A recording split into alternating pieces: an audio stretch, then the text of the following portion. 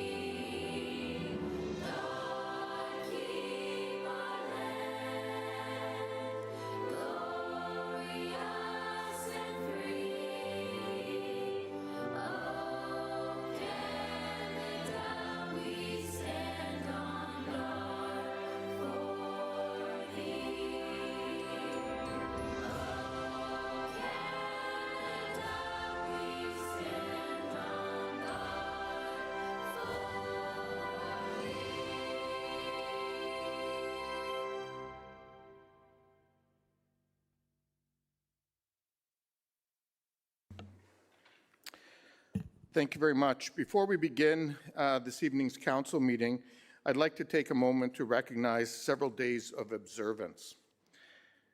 Today is the commemoration of Yom HaShoah, a day known as Holocaust Remembrance Day, a commemoration for the approximately 6 million Jews murdered in the Holocaust by Nazi Germany and its allies, and for the resistance in that period. Tomorrow this month is also Sikh Heritage Month across Canada, a time to learn and celebrate the rich culture and contributions of the Sikh community. For generations, Sikh Canadians have made significant contributions to our society to help shape a more inclusive Canada through leadership, entrepreneurship, volunteerism, and a strong commitment to serving others. These values of service, equality, generosity, and care for others are also central to Vaisakhi, which is being observed tomorrow this year on April the 14th. Vaisakhi is an important celebration for Sikh communities, marking renewal, community, and a shared commitment to service and justice. And so on behalf of the Council and City of Kitchener, I wish Sikh communities a joyful and meaningful Vaisakhi. As we celebrate Sikh Heritage Month, we also acknowledge that Sikh communities continue to face racism and discrimination, as do other racialized communities in Canada. I urge all of us to continue to stand against hate whenever and wherever we see it, so we can all work towards a more inclusive society where everyone feels like they belong. And I'd, in closing, like to also take a moment to acknowledge a couple of other events that happened in the recent weeks: Passover, Easter, and Orthodox Easter, which were recently observed by many in our community here in Kitchener and around the world. On behalf of the Council and citizens of Kitchener, we extend our warm wishes to everyone who observed these occasions with family, friends, and the community. On motion by Councillor Dave Schneider, the minutes of the regular meeting held March 23rd, 2026, and special meetings held March 23rd and March 30th as mailed to the Mayor and Councillors be accepted. All those in favor? Any opposed? That's carried. Are there any disclosures of pecuniary interest? Councillor Michaud. Yes, there are coming from caucus. Item 2.1, due to my place of employment. Okay, thank you. Councillor Stretch. Yes, I have a conflict on item 6.2. That's a rental replacement. As previously stated, I own property and rent out 2 units at that property. Okay, thank you. Councillor Singh. Yes, as pointed out from the Planning and Strategic Initiatives Committee, item number 6.2 as 7.2.I, the rental renovation licensing, same as myself and family-owned rental property. Okay, thank you. And Councillor Deneau. Excuse me, arriving out of the caucus, item 2.1. My wife works at one of the mentioned places. Okay, thank you. So if I can just remind everyone to file the appropriate paperwork for their conflicts, and we will deal with item 7.2I separately when it comes time for the vote. I'll note the communication referred to file for the illumination for World PANS Awareness Day. And we'll now move into, there are no presentations, we'll move into delegations. To all delegations, the city values and encourages participation and dialogue in a democratic process that occurs in council and committee meetings and through written submissions and correspondence. It's important that these interactions remain respectful towards other members of the public, staff, and council. In cases where dialogue is not respectful or a delegate interrupts the mayor or councillors, staff, or other delegations, makes derogatory statements about the mayor or councillors, staff, or others that are disrespectful, or uses language that is considered harmful or defamatory, the chair may interject and take necessary actions to maintain a respectful and inclusive environment for everyone, which could involve removal from the meeting. One last reminder, delegations are permitted to address council for a maximum of 5 minutes, which will be displayed on the screens in front of you. When there is 30 seconds remaining in your time, you'll hear a small audio tone that will signal 30 seconds remaining. Please take that time to conclude your presentation, as there will be a second tone at the completion of your time, and the microphone will automatically turn off shortly after the exceeded 5-minute mark. Lastly, please do not take offense if following your presentation there are no questions from council. This is council's time to really listen and reflect upon the opinions and ideas shared with us from our community members.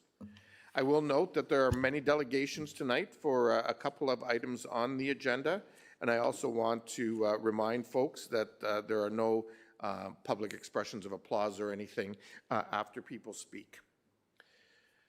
We'll begin with item 6.1, the Heritage Helping House Building Grant, and we have one delegation, KLG. Welcome, Ms. LG. Thank you very much. Yeah.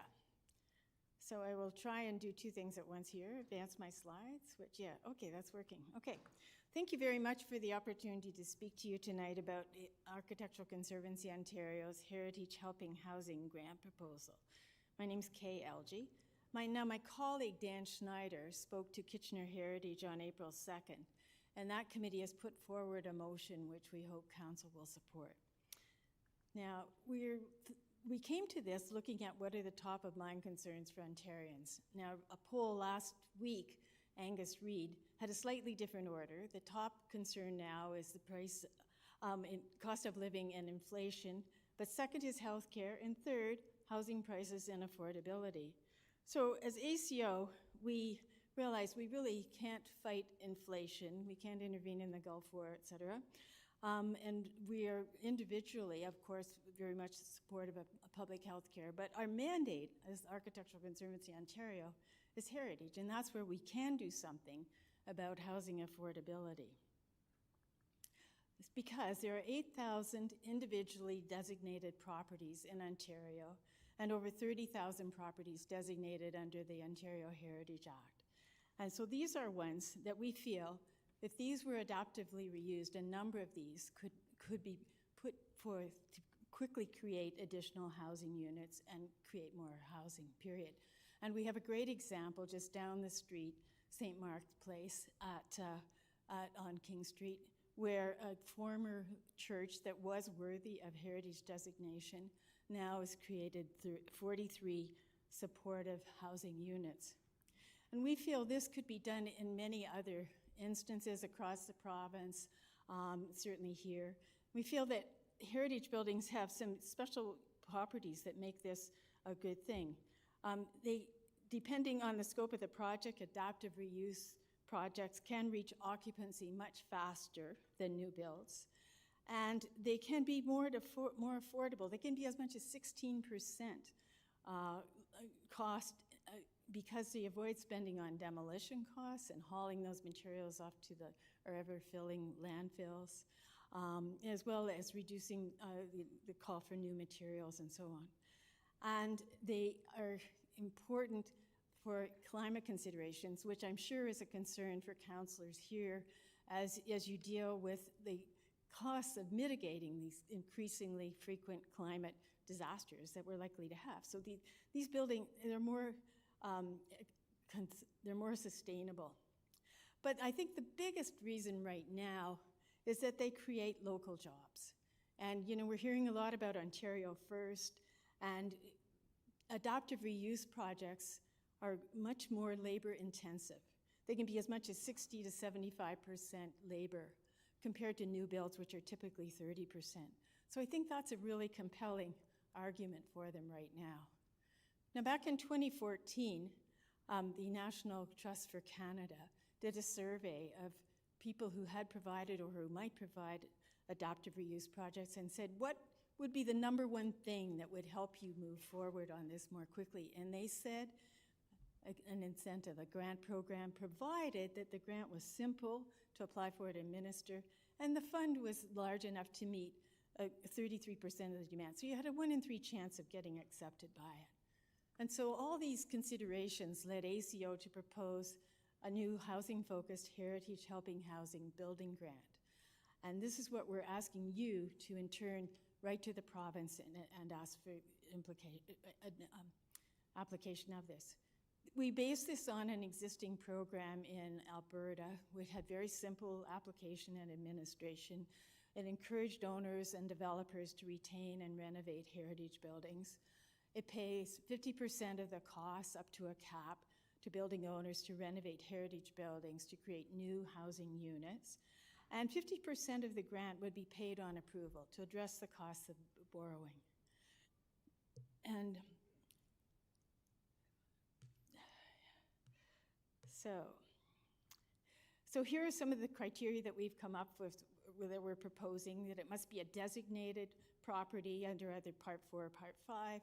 It must create new housing units with a cap of $100,000 per housing unit that's created.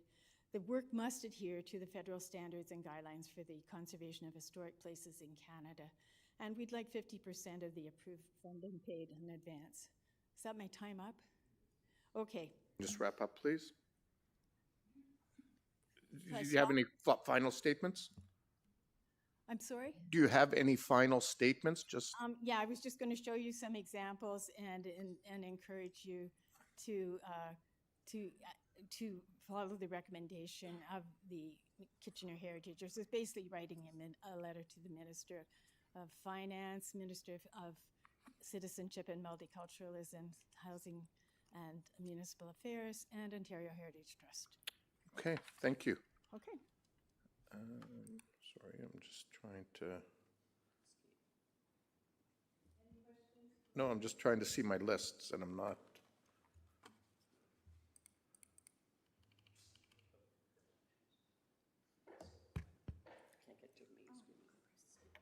Sorry.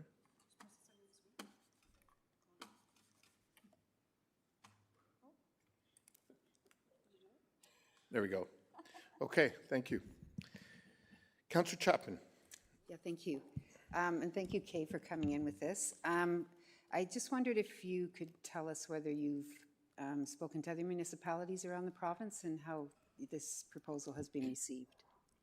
We've been speaking to a number of municipalities, and some are lined up. I know it's coming to Waterloo Council in a couple of weeks. I'm speaking to Cambridge Heritage on Thursday. Innisfil Council adopted a motion, and I think there's one other one, but we're in the process of doing that, as well as meeting with MPPs, a number of whom have been very encouraging. So we're basically on a campaign and trying to create some momentum before May, because councils can't pass too many motions after May, I realize. Okay, thank you. Thank you. And just to correct that, though, actually, council can continue passing motions right up until the close of nominations in August, and then it'll really depend on how many people are either running or not at that point, whether lame duck kicks in. Well, thanks for that clarification. Okay. There are no other delegations on this. No other questions. Sorry. Thank you very much, Ms. Okay, well, LG. thank you very much. Councillor Chapman, you want to bring this one forward? Yeah, if staff can put up the motion that was passed at Heritage. Oh, it's on the agenda. Okay, so do we have to vote on it, or Yes. like separately? You need to bring forward item 7.1.A. Okay, so I want to bring forward item 7.1.8. Okay, Councillor Michaud, are you seconding that? Seconded by Thank you. Councillor. Okay, any discussion? All those in favor? Any opposed? That is carried. Thank you for coming in, Ms. Elgie. We'll now move on to item 6.2, rental renovation licensing bylaw, with the two noted conflicts. There are written submissions from several folks, Sarah Molnar, J.T. McLeod, Leslie McCready, Acorn, who also previously delegated, Kayla Andrade, Marianne Fleming Miller, Jennifer Roswell, Greg Cannell, Peggy Nichols, Barbara Smith, Magdalena Milosh, and Darlene Raymond. I will also note that there are 4 delegations that have delegated previously. Barbara Smith, who delegated at FNCS, Ken Vogelpol and Jackie Wells on behalf of Acorn, who delegated at FNCS, Kayla Andrade, who delegated at FNCS, and Meg Walker, who delegated at FCS. And so I just want to remind those delegations that you can only bring forward new information and not repeat things that you presented previously at committee. So our first delegation is Hafiz Hussein.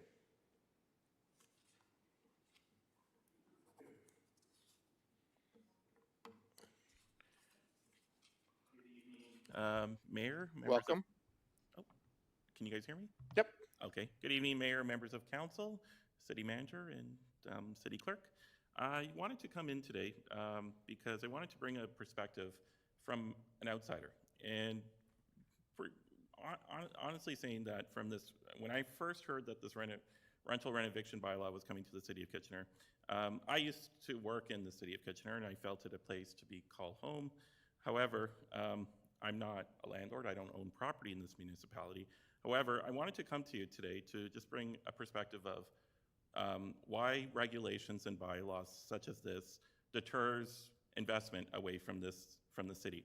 So currently, I do have the opportunity to invest to offer affordable housing to others, but I choose not to because it's hard these days to promote local, or as the banners have it, connect local, support local, when constant red tape and regulation is there in place. So my dad was a victim of fraud. He was a landlord for 30 years and suddenly just now retired. As our parents get older, the kids take over. And so I had to look after his financial affairs. And as a result of that, a lot of the times I was dealing with issues such as stuff that was beyond our control. So my dad took it upon ourselves once the tenant left his property a few years ago to just leave it empty. And we left it empty for 1.5 years. Then the municipality introduced a vacant house tax, which led us to sell the unit. And my dad was providing affordable housing for 30 years, and he sold that unit and now is making more money in a GIC living off his retirement than providing affordable housing. So the more and more that municipalities stretch out their regulations, because there are regulations on the provincial level, and that constantly build in bylaws that haven't been challenged in our courts, and go beyond the Municipal Act. I'm not sure the guidance what the city solicitor has provided to this council. I just wanted to bring that perspective that you are, if from regulations such as renovation bylaws, licensing more and more, constantly puts burdens on mom and pops, such as my dad, who's 76. And will just deter us providing housing and bring our investments outside. So currently, I do own a property, but it's not even in Canada. I do provide affordable housing to someone or family in the U.S. The regulations in that county, in that municipality, are night and day. And I just wanted to bring that to this council's attention that there are already regulations in place on the provincial level, such as renovation bylaws or renovictions or N13s or tenant protections. But the more and more that you continue to put on our parents and our mom and pops, the more you're just going to drive us to sell and invest elsewhere. I would like to invest in the city of Kitchener. I've worked here at, across the street at 25, across that Manulife years ago. But it's hard to come back into this municipality when constant red tape and stuff that is already on the provincial level comes to the municipality. So if this renovation bylaw does go past today, you're just going to deter Canadians such as myself to just leave. Like, I'm already in the process of just bringing my money and invest in the U.S. I don't have to deal with red tape. I don't have to deal with renovictions. I don't have to deal with municipality bylaw enforcement. It's like, why go with this battle? I might as well just take my money outside. If we're trying to work as a team to support local or support Canada, what is keeping our dollars in this country going to do? So I just wanted to bring that perspective. Is I would like to invest in the city of Kitchener, but there's no incentive because I already have better incentives and lower taxes in other jurisdictions outside this country. So I wanted to conclude that that this council should look into the perspective on both ways. There is strong tenant protections out there.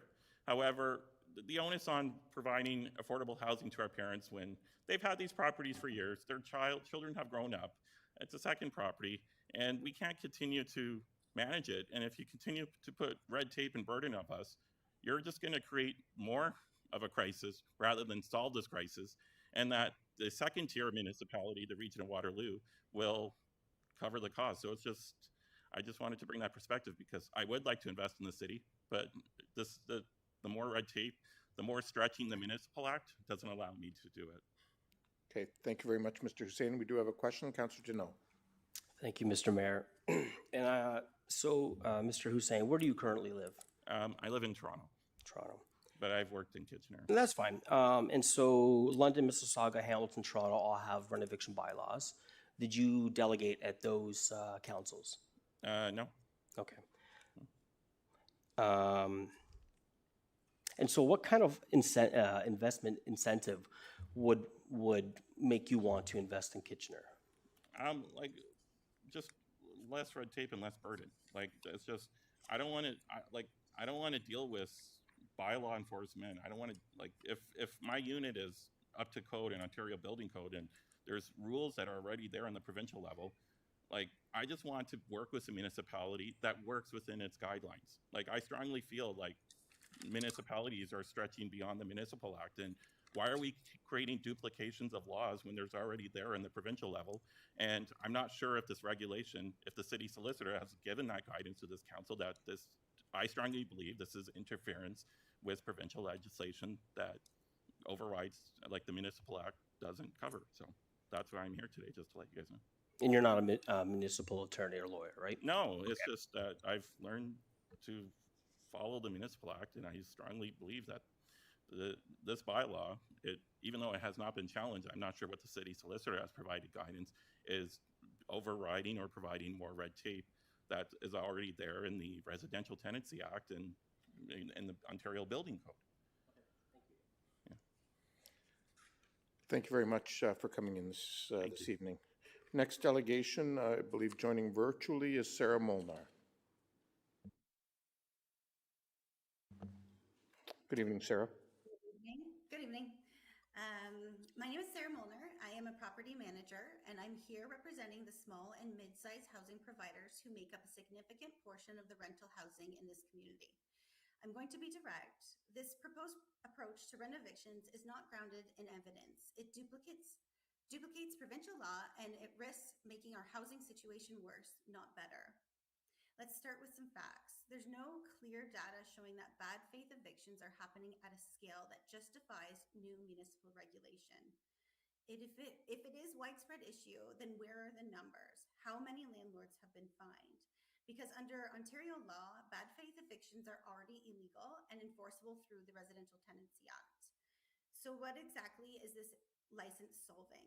Because right now it feels like it's a solution in search of a problem. Now let's bring this back to what's actually happening locally. In the Kitchener region, the rental vacancy rate has risen to about 4%, a multi-decade high. Vacancy increases are being driven by new supply and reduced demand, not displacement. What does that tell us? It tells us that the market is already adjusting. It tells us that landlords are competing for tenants, offering incentives, lowering rent growth, and trying to keep units filled. And most importantly, it tells us that this is not a market where landlords have unlimited power to displace tenants. Now let's talk about landlords. There is a narrative that landlords are large, institutional players acting in bad faith. That is simply not reality. In Ontario, a very large portion of rental housing is provided by small-scale landlords. In fact, 39% of homeowners report renting space to tenants, which shows how much of the system relies on individuals, not corporations. These are families, retirees, and local investors trying to maintain aging properties. And that brings me to the double standard. When public buildings, hospitals, schools, and municipal infrastructure reach end of life, we invest in them. We don't question whether this should be repaired. We plan for it. But when private rental housing reaches the same point, landlords are restricted, scrutinized, and increasingly regulated. We are expected to upgrade aging buildings while being accused of acting in bad faith. That is not balanced policy. Now let's talk about the real risk here. Costs are rising across the board: interest rates, insurance, labor, materials. At the same time, rent controls limit revenue growth, and financing is becoming harder to access. If the numbers don't work, banks don't lend. And if banks don't lend, buildings don't get fixed. Or worse, landlords exit the market. A 2025 Ontario Real Estate Association Abacus data study found that about 27% of landlords have considered or are already taking steps to exit the rental market due to regulatory and operational challenges. This should be a warning sign. What happens when small landlords who provide a large share of rental housing decide it's no longer viable? Because adding more bylaws, more costs, and more uncertainty does not encourage reinvestment. It discourages it. And when reinvestment stops, housing quality declines and supplies shrink. That is how you make a housing crisis worse. Now let's talk about jurisdiction. The issue is already governed by the province. Creating a parallel municipal system is duplication. It adds cost for taxpayers and complexity for housing providers without evidence that it will improve outcomes. If the goal is to protect tenants and preserve affordability, then let's focus on solutions that actually work. Expand community improvement plans to support building repairs. Create financial incentives that make renovations viable. Improve access to capital so landlords can maintain aging stock. Invest in tenant education because many renters don't fully understand their rights under existing law. And most importantly, engage with us because we are not the problem. We are the ones providing housing. This approach seems like a wild goose chase. It will not increase supply, it will not improve affordability, and it will not deliver better long-term outcomes for tenants. What it will do is push more housing providers out of the market, and that is a risk this community cannot afford. So I ask you to pause and reassess and work with us, because if you want real solutions, we are ready to bring them forward. But we need a seat at the table and not a layer of regulation. Let landlords still do what we do best and house people. Thank you. Thank you, Ms. Molnar. We do have a question for you, Councillor Schneider. Thank you, Mayor. Thank you, Sarah, for speaking to us. You mentioned operational challenges in your speech. What are some of the operational challenges a landlord would face? Is that things like interest rates going up, utility costs going up? Could you kind of maybe speak to those challenges? Yes, so you've got insurance, property taxes, just your regular utilities, everything is increasing. And we're just trying to stay afloat, especially with a lot of our older buildings. They need major renovations. Okay, thank you. Those are all the questions we have. Thank you. Thank you. Okay, our next delegation is Barbara Smith.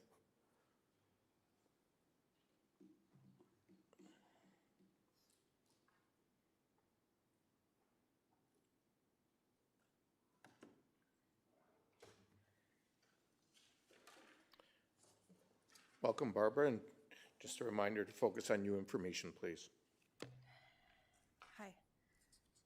Okay, thank you to the mayor, city councilors, and city staff.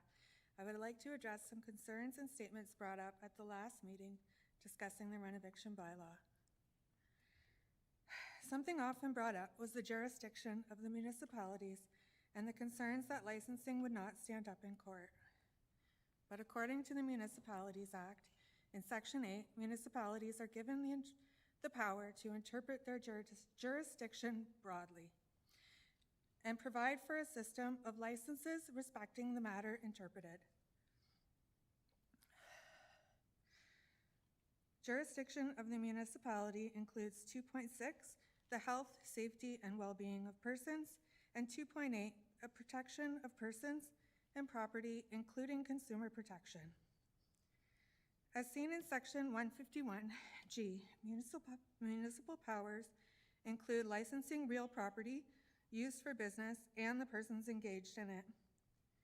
And Part 13 allows fees and charges relating to those bylaws, and Section 394 gives municipalities the option to assess fees or charges related to real property based on the location. Even the Income Tax Act supports municipalities in their attempts to preserve affordable housing by no longer allowing businesses deductions for short-term rentals operating outside of compliance with municipal restrictions. Another objection at the last meeting was the myth of the small landlord. This notion of a small landlord was held up as a big reason to forego the rent eviction bylaw. They are too small and cannot afford the extra cost. According to Statistics Canada, lessors of residential buildings and dwellings are operating with an average profit margin of 36 to 37% in the early 2020s. Surely there's a little room in the budget to assist a tenured tenant that dutifully paid their rent for years, sometimes decades. For me personally, my small landlord was a senior land development manager, and I was a server. Even small landlords are in positions of economic power. Let's be honest, even a small landlord owns 2 or more properties. Renters own none. And how long will we pretend that the right to profit is the same as the right to a safe place to live? And with the pace of current inflation and wages, that does not appear to be changing anytime soon. In fact, I would love to know the ratio of new rentals being built to new developments being built where housing will be offered for sale. Lately, it seems as though every new development is a rental, rentals with no rent control. In Canadian Review of Sociology, Sarah Jervis and Fiona Martin explore how market-based housing plays a role in homelessness. If, as the quote reads, rent supplements and incentives to developers have been used since the 90s, I think it is time to try something new. In fact, another article highlights how the financialization of housing leads to a decline in living standards, and abuses by those with stronger economic power are highlighted in another.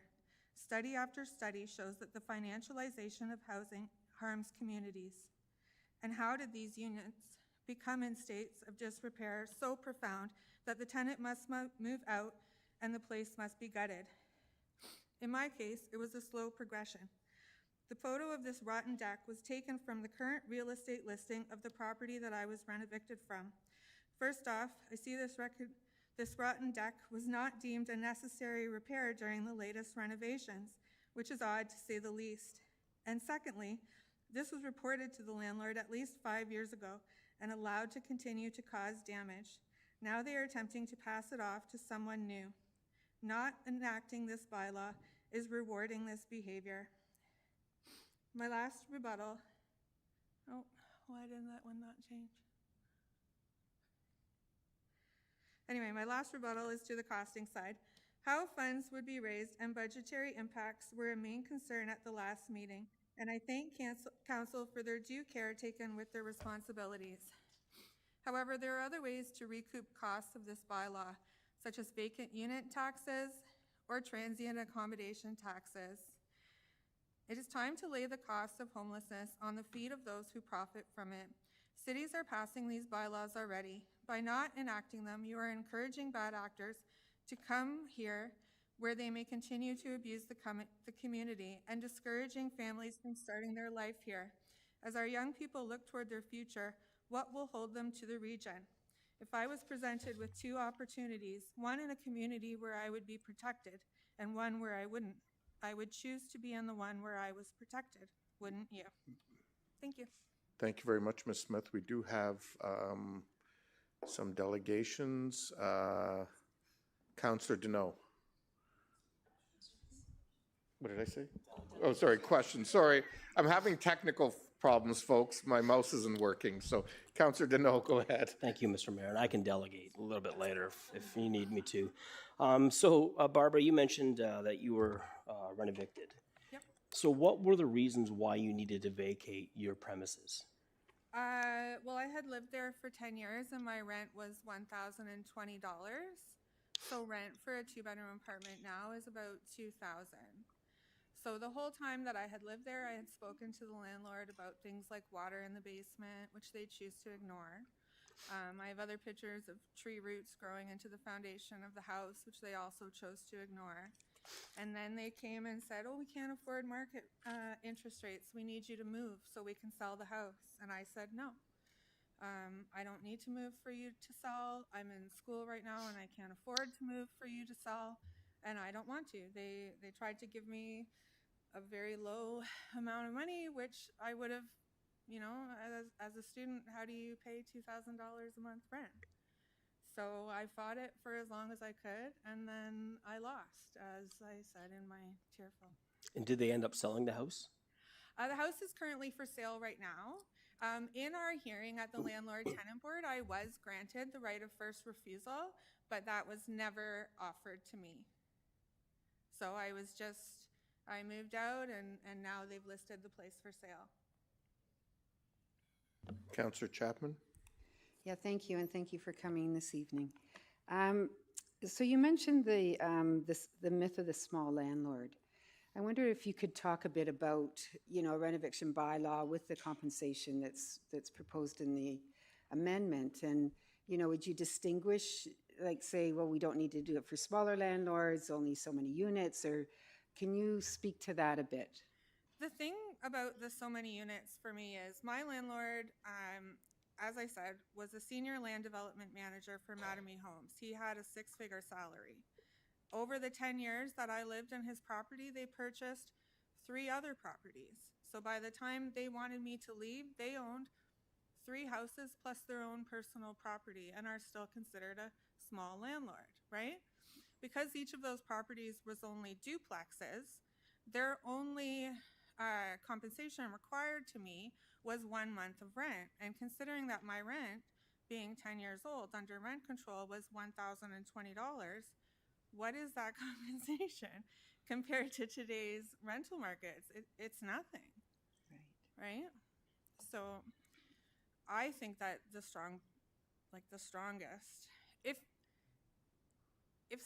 there had been a bylaw in place when they came to me and said that they needed to renovate, and I knew that, first of all, I was going to get help, and second of all, that I for sure would be allowed to move in, I never would have fought them in the first place. I would have moved out right away. But I also don't understand how they're allowed to just let these places fall into disrepair and then say, oh, you got to move, right? They're financially incentivized to allow these places to fall into disrepair. Right. So it doesn't matter if you're one unit, if it's a house or a duplex or a 6-unit building, the impact on you as a tenant would be the same. Right. Right. Okay, Right. thank you. Okay, thank you. Those are all the questions that we have. We'll move on to the next delegation, who's Anastasia Portnik. And I just want to remind council, we have 24 delegations on this item in total, and 3 on the next. So if we can endeavor to focus any questions on questions of clarification. Not here? Okay, we'll move on and check back later. Marshall Sandhu. Welcome, Marshall. Yes, thank you, Council. I personally believe we are currently facing a crisis of aging infrastructure. By adding layers of licensing fees, bureaucratic delays, and rent gap payments, the city is effectively telling landlords, do not improve your building. When you make it a legal and financial nightmare to renovate, you ensure that housing stock remains in a state of decay. This doesn't protect tenants, it traps them in deteriorating buildings because owners can no longer afford just the entry fee to perform major life safety upgrades. I just want to ask the council, is the council's goal to preserve housing or force it into a state of permanent disrepair? Because Residential Tenancy Act already has strict rules for N13 notices, including compensation and the right of first refusal. This bylaw is a redundant layer of red tape. The city is attempting to act as a secondary landlord and tenant board, which is outside its legal jurisdiction. We already have a building permit process to ensure the work is legitimate. You don't need a permission to renovate license. We should stop using taxpayer dollars to build another LTV. If the provincial system is broken, we should fix it there. To me, this bylaw appears to paint every landlord as a faceless corporation. In reality, we are engineers, teachers, and retirees. When you mandate that a landlord must pay for a tenant's comparable alternative accommodation or huge rent gap payments, say during a 6-month structural repair, you're asking that a landlord many times essentially go bankrupt. Small investors, as other people have said, are already fleeing Ontario because the numbers no longer work. When small landlords leave, the affordable units leave with them. I request respectable council members to not attempt to obtain short-term votes today from a tenant majority at the expense of the housing supply tomorrow. Every landlord we drive out is one more family without a home. And honestly, to me, it seems that this bylaw assumes that every landlord is acting in bad faith. It creates a guilty until proven innocent environment.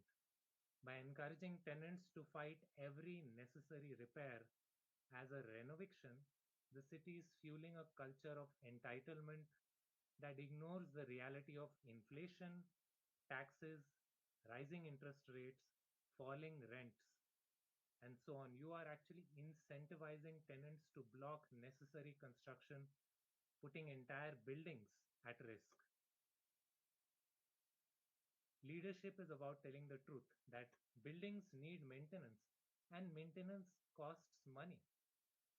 As a licensed professional engineer in Ontario, I worked with the city of Kitchener at upgrading their wastewater pumping stations from 2017 till 2023 and 2024. And I've dealt with safety and standards every day. I also want my buildings to be safe, but these bylaws, they make safety a secondary priority instead of aligning with popular political groupthink.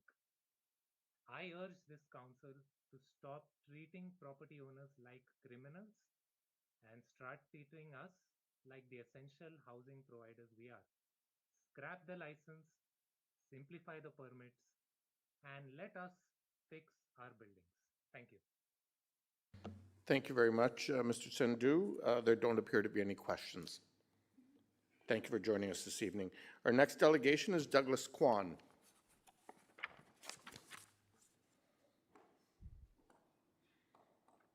Welcome, Mr. Kwan. Right there, thank you. So I'm the Director of Advocacy and Legal Services at the Advocacy Center for Tent Ontario. I appeared last year supporting a renovation bylaw. So some stats that you're already well aware, there's 85,000 Ontarians that are unsheltered last year, according to AMO. 72% increase in those who are receiving social assistance have gone homeless.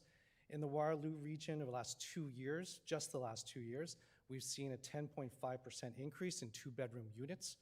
And in the Waterloo region, there are well-established reports that renovictions have gone up by 55% between 2017 and 2022.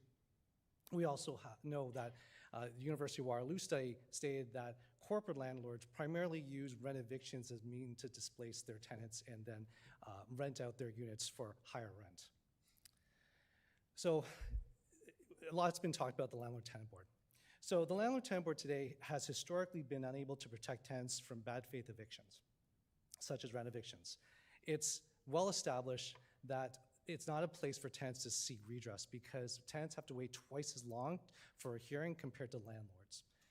Also, when they do finally get to the tenant application, they don't issue orders against the landlords and fine them. And on those occasions when they have issued orders, 13 between 2020 and 2023, only 4 of those landlords actually paid their fines. And none of those 13 orders were more than $10,000, which is easily recouped in a short span of maybe a year and a half with new rent.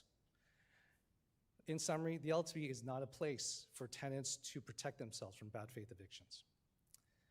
The province also recognizes renovictions were a problem. 3 years ago, they passed Bill 97. The former Minister of Municipal Affairs and Housing said, "We've got a bill before the House right now, the Helping Homebuyers Protecting Tenants Act." We've been responsive to many of the tenant concerns and also the Human Rights Commission. Many of the recommendations that we put forward in that bill respond directly to some of the concerns that tenants have expressed in our government about renovictions and landlord's own use. The bill had some promise. Unfortunately, it was passed 3 years ago, but is yet to be enforced. Despite the recognition that renovictions is a plague in the entire province, it has not come into force. It cannot be used. Which brings us to municipalities, because you are the front lines. You see the impact that residents have been experiencing over the last 3 years of renovictions, even more so than that. And municipalities are stepping up. Beyond Hamilton, Toronto, London, Mississauga just passed their bylaw. Guelph, Chatham-Kent, Waterloo, Ottawa are all passing bylaws this year. Smiths Falls, Sarnia are investigating into bylaws. The difference between what the province passed and has yet to be enforced and what municipalities are introducing is you have an independent body to determine whether a unit has to be vacant to perform the renovation work. You have the bylaw department. You have a licensing program. You have an education program for landlords and tenants. Some bylaws introduce tenant compensation.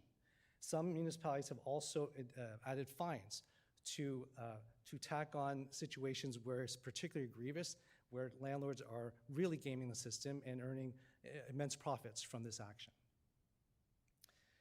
We have some new data from Hamilton. A year later after it was introduced, Hamilton reported an 80% drop in the number of renovation filings. 119 in 2024 compared to only 23 last year. Service providers who support tenants have said they're getting fewer calls about bad faith evictions. Landlords in Hamilton are still, despite all this, are able to make repairs about fixing their leaky faucet, cracks in their ceiling. They're still doing the work. The difference is there are far fewer landlords who are using those repairs as an excuse to evict their tenants. Hamilton's bylaw includes a rent gap payment, compensation for tenants. London's does not. Mississauga, which recently passed their bylaw on April 1st and is to take effect on September 1st, has a strong tenant compensation portion. That's why we recommend that Council pass the renovation bylaw, because it supports your Housing for All 2020 blueprint, which is to retain residents, make sure that they stay housed. We support the motion by Councillor Chapman for tenant compensation, because that is a key to success, that what we've seen in Hamilton can work here. The proposal before you does not offer any compensation whatsoever. It's important that this council act today and immediately to protect its residents, because all of those who are affected are long-term residents, mostly seniors, who are facing renovictions. So we urge that the time is right to take action now. Thank you. Thank you. If I can ask the clerk to click out of the, hang on. Okay, Councillor Deneau. Thank you. Excuse me. Thank you, Mr. Mayor. And you actually answered one of my questions, what the data is at who's the most risk in our population of renovations. And I knew in my back of my head it's seniors, but would you say it also includes newcomers to Canada, single parents, people on ODSP or other social welfare programs? Through you, Mayor, the people most impacted by renovictions are those who've been in this community for multiple years. Those who've sent their kids to school and raised their kids, those who've participated in community events, those are the people who know you are being affected by the renovation bylaws. It's not new renters, because simply their rent hasn't changed compared to market.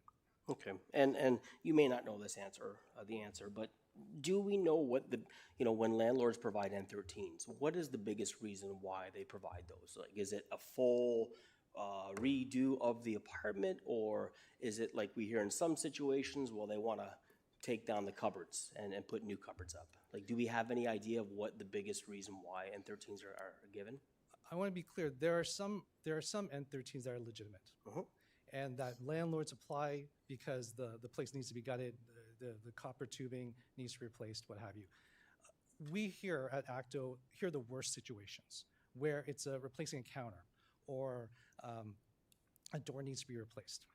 Anyone who's ever done any renovations in their home or any family or friends, they know that there are some renovations that you just go outside, take a walk in the local park, and you come back and the work is done. The N13 is a process where a repair is necessary and vacant possession is necessary. And renovation bylaws act as it dissuades bad faith landlords from acting improperly, leaving only those N13s that are necessary. Okay, thank you. Thank you, Councillor Deneau. Councillor Johnson. Thank you, Mr. Mayor, and thank you, Mr. Kwan, for coming in tonight. I appreciated your presentation. I'm wondering if you can provide some data to us, and I don't know whether or not you'll have this data, but you've heard tonight from landlords and from others who say, you know what, the sky is falling. If this comes in, we're not going to be able to rent. We're going to have to move to another country. We're going to have to give up our rental properties. Do you have any data that would substantiate that or that would negate that? I am concerned about the rhetoric that we've heard so far and perhaps what we might hear in the next couple of delegates. The fact of the matter is there is no legal authority to allow your building to go into disrepair. To allow your building to what? I'm sorry? Disrepair. Okay. The rhetoric is frankly, it concerns me that they might not know the law. The Residential Tenancies Act is clear. Landlords have an obligation, regardless of the rent that they receive, to ensure that their unit is in a good state of repair and habitable. Now, whether or not that makes economic sense or not, that is up to the investor themselves. But the law is clear. So any messages stating that, well, we're just going to allow the building to go into disrepair, frankly, they're saying that we're going to purposely not follow the legislation or not follow our obligations under law. And those have serious penalties and fines attached to it. Yeah, thank you. Yeah, I'm wondering if you have any data around, I think we've heard that people would have to sell and that they wouldn't be renting anymore and that rentals would disappear. Any data around that? It's probably hard to find that piece, but. I don't have any data. I haven't heard data from other delegates who are asserting that position. Certainly, these are financial assets that value can go up and down. They can make decisions as to how they treat it. If they can't find another investor, certainly that asset can be available to a homeowner or a potential homeowner. So There aren't any data available publicly on that point. Thank you. Thanks, Councillor Johnson. Councillor Schneider. Thank you, Mayor, and thank you, Douglas, for coming in. You did state in your delegation that the LTB does not prevent rent evictions, yet here in Kitchener, we had a high-profile case at 250 Frederick Street where the LTB did rule in favor of the tenants and against the landlord. So what are your comments on that? It doesn't act as a deterrent. What I mean is, if you're comparing the landlord-tenant board to this bylaw, the landlord-tenant board only provides redress after the fact, after the N13's been served, after I don't know how many people have received that paper notice and have left voluntarily, and then those who remain are the ones who are challenging the decision. What the bylaw is meant to do is to dissuade the N13 from being served in the first place. So when I say that the LTB does not prevent rent evictions, I mean in the sense that their actions do not dissuade that activity. And how can I support that? It's through some of the data that we've seen out of Hamilton. Okay, thank you. I just wanted to be clear on that. So it's not prevent, it's dissuade. Thank you. Thank you, Councillor Schneider. Councillor Chapman. Yeah, thank you. And thank you for your presentation. I just wanted to ask a similar question that I asked to an earlier delegation, and that was, is there a difference between a small landlord, say a one-unit or a duplex or a triplex, versus a sixplex, and when it comes to rent evictions? Do you think that it should be treated differently? I think the impact is the same on the tenant. Okay. So it's the same. It's a distinction that has no bearing on the tenant who's facing the rent eviction. Okay, thank you. Thank you, Councillor Chapman. Councillor Davey. Yes, yeah, thank you. I was looking at the Hamilton data with interest as well, but one thing I learned a long time ago is that correlation does not imply causality. And so I guess I'd ask, could there be any other reasons that the rent eviction rate has gone down? Through you, Mayor, what's happened to rental rates, for example, in the last year, from 2024 to 2025? Yes. What's happened to rental rates in the province? They gone up or down? Sorry. Have they gone up or down? Right. As I understand, rental rates have plateaued, depending on the type of asset, whether it's a condo. We've seen more vacancies for condos. Whether it's purpose-built rentals, there's less vacancy there. So if your question is about vacancy rates, what I see from the data and what from municipal staff at the City of Hamilton are saying is that there is a correlation.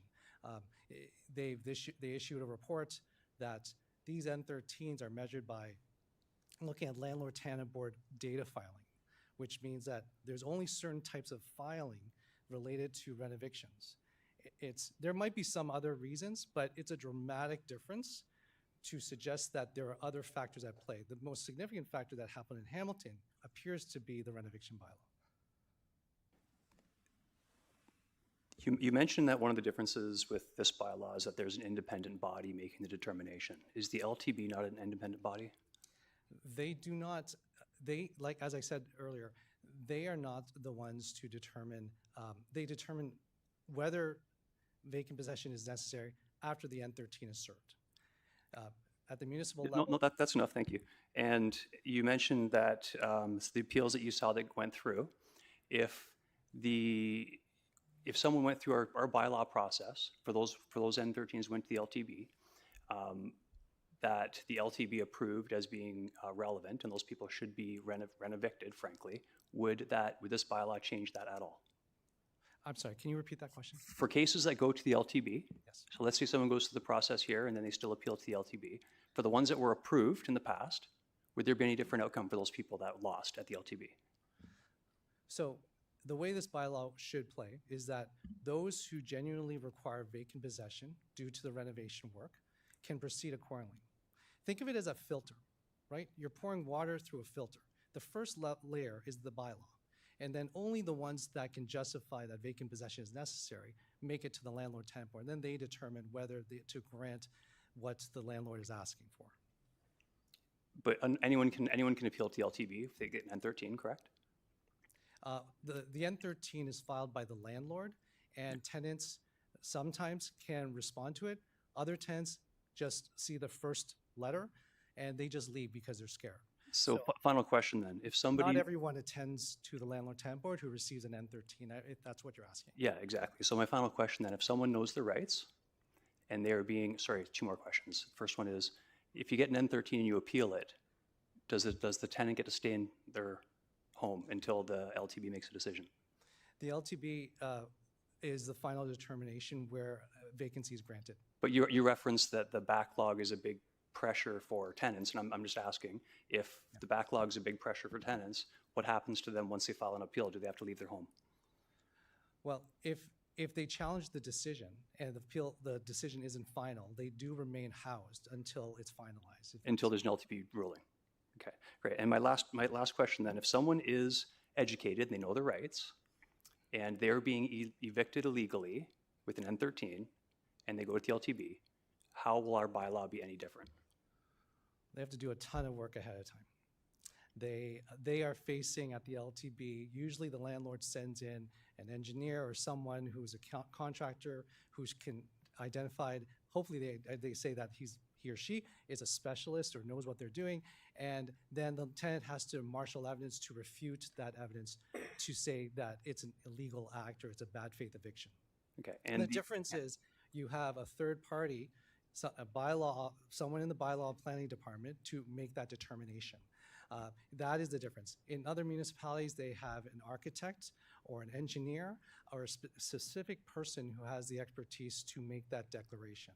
Okay, thank you. So at the landlord-tenant board, as you know, it's highly litigious, and both parties are not coming in at an equal footing where they can marshal expert evidence to support their position. Okay, thank you, Councillor David. Councillor Ioannidis. Yeah, thank you, Mayor Urbanovic, and thank you, Mr. Kwan, for coming in. I missed who you represent. Who do you represent? We're a community legal clinic funded by Legal Aid Ontario, and our mandate is to advance tenants' rights across the province. So you just about policy, or do you represent tenants at the LTB? We provide a tenant duty council program that represents tenants at the landlord-tenant board. We also have lawyers who go to the Supreme Court on landlord-tenant issues. And do you charge those services, or are they free? No, they're paid by the province. They're paid by the province? Through Legal Aid Ontario. Okay. So when a landlord goes in, who does their legal? Do they get their legals free? Yes, the Landlord Self-Help Center is funded by the province, and they help small landlords. No, that's not true. I don't believe. I assure you, I know they that's exist. not. I know I that's assure they not exist, and I know there's that's an not true. organization. Councillor Ioannidis, the delegation is answering their question to the best of their ability. Well, they're not being truthful. So. Okay, Councillor Ioannidis, that's not appropriate. Anyways, so you mentioned that there's a big backlog at the LTB, correct? Yes, there is a backlog.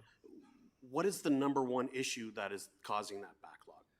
The number one issue is the move to digital hearings. Pardon me? The move to digital hearings. To digital? Digital hearings. Okay. Why would that cause more backlog if you don't have to go in person? It seems like that would expedite it. It is for tribunals that are not busy. But this tribunal hears 80,000 applications every year. Much like council returned to in-person meetings, Parliament sits in person. You can have multiple conversations as opposed to Zoom hearings where only one person can speak. It's very inefficient, and as a result, that is why there's a backlog. Okay. So you had a lot of stats about N13s and all that stuff. What's the number one form that's filed at the LTB? The most frequently filed form is for rent arrears. Pardon me? Rent arrears. Rent arrears. Do you have a percentage of what that is? I believe it's just under 60%. Just under 60%? Yes. So do you think it's a fair system in general, the LTB? For whom? For everybody. It's not operating well. Landlords have complained about it. Tenants have complained about it. We've seen legislation that are trying to address situations that the landlord-tenant board cannot meet. Municipalities are acting. in the housing sphere to try and support the residents. Okay. I wouldn't say that everything's working well. Okay.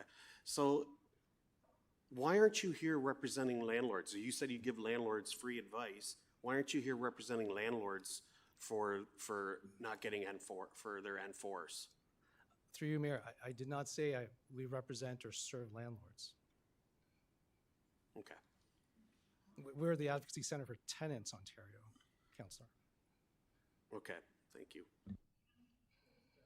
Sorry, thank you, Councillor Ioannidis, and thank you, Mr. Kwan, for coming in this evening. Thank you for your time. Folks in the audience, please hold your reactions. Thank you.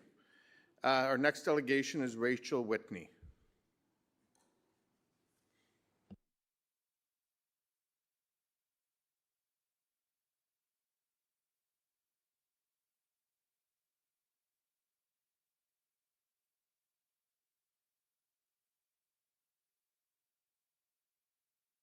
Welcome, Rachel.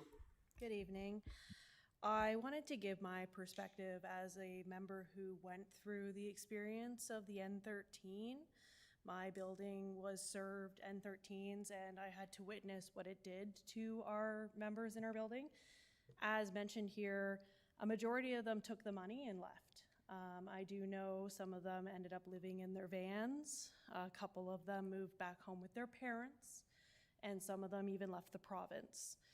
And mostly they did that not because they didn't know their rights. I hear this a lot from your side. Did they know their rights? Did they know that they had options? They know.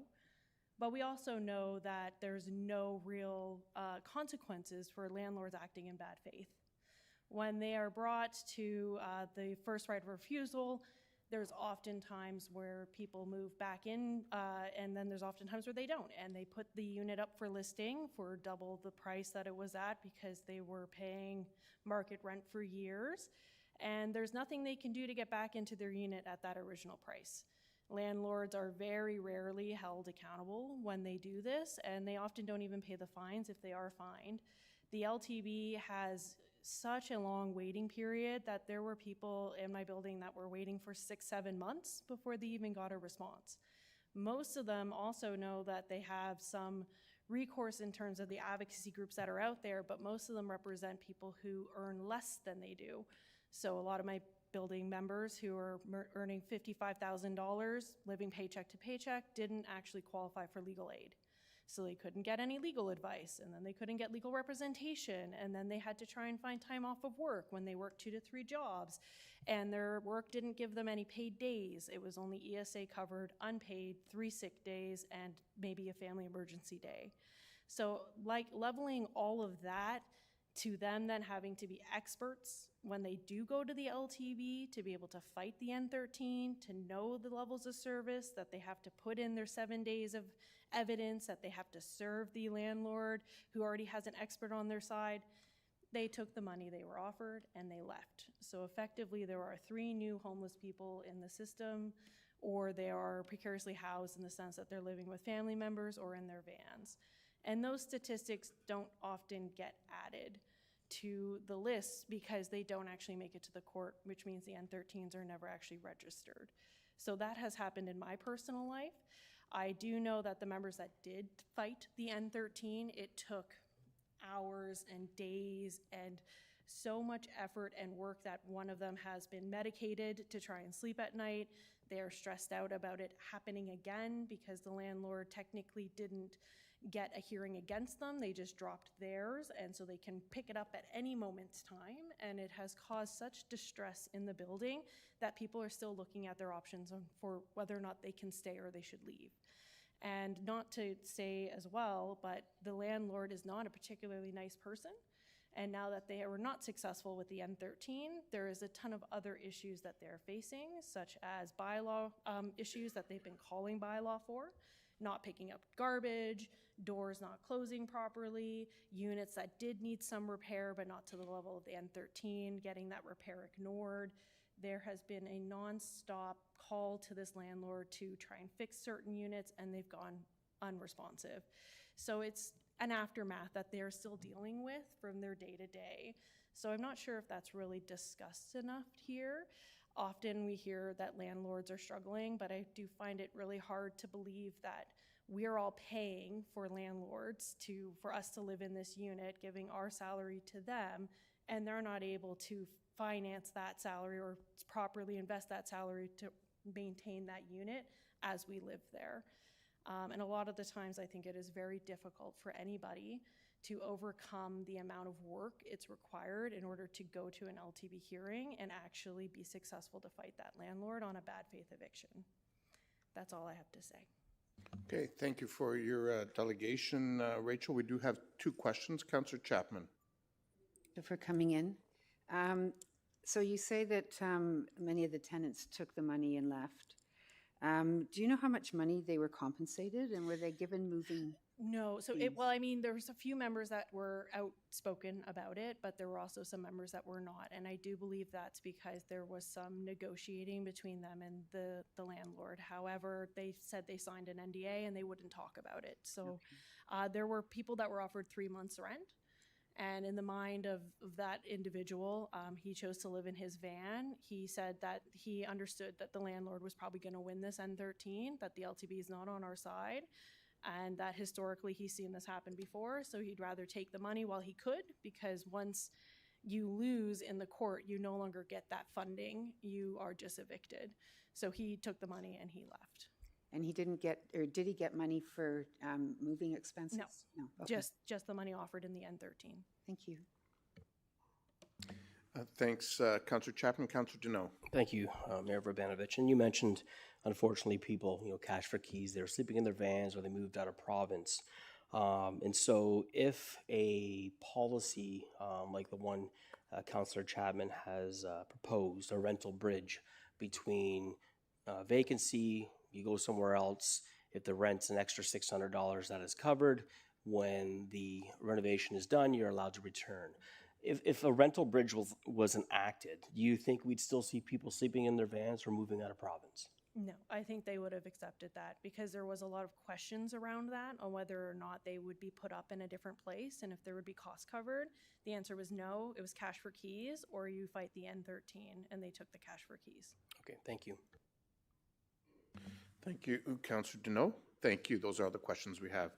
Okay, our next 2 are a combined delegation, Ken Vogelpol and Jackie Wells from Acorn. And Ken and Jackie, if I can remind you, since you've delegated previously, to only share new information this evening. Thank you. Good evening, Council and the Mayor. You know me, Jackie, Chair of Waterloo Region Acorn, and this is Ken, Co-Chair. Since we last met at the committee meeting 2 weeks ago, Mississauga has passed their own rent eviction bylaw. The reason why this is relevant is threefold. Mississauga is a city and a 2-tiered municipality in the region of Peel, just as Kitchener is in a 2-tiered municipality in the region of Waterloo. Number 2, not only did Mississauga pass the bylaw, they included tenant compensations in the bylaw. These compensations require the landlord to cover moving costs for the tenant and provide alternative accommodations and rent gap payments to the tenant for the duration of the renovation. Despite passing their bylaw the day after the committee meeting in Kitchener, Mississauga's bylaw will take effect September 1st of 2026. They are not delaying until 2027, and of course, this is despite the fact that municipal elections are happening in their district, as they are for all municipalities across the province. It seems as though Mississauga city staff are capable of handling both projects. If Mississauga passed their bylaw with tenant compensations just 2 weeks ago and have it take effect September 1st of this year, then what reason would Kitchener have to not do the same? In the amendment before Council tonight, the moving costs to be covered by the landlord are a one-time payment of $1,000 no matter what the size of the unit being vacated. This is comparable to Waterloo's bylaw. However, it is important to note that Mississauga's bylaw offers $1,000 to $1,500 depending on the size of the unit. For Toronto and Hamilton's bylaw, the moving compensation is $1,500 for a studio or 1 bedroom and $2,500 for 2 or more bedrooms. Therefore, the moving cost compensation in Councillor Chapman's amendment is already the lowest being offered by any existing rent-eviction bylaw. I also want to point out, because there have been a lot of questions and confusion tonight about whether this bylaw would actually be effective and why don't people just go to the LTB and get their N13 case taken care of there. We have said this multiple times before, but just to clarify one more time, The point of this bylaw is to deter the N13s from being issued in bad faith, because it actually eliminates any financial incentive for the landlord to evict a tenant in bad faith. Of course, if the tenant is evicted and has to go out as ruled at the LTB, and the right of first refusal is allowed at the LTB, we know that the existing issue is that, in reality, many landlords will not respect that right. The whole point of having tenant compensations added, including moving costs as well as rental gap payments, is that it actually just does not allow the landlord to profit at all from getting rid of their tenant, bringing in a new tenant.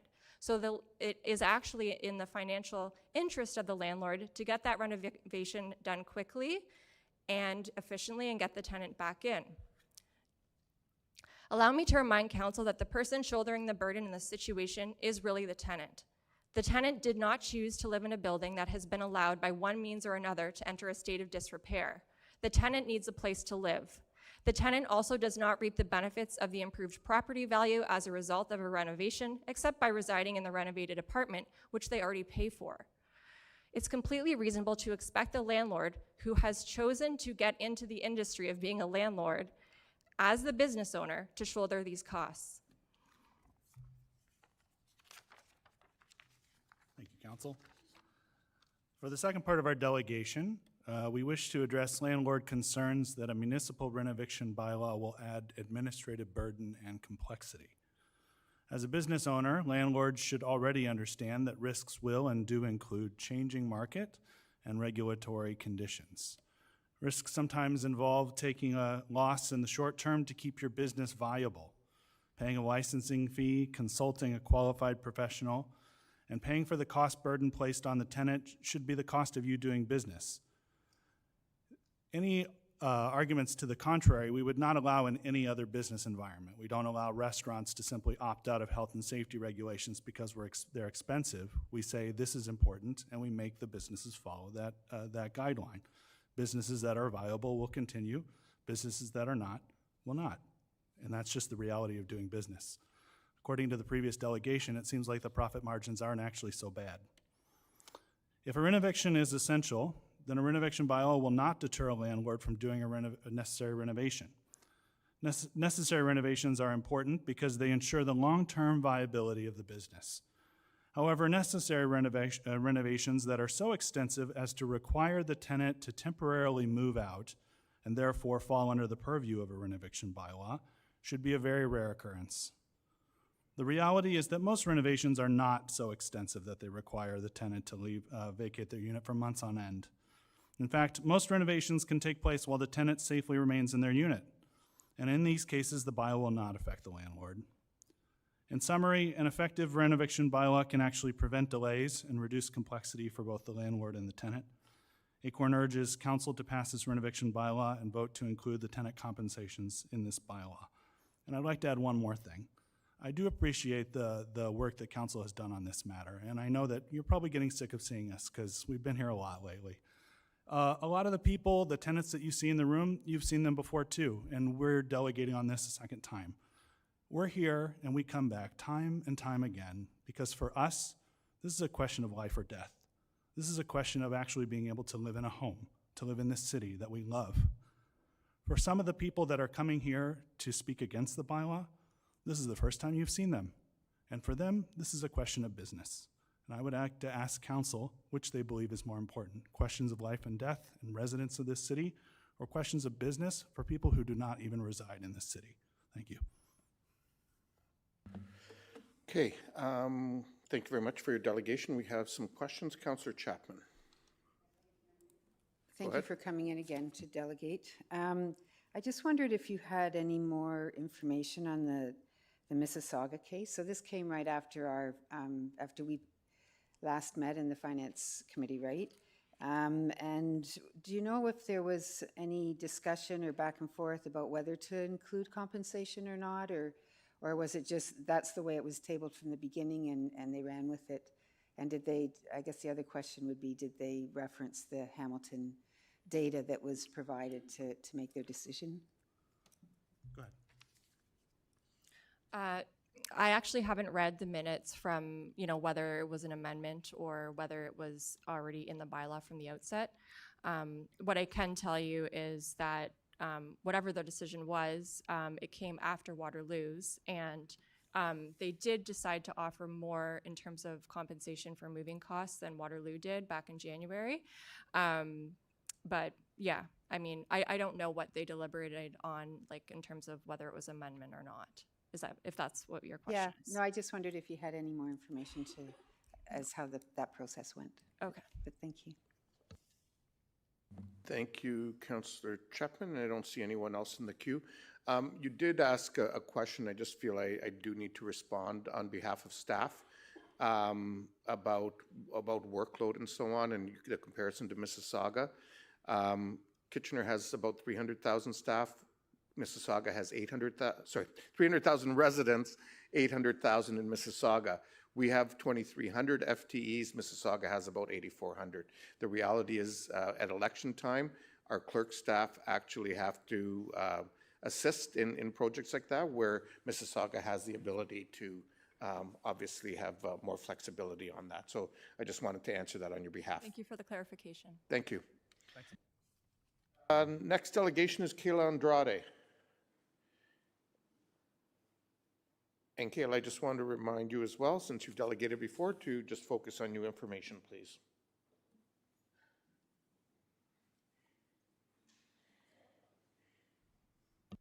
Okay, first time using this, so hopefully I don't mess it all up. Thank you, council and staff, for hearing me again today. Bringing you some new information. I'm Kayla Andrade. I'm the founder of Ontario Landlords Watch, a small group of landlords across Ontario. I'm also, my whole family is tenants. My husband's family is landlords, and I have lived in government housing in Newfoundland as well as Ontario, so I definitely like to see it from both sides. I would like to point out that a lot of our small landlords are between 47-49% of our housing supply across. So it's not big corporations. You will see this chart where it will give you an idea of what we're looking at from the individual investors, private corporations. Even though you see private corporations, they could be small landlords as well. They just put themselves as a corporation because of tax purposes. Now, are we solving a problem? And this is the biggest question. Are we trying to avoid bad actors, or are we trying to get ourselves preventing housing providers from actually doing what the province allows them to do? This is the breakdown at the Landlord and Tenant Board. We have over 87,000 applications at the Landlord and Tenant Board, and over 77,000 of these applications are going to be landlords, with over 10,000 of tenants, with only 941 applications being considered bad faith. This is not going to be. If you look at the number one application for landlords, it's non-payment of rent. And if you look at the top application for tenants, it's going to be tenant rights. Now, through the process, and I don't want to bore you guys through this, but I wanted to make sure you had the information, just by giving you the step-by-step of how the tenants do not have to move out of their home. We could talk about the delays at the Landlord and Tenant Board, but they get to stay put right there until there's a sheriff to evict them, and the tenants do have the right to apply for a stay. They can apply for a review, and they can also appeal this at the divisional court before they are issued to leave the rental property. Tenants protection from the Residential and Tenants Act, the Landlord and Tenant Board, we have to give them compensation, 3 months if your unit's 5 or more, 1 month's compensation for under. We also have tenant insurance, which they can include their benefits of an additional living expense, and they have the right to return. And as you know, we got legal aid here telling you that they are here to support tenants and give them free legal advice. Tenant rights and challenges. So they are going to be able to move in. They don't have to move out right away. They have 2 years to file for bad faith, and within Bill 97, they're going to be starting to charge landlords $100,000. But let you be clear that we do have the rental enforcement unit, where taxpayers pay $1.8 million for them to come in and fine landlords. And this is that situation where this person, a landlord, was fined $25,000 for each tenant that was inside of this unit, and they were told to pay up within 2 weeks after they were fined by the rental enforcement unit. This is another win for tenants, showing that the Landlord and Tenant Board is working so that they can fight it. But for this situation, the landlord just didn't give compensation, and he can apply, but this is how compensation works at the Landlord and Tenant Board. This is the case study with, it's a win that the Landlord and Tenant Board would deny the eviction just based on the landlord didn't meet their strict technical requirements of the RTA. When vacancies, we're talking structural, major, electrical, mold, we're talking about foundations that are leaking and upgrades that need to be done. We don't want to do this, but we don't have an end-term lease in Ontario, so this is something where something happens like my unit right now, my tenant vacated, but we have water coming in and everything needs to be taken out. And we're talking serious money. These small landlords are going belly up because they can't afford these prices. And this is what tenants don't get to see is the price tag.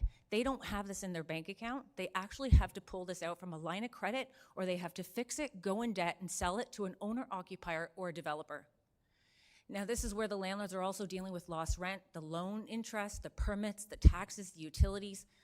This is financial hardship to the small landlords, the people who you need to help provide housing. And this is just a stat to show 38% of the landlords are losing money, 34 are making profit, and the rest are just breaking even. There's insurance gaps where they don't help the landlords do the aging infrastructure, electrical, or planning. We have unintended consequences, and this is how it's going to avoid our landlords from investing into your city. And reducing the housing supply, and it's going to create unsafe living arrangements for the tenants. And this is how much money we're costing taxpayers. We pay over $102 million for the tribunal system, with the LTB eating up most of that budget. And now we also have the enforcement unit. Taxpayers are paying $1.8 million, and you now want to put 305 or 250 annual cost, 250,000 onto taxpayers of Kitchener. I think I'm done, but I hope that you guys are able to go through everything that was provided with you. There's a lot of information that's happening, and I hope that you vote against this because we already have a process in place, and it's a very costly one. Thank you, Ms. Andrade.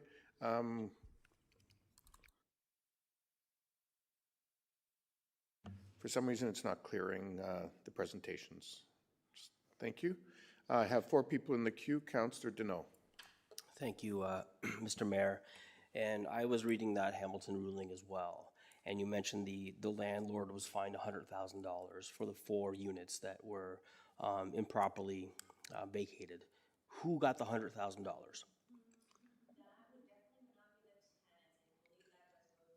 Right. Enforcement unit. And the tenants had to leave already, right? They left. Usually sometimes when there is a situation where the landlord is caught in bad faith, the board can issue the landlord to pay for the moving expenses and for the 1-year compensation that the tenants had to have because they got moved. But that So didn't there's happen. also, so that is just the enforcement unit. That's not even including fines that the landlord and tenant board can do and give compensation to the tenants. But those tenants did have to leave in the meantime, though. And Well, they it- were displaced. So obviously it had to go through the landlord and tenant board if they showed proof. It's just that they didn't allow the tenant move back in. But we have to also understand that the tenants also have to do their part, where they have to provide their information, their contact information, and the landlord has to update them. Okay. You saw the lady that was on the front page of front page of this article, a senior citizen. Would you say senior citizens are as adept at filing online forms or knowing their rights compared to somebody who's a little younger?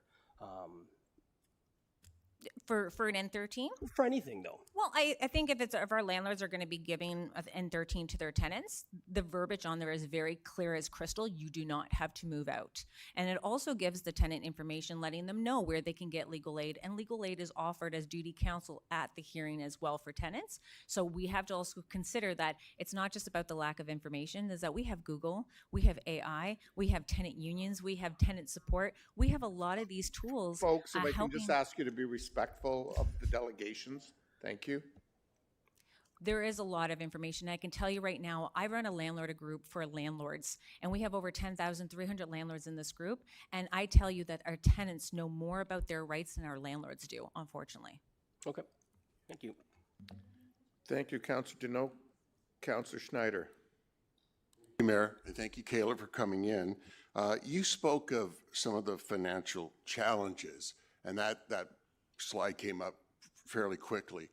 I wonder if you could speak, so when a landlord sets their rate for the rent, what goes into setting that number? What do they have to consider? Of course, they have to make some profit, but what goes into, Well, it all depends if you're a new landlord that gets that chance, or you're going to be someone who inherited a property. So I think it's going to be two different type of landlords you're working with.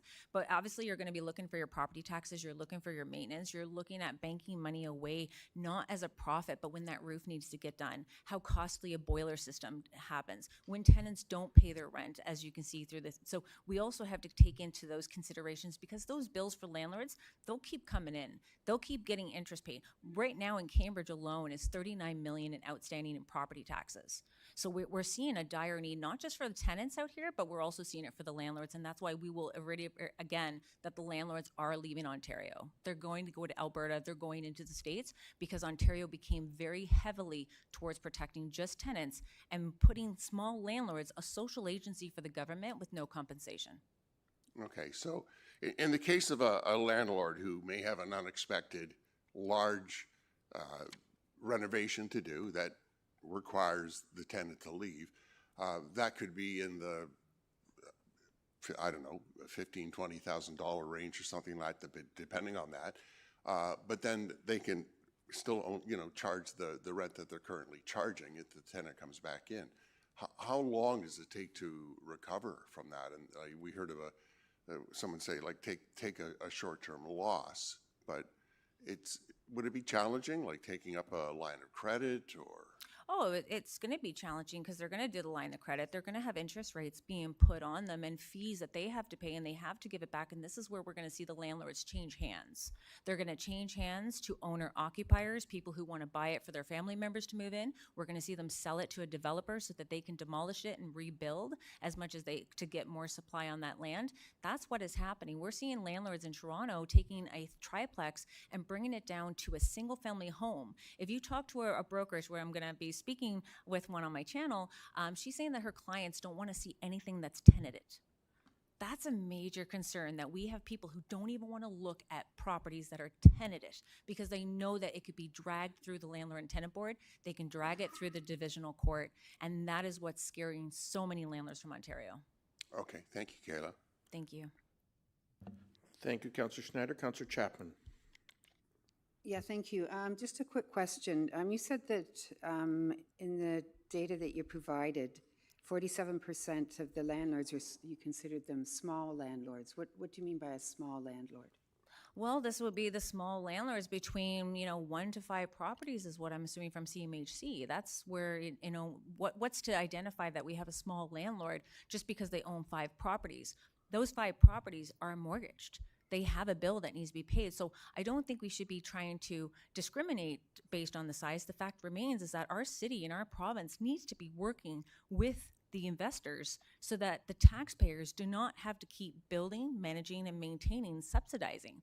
And our corporations and our nonprofits, they are struggling. I speak with them. They are talking about people inside of London who are punching holes inside of their walls and filling them with needles, and they have to strip the entire building down to the studs. They are now crying, looking for money from the government to say, hey, we need more money. So we can't be really defining big or small. The fact remains that the majority of us are small mom and pops who still work Monday to Friday, and they still work a full-time job. So that you're going beyond my question, but so a small landlord could be 1 unit, like a house, or it could be a duplex or a triplex.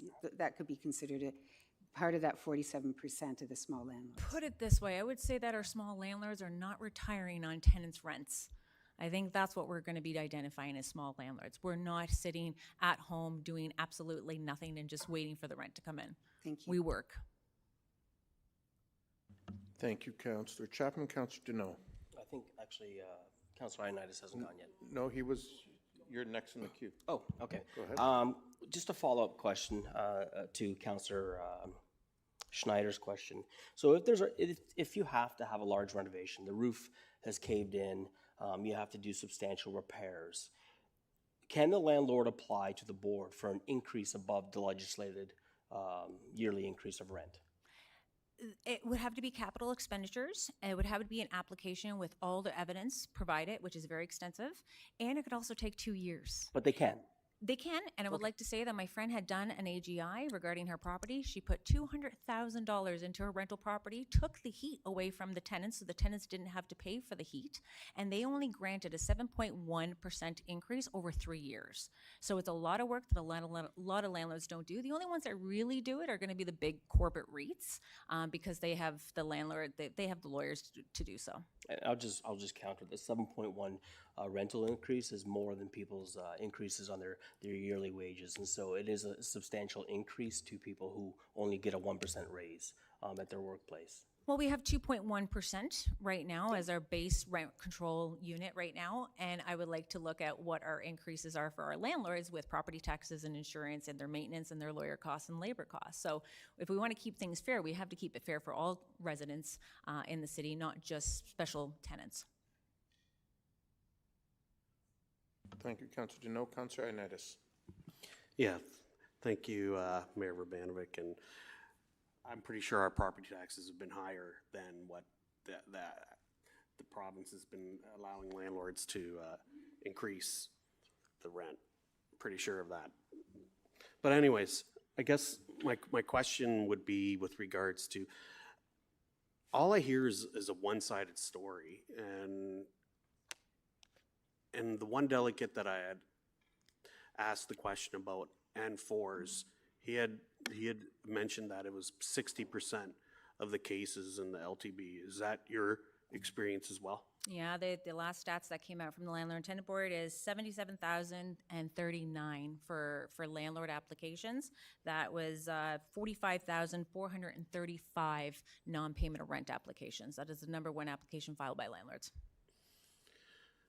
Why do you feel that doesn't get any attention? And you know what? I think it does need to get attention, and I think it needs more attention because there is rent relief, rent banks in every municipality. We have Mayor Olivia Chow coming out on TikTok and making it like, we have rent banks. Like, it's, the services are there for the support. The services is there if you're in financial hardship. It's about dealing with the people who can't pay, who won't pay. And that's the thing that we have to understand, and that we do have abuse. And I can see this as a policy that you guys want to implement also being abused. What the rent's driving down, tenants are vacating. We're seeing that as landlords. We're having a hard time renting our rental units. And what we're going to see now is that if you're a tenant and you don't want to live there anymore, but you want your expenses paid, why wouldn't I come in, call the city, call bylaw, do a couple of damages in there?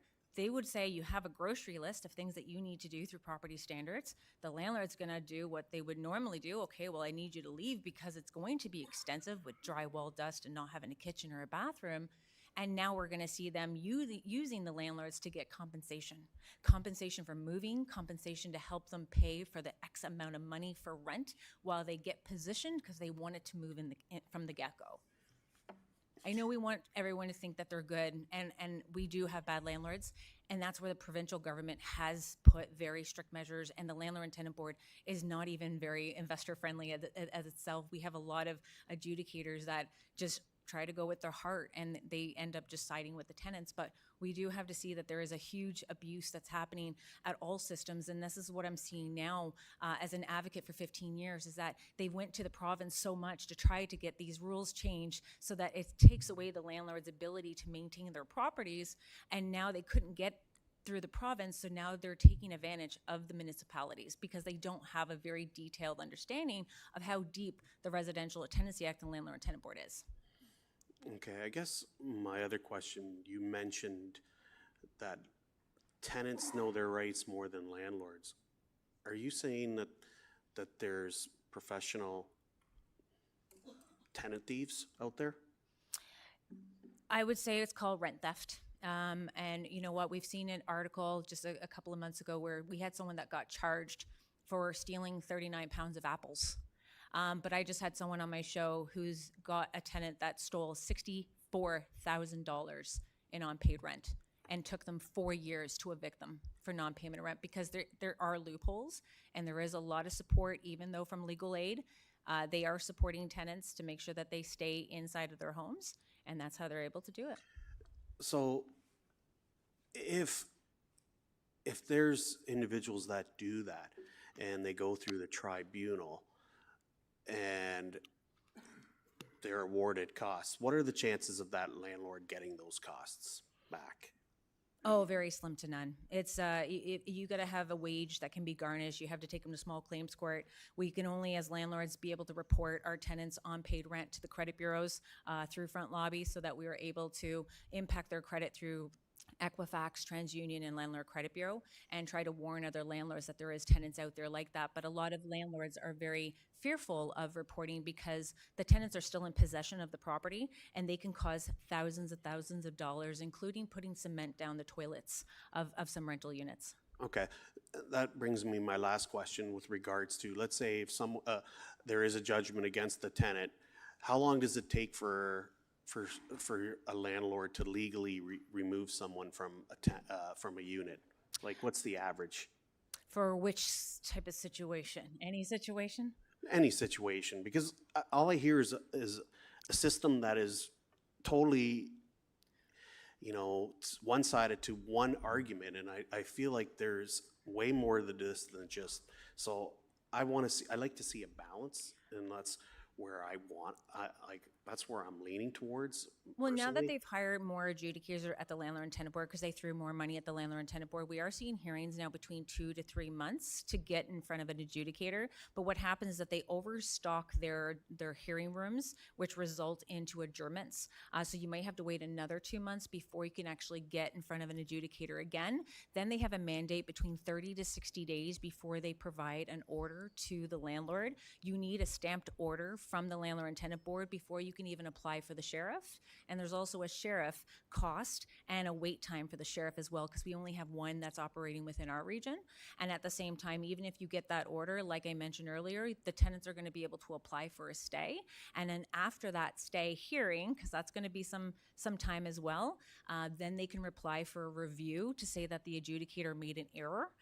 Then after, if they still grant the eviction for the landlord, the tenant then can take the next steps, and the tenant stays in their spot until the divisional court hears their hearing. Okay, thank you. Thank you. Thank you, Ms. Andrade. Those are all the questions that we have. Thank you very much.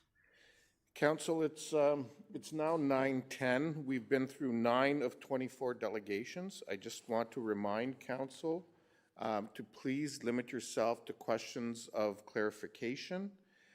Please don't ask leading questions, and please refrain from making comments in your questions. You'll have plenty of time afterwards to do that. And I'm saying that to people on both sides of the argument. I know there's lots of passion on this issue.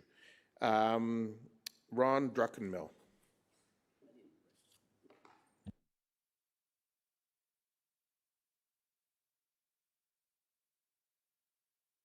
Welcome, Ron.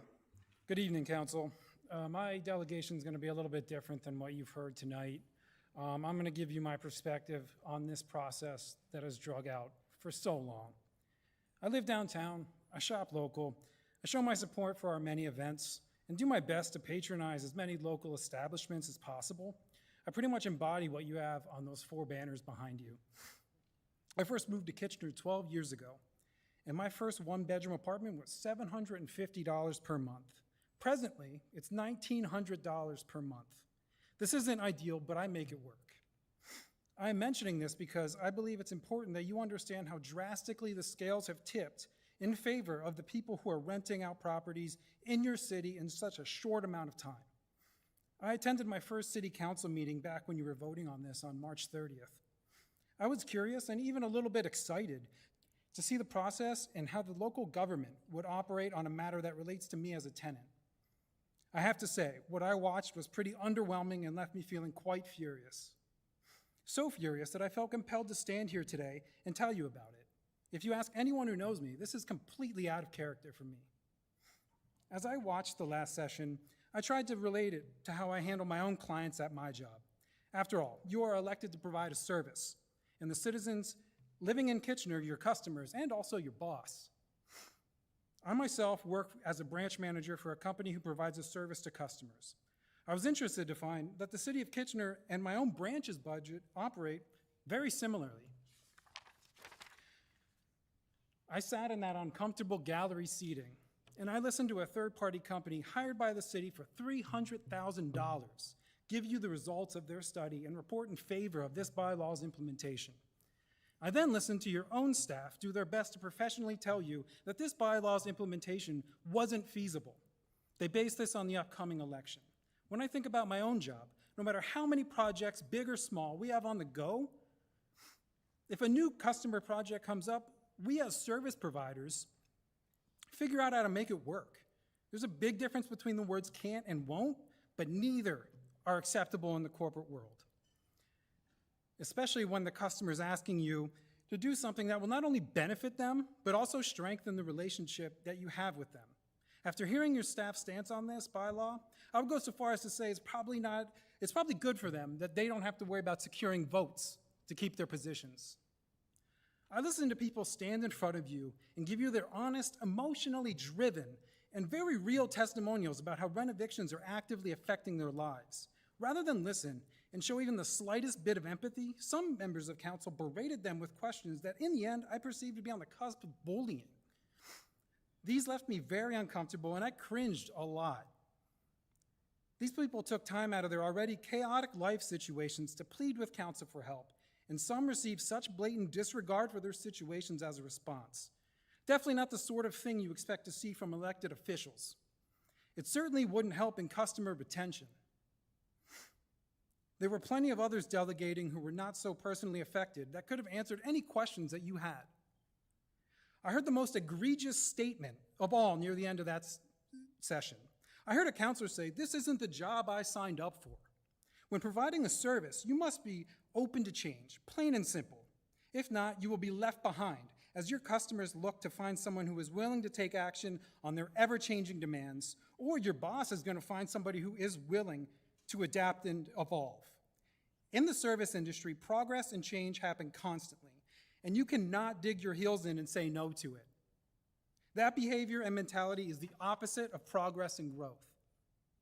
Even though it has been 3 years of delay after delay on passing this bylaw, I get the sense that council and staff are acting as if enacting this bylaw is some kind of groundbreaking work. But in reality, you're not pioneering anything.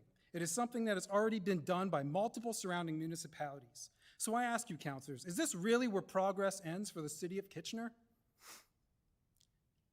Is this bylaw truly too much for you to handle? Are you unwilling to give the strongest lifeline you can to renters who are just trying to keep their heads above water? If it is a matter of finance, what will this truly cost the residents of Kitchener yearly? $1 or $2 extra? The majority of us who are renting or inevitably know somebody who rents, this is something we wouldn't mind paying for. We pay a lot of money for a lot of other things that are irrelevant to us or that we don't care about. The residents of Kitchener deserve nothing less than a strong rent eviction bylaw. After all that we've had to go through to get to this place tonight, I strongly urge council to pass this bylaw and pass the amendment to include compensations. Thank you for your time. Thank you very much, Mr. Druckenhill. There don't appear to be Druckenmill, sorry. Druckenmiller. Druckenmill. Yeah. Druckenmill. Sorry. Thank you, sir. And thank you for coming in. There don't appear to be any Appreciate your time. questions. Meg Walker is our next delegation, and Meg's no longer here. Okay. We'll now go to Sid McDonald then, please.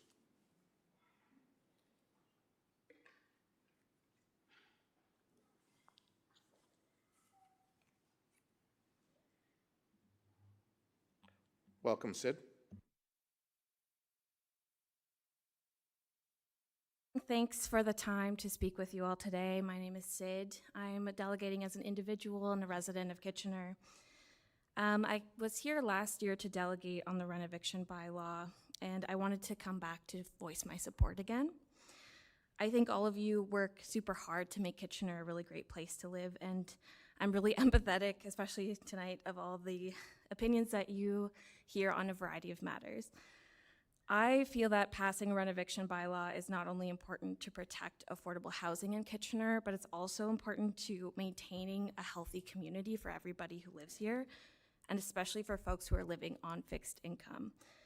There are a lot of published academic studies on the physical and mental health toll that evictions cause, but like some folks discussed at the last meetings, there have been a lot of people coming up here and talking to you personally about their experience, and I feel super lucky that I've never had that experience because it is almost like a game of chance to get a good landlord in the city.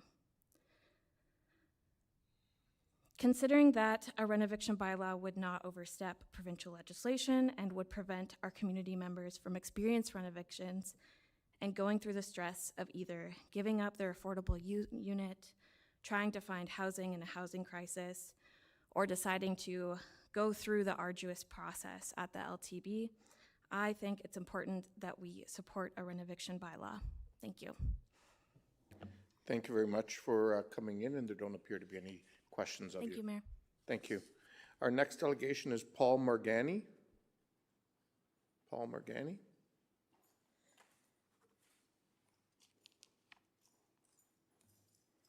Welcome, Paul. Hello, thanks for having me speak here today, City of Kitchener City Council. And I'm just speaking because out of concern about, I've seen how some bad acting tenants can be when they damage property, don't care about the property. On both sides of the pendulum, I'll see some good tenants as well. How can they be good and respect the property, right? Because everything has the two sides to everything. Just like landlords, right? There's a lot of good landlords that are just trying to, build wealth, make in for their families. But there's also some bad landlords that also abuse it. And I find it's more going towards one side only, where it seems like the landlords are always picked as a big bad wolf and a big bad villain only, with every landlord's the same brush.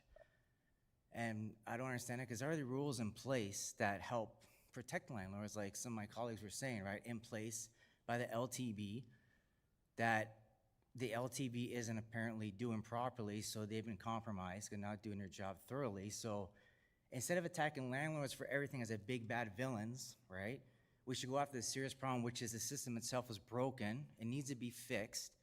LTB needs to be fixed. And if we fix the LTB and start utilizing tools they already have in place properly, then we won't have to fight each other. They won't have to fight each other all the time, right, over who's right, who's wrong. And that's the thing. And when you got bad activists that get inside people's ears, say, yeah, get those landlords, stick it to them good, they're the big bad guys, that's not solving any problems. That's causing more problems, more friction. And when you got governors at the federal and provincial level adding to it, saying, yeah, go after those landlords, they're bad, they're evil, that's feeding more of the negative connotation to keep on going after the landlords. So then become like a 4-on-1 on one side only, and everybody gets painted with the same brush, right? So fix the real problem, which is the LTB, municipal and provincial levels, fix what's broken, and get things in place, because at least that way they can make a proper playing field. Because the bad actors scream, oh, I'm getting screwed by the landlords, they're taking food off my table, taking money out of my family's pocket. Okay, some do, because there's some bad actors in every situation, but what about the landlords that are good landlords? They actually treat their tenants with respect. They're good to their tenants. They do upgrades for them because they want to give them a nice place to live. Why are they getting paid with the same bad brush like the bad ones, right? They also got a family to feed. They got to pay their mortgages. They got to pay their rent. They got kids to feed as well. So it should be working together, not fighting each other. And I've seen some good action, some good dramatics, playing the victim card, crying wolf. But if we keep on doing that, you're not going to resolve any issues by just keep on fighting each other. That's why we don't need something like more red tape, like they made good points. The more red tape you put on landlords and investors, they're going to leave. And who's going to suffer? The province is going to suffer. That's going to cause housing issues automatically, which does nothing to do with the landlord. That's on a provincial and federal level, right? So if we get rid of so much red tape and actually work together, we can actually progress and fix the housing crisis on a proper level and a proper way of things. So this is why it's concerning, because we really want to lose people investing when we keep on saying invest in Canada, support local, like the signs say, connect local. So if we fix what needs to be fixed, we can actually do better for those situations where they're going to keep on getting hurt and getting hindrance to. So this is why I'm concerned, because it doesn't help anybody. And I'm here talking, as just a person that's concerned that if you want to get in this area, that you're just going to get more people red tape to have opportunities.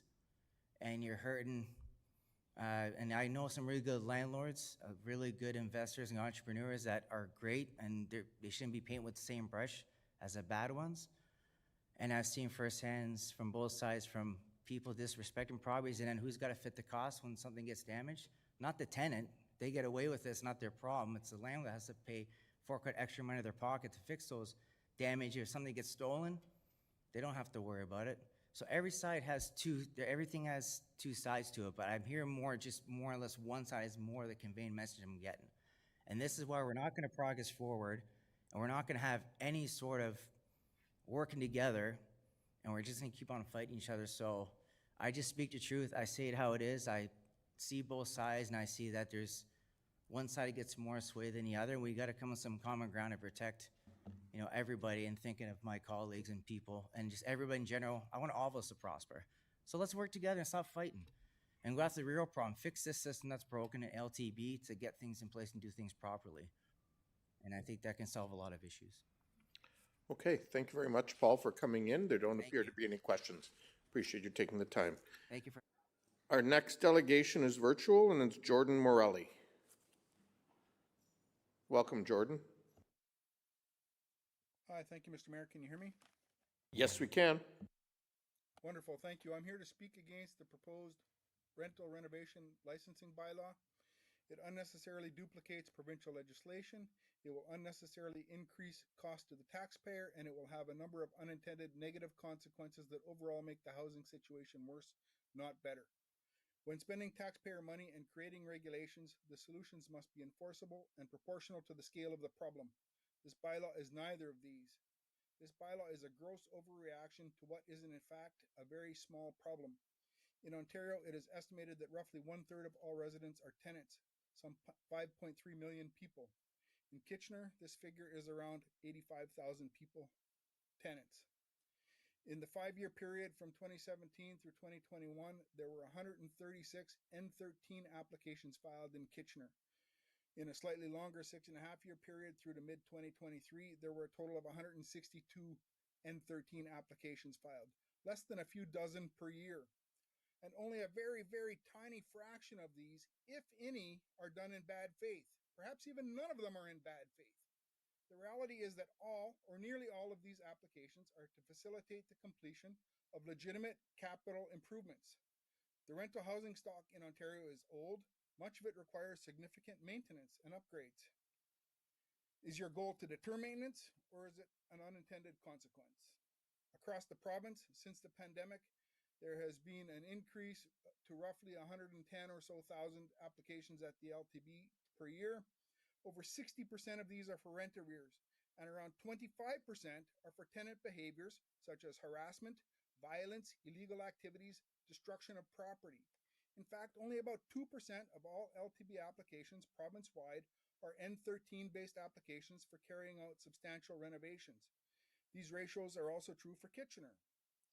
Where then are the bylaw proposals to remedy the 66,000 rent arrear applications? Where are the bylaws to remedy the 27,000 or so applications for tenant behaviors? Why are you allocating resources to what at most amounts to less than 1/100% of all eviction applications in Ontario? In Kitchener, that's fewer than the number of fingers on one of your hands. Certainly there are more effective ways to ameliorate the housing situation in Kitchener. Finally, the statistics do indicate that N13-based applications are increasing. Proponents of this bylaw express this increase in percent. This is a very misleading thing to do. If there are only a very tiny number of things, a 100% increase in that thing is still a very small number. For example, 100% increase of 1 is 2. Does it justify spending over $200,000 in taxpayer money a year to maybe, or more likely not, fix something, especially when there is no actual evidence it is even happening? I want to be clear, an N13 application is not equal to an eviction. It is the beginning, only the beginning of a very lengthy process, all of which, during the time of it happening, the tenant remains housed. Tenant advocates will tell you otherwise. For example, they point to statistics such as the recent data from Hamilton, where there are fewer N13 applications that have come out since the bylaw there has gone into place. But that could simply be due to another explanation, such as the fact that maybe fewer landlords are actually feeling that it's worthwhile to go through the extra bureaucracy and red tape and expense to do the maintenance, and they'll just defer it further in the hopes that the tenant will eventually move out. And that's an important point, because most of the repairs happen during turnovers. It's not landlords being greedy and targeting long-term tenants. They just happen to stay there longer than the life of many building components, and therefore the major renovations need to happen while they're still living there.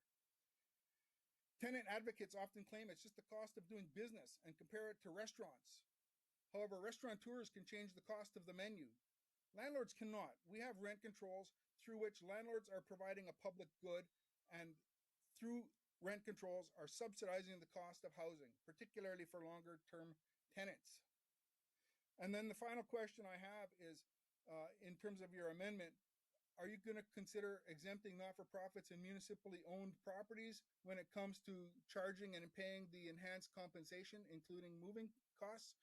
Or is that a hypocritical move that you're going to take as well in this bylaw that will do nothing but make the situation worse? Thank you for your time. Thank you very much, Jordan. We do have a question for you, Councillor Chapman. Yeah, Jordan, do you live in Kitchener? No, ma'am, I don't. I live closer to Kingston, Ontario. Thank you. Where I'm working to build affordable housing for veterans. Thank you. Thank you. Those are all the questions we have, Mr. Morelli. Thank you for coming in this evening. Thank you, sir. Our next delegation is Mo Hansrod. Mo Hansrod? Is Mo Hansrod here? Oh, that's you. Okay. Thank you, sir.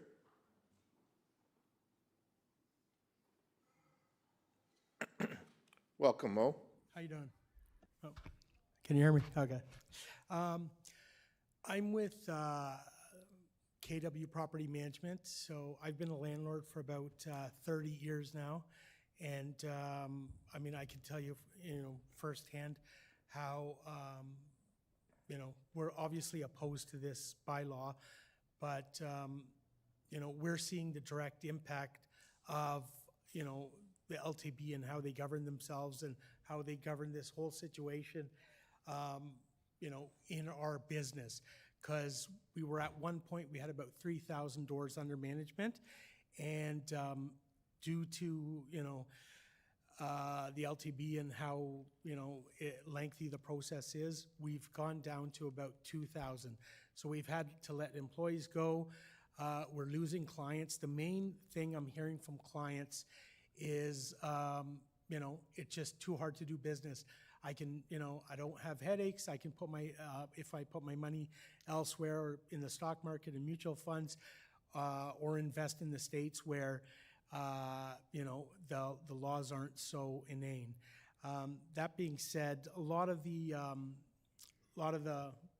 delegates here, the ones opposed to the bylaw, have reiterated and said exactly what I was going to say, but I'll go over some of the talking points.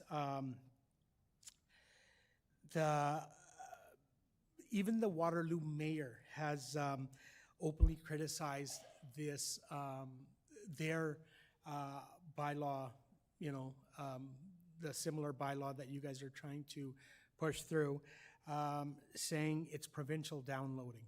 So, the redundancy with what the LTB doing in their N13 process is more than enough. It's just gonna, like I said, it's gonna deter landlords from staying in the game, let alone ever investing again, because they're gonna hear from other landlords that it's impossible to do any upgrades on your home, or even if you need to cash out because of a divorce or job loss, it's going to make it, these things we're finding as far as delays at the LTB, it's about 6 to 8 months. I know the question from one of the councillors, he was saying, how long does this stuff take? But on average, between an N4, N13, that's how long it takes. And then the tenants don't have to pay that their rent half the time, and you know, then chasing them afterwards is even tougher. So every dollar that you guys are gonna spend hiring bylaw like renovation inspectors could be spent on actual transit, parks, affordable housing. And the thing with, you know, the main thing with our, you know, clients and landlords like ourselves is everybody thinks we're wealthy. I mean, we've actually worked hard, we've invested in these properties, but, you know, I mean, there's macro, you know, there's macro issues at play right now as well, but the majority of landlords I'm speaking to now are barely making ends meet. As far as like, you know, running a business, most of them are either getting by or underwater. So this isn't like, you know, they're basically, you know, living off the avails. And the one thing else I wanted to touch on is sustainability.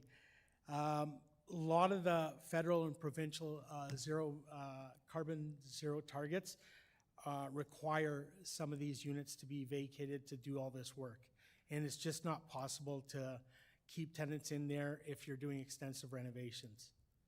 So that's it. Okay, thank you very much, Mo. We do have some questions for you. Councillor Ioannidis. Yeah, thank you, Mr. Hansrod, for coming in. I'm just curious, do you know what cap rates are? Yes. Do you know what the cap rates are currently for the area of KW? I mean, on average, what I'm seeing, probably 3.5%. And, you know, other jurisdictions, especially the states where a lot of our clients are moving, they're seeing 6 to 7, and they're deciding to reallocate their money there. And, you know, it's the common question I get is, you know, who's a good accountant? You know, and I know why they're asking me who a good accountant is, because they want to set up a corporation and, you know, plow their money down there, and the numbers just make sense. So. Okay, because I heard another delegate say something about GICs, and GICs? yeah, they're roughly about the same long term. I don't know. I mean, what's a GIC pay these days? 2 or 3%? So, About 3.5%, 4%, Yeah. depending. 3%. So, yeah, most of the people we're dealing with are savvy investors. They're looking for, you know, better returns. So they'll probably, you know, stay away from GICs and go, you know, play the S&P or something. but if you weren't a savvy investor, if you're just the average individual who wants to enhance their income or build you know, something for their children, and they're looking at a cap rate of 3 to 4%, and then you see a GIC where it's the same without any work. Where would you invest? You would invest where there's no work, where there's no headache. As Kayla was saying, I mean, we have some clients. The majority of the clients actually we're taking on now aren't investors. They're landlords that have got themselves into trouble, and they're looking for help managing the tenant, finding a good paralegal, and dealing with the situation. I had one landlord come to us a few years ago, and he got to a point where the tenant kept delaying everything, and it was at about 5 years till he got him out after not paying rent. And he ended up having a heart attack just from the stress. So, I mean, that's, you know, anecdote, but the laws are already geared towards the tenants, and I think this is just going to make things worse. And, you know, everybody keeps saying it, unintended consequences. So the government never steps up to build this affordable housing. They're saying Trudeau said it, you know, Carney says it, and nothing ever happens. You know, but the small landlords that are, you know, the big taxpayers and the contributors to, you know, the majority of housing that the tenants live in are the ones, you know, being targeted. So I got one more question, because you did bring up, for landlords, what is their single biggest expense? Single big mortgage. mortgage. What's their second biggest? Property tax. Okay, thank you. So property tax, insurance, and like I said, I mean, if you talk to most landlords, they'll be happy just to break even to cover their costs. And these, obviously, they're going to make money if they hold the property for years, but, to get by or to say, someone's cash flowing, exorbitantly, every month, it's just not happening in this area. Okay, thank you. Okay, thank you. Our next counselor is Counselor Johnson. Oh, no, sir, come back. There's 3 more people to ask you questions. Sorry, I thought. No. Thank you, Mr. Mayor, and thank you so much for coming in tonight. I appreciate hearing from you. I'm sorry I didn't write down your comments from earlier, but one of the comments that you said was that, it's expensive to and challenging to repair, and, what is your ROI on that? And I'm wondering, because you said that, the price of owning your property is your mortgages and your taxes, but isn't that an investment in your business, as is fixing your property? Of course, but I mean, we have enough challenges already with how things are run in this province, and you have landlords leaving. You're trying to handicap the landlords even more. That's the basic argument of anybody that's opposing this bylaw. So you're trying to make, if I was running a restaurant and you're going to impose more sanctions or more oversight into my restaurant, and, I can't raise the price on food or whatever to compensate for all this extra work, you're going to probably end up closing shop. And like I said, we're seeing it directly. Like, this is the business I'm in. These are the people I'm dealing with. And the common theme is, I can't wait till my, mortgage comes up for renewal or the tenant gives notice because I'm out of here. So do you think that that's happening a lot? That's something that I asked Yes. Mr. Kwan Yes. when he was in here. It is happening at, like I said, an exponential rate where we've had to lay off people. We have, 2/3 of what we had during COVID as far as doors. So from 3,000 to 2,000. So that should tell you right there. And these people aren't coming back. I'm just trying to figure out the business case, though, from the other perspective, that if this is your business and you're investing in properties, you're investing in this. This usually isn't somebody's core business, if that's what you're getting at. These are people that are working, they're saving for retirement, and they thought maybe they'll, put some money in mutual funds, some in their pension, some in real estate. The majority of clients we deal with have 1 to 3 properties, and they're banking on that to, retire in the future. So it's not a core business. And when these houses are sold, BlackRock or these bigger corporations from the States are going to come in and buy this housing stock, and it's going to go to REITs. And, a lot of these landlords will be pushed out, and, they have, these REITs have big legal teams. And, I think it's going to be a whole other problem dealing with them. Thank you. Thanks, Counselor Johnson. Next up, I have Counselor Deneau. Thank you, Mr. Mayor, and thank you, Mo, for coming in. If you're a good landlord, and you take care of your property, and you maintain it, would this bylaw apply to you? This bylaw will make, I'll give you what I've done. I have a property in Cambridge where, I'm duplexing it just because the numbers don't make sense. But I took my tenant, he's a great tenant. I told him the situation, losing money, and placed him elsewhere and do my best to help people. We also work with the immigration department and a lot of people on disability and OW, and we try to help displaced people. So the goal isn't to just screw over tenants. No, and I understand that. And I think we've established there are bad landlords, there are bad tenants that are good on both sides. But if you're a good landlord and you look after your property and you maintain it like if you own your house, you're supposed to do, will this bylaw affect you? Nothing's going to stop a house from aging. That's the issue. So when it comes down to it and say you want to retrofit the house or do something else extensive, it's going to hinder the landlord into getting, the unit vacant to do what he needs to do. Yeah. So what would be extensive enough to require somebody to vacate the building? Say, it was an older century home that had radiant heating. It was on a boiler system and you wanted to convert it to furnace, or,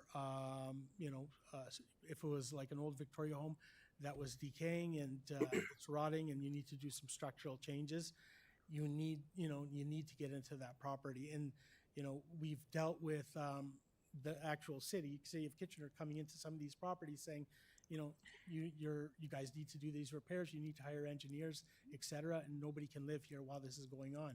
So this is like coming down from you guys, and then you're gonna put a stop there, against exactly what you're telling us to do. It doesn't make sense. Would you not agree? Would you agree that protecting tenants' rights are important? I do believe, we have lots of good tenants, and like I said, way over 95% of our tenants are law-abiding citizens. They pay their rent, and they're good people. And but same on the other hand, right? There's good landlords. We have some landlords that we've taken on, and they don't want to do any work. They don't want to put up smoke detectors. And for liability reasons, obviously, we have to let them go. So I see both sides of the coin. Okay.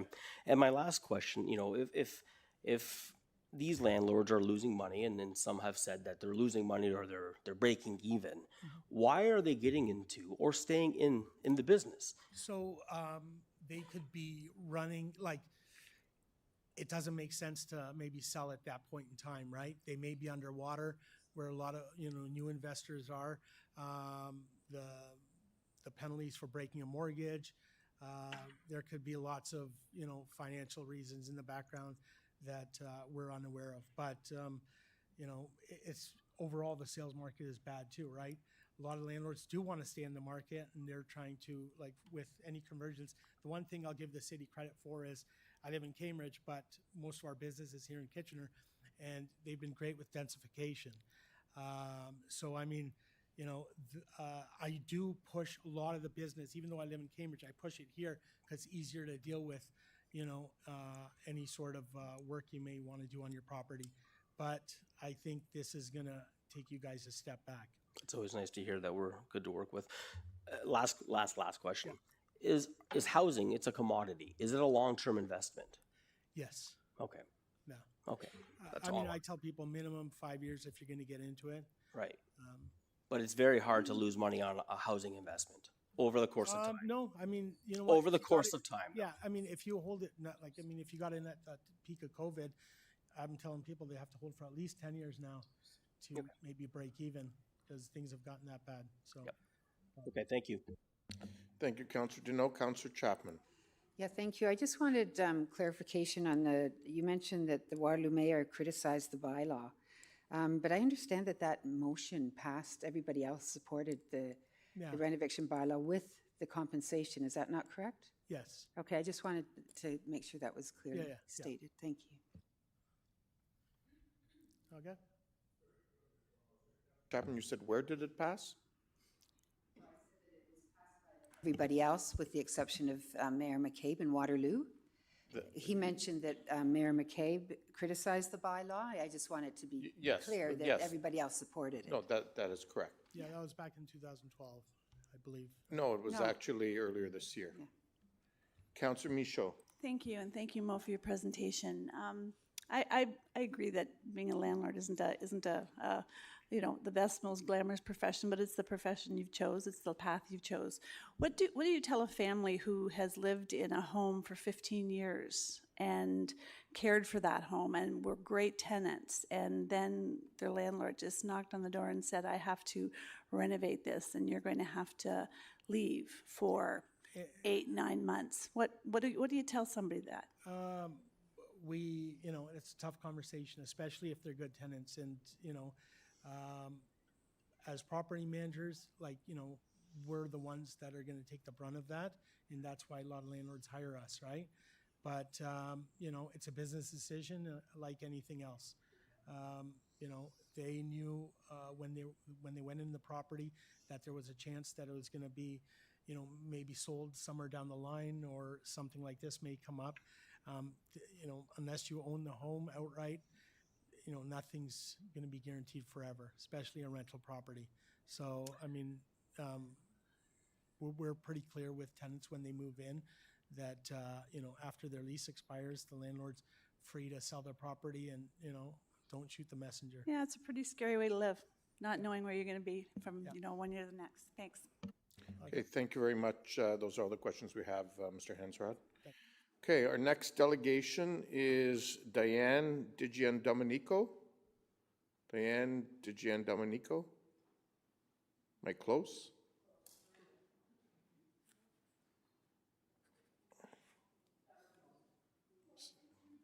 With a name like Urbanovic, it happens. Urbanovic is easier. Good evening, and thank you for the opportunity to speak today.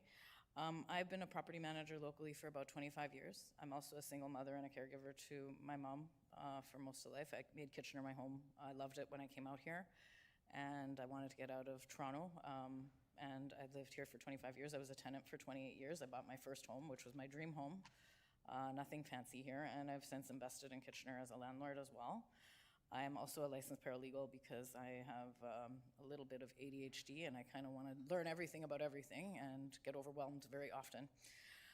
But I had a prepared speech, but most of what I wanted to say is going to be said. And I think a renoviction bylaw, like I said, would add an extra layer of pressure on a lot of landlords.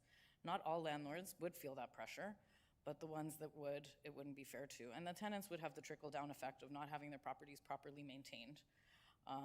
And I think that's the thing. They would do the bare minimum to keep it. To be honest with you, I've invested in Kitchener and I've rented rooms to support my son's education, help support my family. A pension is not enough to support a senior. The rent rates don't match what a senior can afford right now either. If my mother had to rent space and was not living with me, she couldn't afford a comfortable living today. That being said, an extra layer of costs and an extra layer of pressure on landlords isn't really going to help that. I think advocating for more inclusive decisions, working with tenant agencies, seeing what the tenants need, seeing what the landlords need, and coming up with solutions would be better than just enacting a bylaw to create more pressure. Most of what I was going to say has already been said, so I don't think I need to elaborate on that. But I've seen landlords. I used to manage about 1,200 doors, student housing, all kinds of properties in the region. And I've cut back due to family health issues and being a caregiver at home. Currently, I was renovating my house into a duplex, and I just am in the middle of finishing it, but the costs were extraordinary. I had tenants. Previously, I rented rooms, and then I never had privacy. I never had that. I did the cost of doing business. With interest rates today, it's different. I can't carry the place. I'm moving into my basement apartment that I prepared for my mother, and due to health issues, she's living with my son in Toronto, who I also support due to health issues. And it's hard for small landlords to get ahead. It is. And it was a great investment for me moving to Kitchener. I love Kitchener as a home. I like the local businesses. I like supporting everything that has to do with Kitchener, but it's getting harder and more taxing to have all this pressure on you. Legal fees for landlords are fairly high, where tenants get free advice at the Landlord-Tenant Board. I have people calling me asking for advice. There's an ethical duty I have to tell them the truth. Whether that's right or wrong, I have to tell them. And sometimes the costs of legal representation are so high that the landlords choose to sell because it's already a pressure. And then if COVID added a pressure there as well, where board was backlogged. I've had some evictions take 4 to 5 years. I still see a 6-month backlog on just simple non-payment of rent applications due to adjournments. So I'm just kind of thinking, you know, an added layer for landlords is not really good for the pressure that people have. They have the opportunity to appeal and their decision. The stays happen. I've had 4 stays issued on one order because there were numerous tenants in the property, and each tenant has a right to a stay if they felt they didn't have the opportunity to participate. So it's not really fair to landlords to suffer through 4 stays at an application or an appeal and then have the ability to go to divisional court, which can take some time because it only sits 4 times a year. And I think, you know, we should work together rather than pitting people against each other and saying, you know, let's go into these houses, make sure everybody's doing the right thing, maybe there should be grants for people that provide affordable housing to cover some of the damage costs or some of that. Or maybe social agencies should come up with some sort of repair costs that go in there as well. If there is damage. Like I said, there's 2% of the people, I've placed tenants over the years, there's 2% of the people that have destroyed houses on landlords, and that becomes costly. When you have a $40,000 repair bill because wells are taken out, I've had wiring taken out of houses, I've seen the worst of the worst. That's 2% of the people. 98% of the tenants are absolutely fantastic people that don't deserve bad landlords. And 98% of landlords, I think, are great as well, but don't have the deep pockets to support more red tape. Okay, thank you very much for coming in this evening, and there don't appear to be any questions. Thank you. Our next delegation is Peggy Nichols.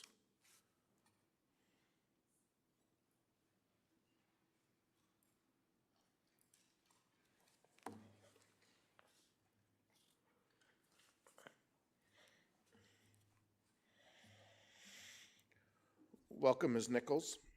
Thank you for having me tonight. Respected Mayor and Councillors, I'm here to speak in support of the rental renovation licensing bylaw and to ask that you also approve Councillor Chapman's amendment as presented at the March 30th Finance and Corporate Services Committee meeting. I'd like to start by thanking staff and council for all their work on this bylaw. I first appeared to speak in support of it about a year ago, and here I am again. I'm proud that our city has been at the forefront of the push to address renovation in Ontario since at least 2021, along with Toronto, Hamilton, London, and more recently Waterloo and now Mississauga. I'm not unaware of the legitimate needs of some landlords to renovate their properties. However, I'm also acutely aware of the rapid disappearance of existing affordable housing units due to the financialization of housing, the demolition of smaller affordable units to develop larger buildings, many of which are unaffordable for low to middle income residents, and the illegitimate strategies such as renovation used by some landlords to displace low income tenants in order to dramatically increase rents. That is why I believe it is so important that this bylaw measures up to the gold standard set by Hamilton and Toronto. In addition to a per-unit license for any renovation that necessitates vacant possession of a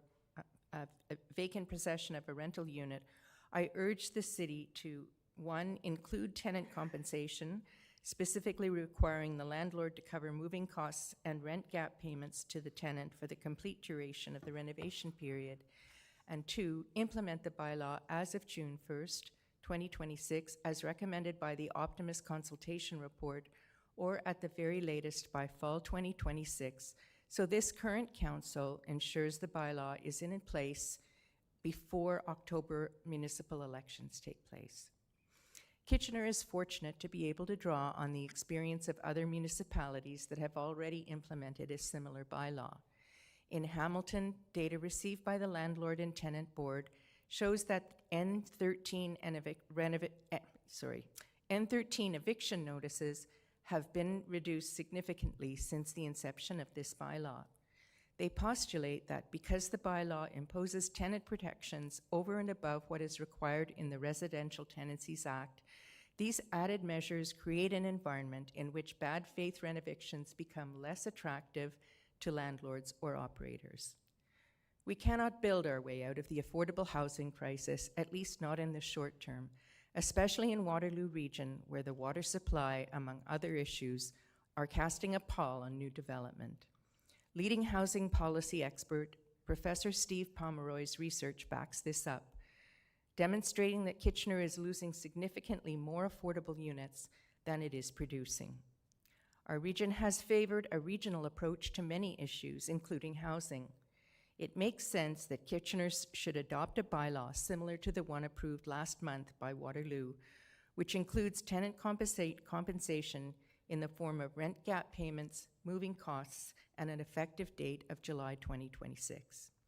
Thank you for the opportunity to speak in support of the bylaw, as well as Councillor Chapman's amendment. Thank you very much, Ms. Nichols, and there don't appear to be any questions. Thank you for coming in. Our next delegation virtually is Corey McKinnon.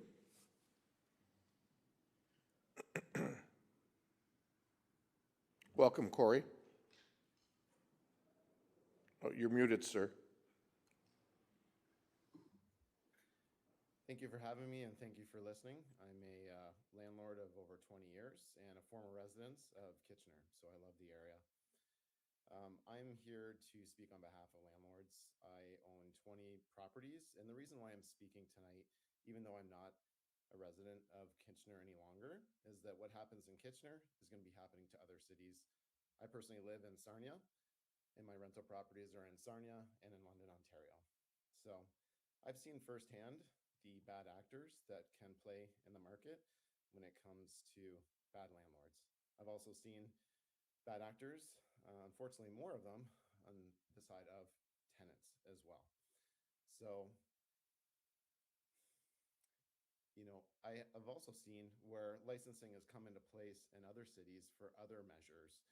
For example, in London, Ontario, where they've had rental licensing just in general. And I've seen the system be poorly managed. And again, if it was in place for the bad actors, everybody's getting painted with the same brush. And it's cost taxpayers a lot of money, and it's been poorly implemented. So I guess I'm here to also ask council of, you know, how to make sure that this actually, that the budget is going to be enough to support this bylaw, and what would happen if there were shortfalls, because something like this needs to be regulated at a high level when there might be other ways to spend that tax money. I won't repeat a lot of what's been said during the meeting here, but I do have other ideas, just being in the industry for so long. We do need more affordable units, and landlords would love to have more affordable units. Unfortunately, the math needs to work out. And yes, we are in the process, or this is our profession, that could be open to regulation. However, it is a big hit when regulation comes in very fast without the proper studies and without the right information to cast a broad brush across the entire province. So I can understand that tenants do need to be protected. I myself was a tenant for a long time, and am blessed to be a property owner myself now. So some of the ideas that I would like to propose, if that's okay, is making sure that there's renovation incentives for the city of Kitchener. Cities like St. Catharines do have big incentives for landlords to add additional units onto the rental stock. Other areas have also had just renovation incentives in general to make sure that your aging rental units are renovated. We've had a small budget for that in Sarnia before, and I wish the budget would be bigger in different municipalities as well. We could also have free legal advice for tenants if they feel like they don't have enough options. Even though there are options out there, I think that the city should invest in free legal aid for tenants as well. And also to make sure that the city's budget allows for more affordable housing, because as inflation, which is really the big sleeper in the room here, it's kind of like the elephant that people aren't talking about.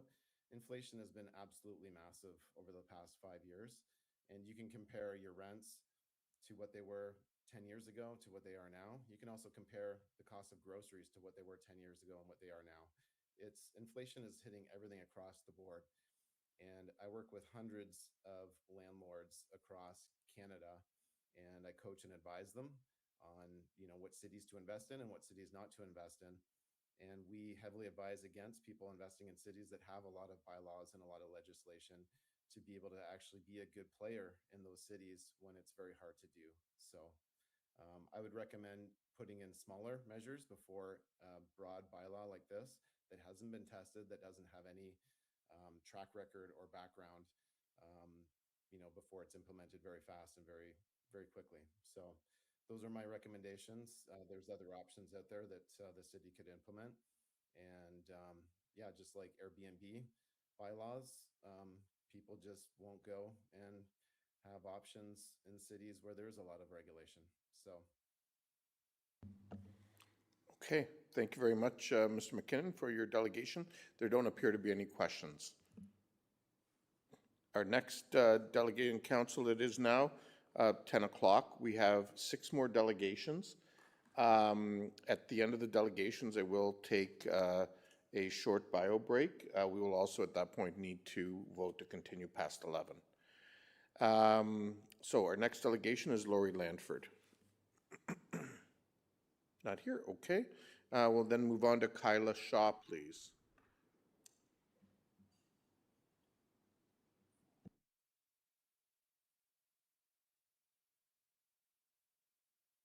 Welcome, Ms. Shaw. Hi. I should have had this prepared. Good evening, Mayor and members of council. There is a lot on my speech that I have written that, again, has been repeated a lot, so I won't repeat some of that again. But my name is Kyla Shaw, and I own a duplex in Cambridge, and I'm also in the process of looking at purchasing another unit. Hi, sorry. I'm also looking at purchasing another unit as well. I was looking at short-term rentals. I was looking at long-term rentals. There's many options that I was looking at. And again, as many people have said, when you're looking at properties to invest in, one of the things you're looking at is legislation and licensing and all the things, what it's going to take away from your profit. When I was looking at it, Kitchener is one of the things that they were thinking of bringing it in, and so I may not look at that anymore. And I've heard that from a lot of mortgage brokers and a lot of real estate agents saying the same thing when there's lots of legislation. There are new bylaws. People are saying, let's go to the States, let's invest it in somewhere else. So that's definitely a consideration, and you will see, as they said, 1,000 people have left. There's many investors that have left now. And if you consider, it said there was only 47 N13 filings in 2023.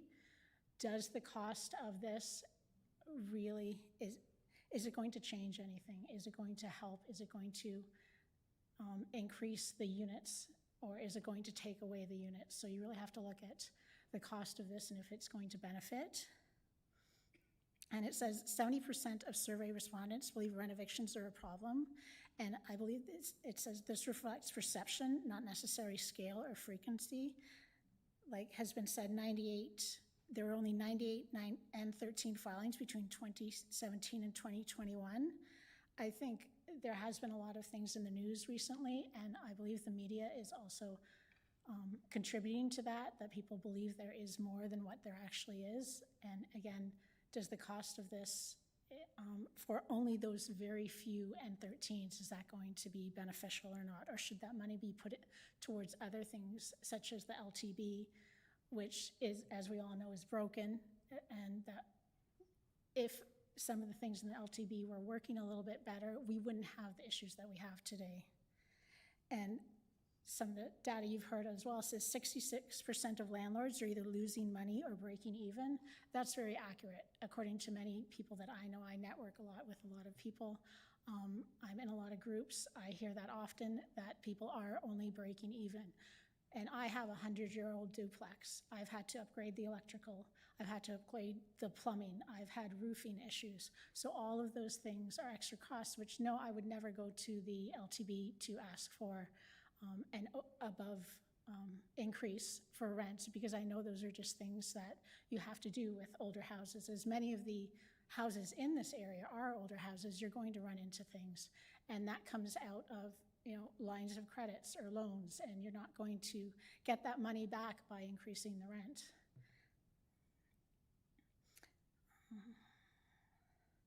I don't want to repeat all the other things that a lot of people have said tonight because we're already very, very late in here already, so that's all I have to say.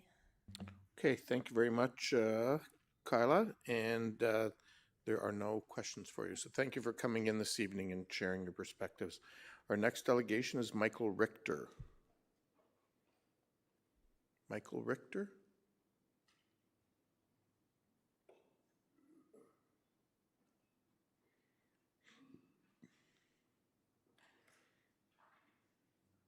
Welcome, Michael. Thank you, Mr. Mayor and Council. My name is Michael, and I am one of the small mom and pop investors. My wife and I have been investing for almost 13 years. We got into this business with our 2 young daughters that we have now to secure a financial future that I never had growing up. I do work full-time. I'm not wealthy. I work in the HVAC industry. I work almost every day to try to provide for my family. I won't get a pension. I get very little benefits in what I do, and this is a means to one day to have something for the future, and to have something if I do hurt myself, I do injure myself, and I can't produce for my family, maybe one day in the future when the mortgages get paid down, I'll have some sort of a passive income. As of right now, I don't. I'm barely breaking even in my portfolio. Some nights, some months we lose money. As we go to refinance the mortgages, we are going to be underwater on some of the properties that we have, and it's a serious issue. A while back, we did have tenants that did take advantage of us. They were bad players in the game. They got free legal counsel. We did not. They extorted rent from us for almost 8 months. And when it came time to go into the tribunal, we did get a judgment against them. And fast forward a couple of years, we've gotten very, very little money from the charge that was put against them in the tribunal. So it's been a very, very frustrating and emotional process for the bad players that we've had. We've had a handful of bad tenants over the years. And I'm emotional up here right now because it's put an enormous amount of stress on my marriage, on my family. When those tenants didn't pay us, and that was just one example, but there have been other tenants that took advantage of us. They smashed our units. They did what they had to because they were protected, and it was extremely difficult to get them out as well. And they literally took money. I mean, they're taking money away from my family. I'm going to work, and I'm paying for people that are destroying our properties, getting through the systems, and I have to deal with that as the breadwinner for my family, okay? So it is bad, but overall, I will say I work with amazing tenants. In the 13 years I've done this, yes, we've had a handful of bad tenants, but I've worked with some amazing tenants. And one of the properties the last property that we did, and we haven't bought any since then because of what's happened with the market, the regulations, the Ontario Tribunal, everything. I'm not going to reiterate what was here, all the things that are coming down on the level of the municipalities. There's really no incentive for us to continue investing here and expanding and working with partners that also want to provide for their families and create a financial secure future. So we bought, a couple of years back, 4 years ago, we bought a triplex, and it took a long time to do construction on this, but our whole intentions were to put a 4th unit in that triplex to add more income and to create more housing as housing providers.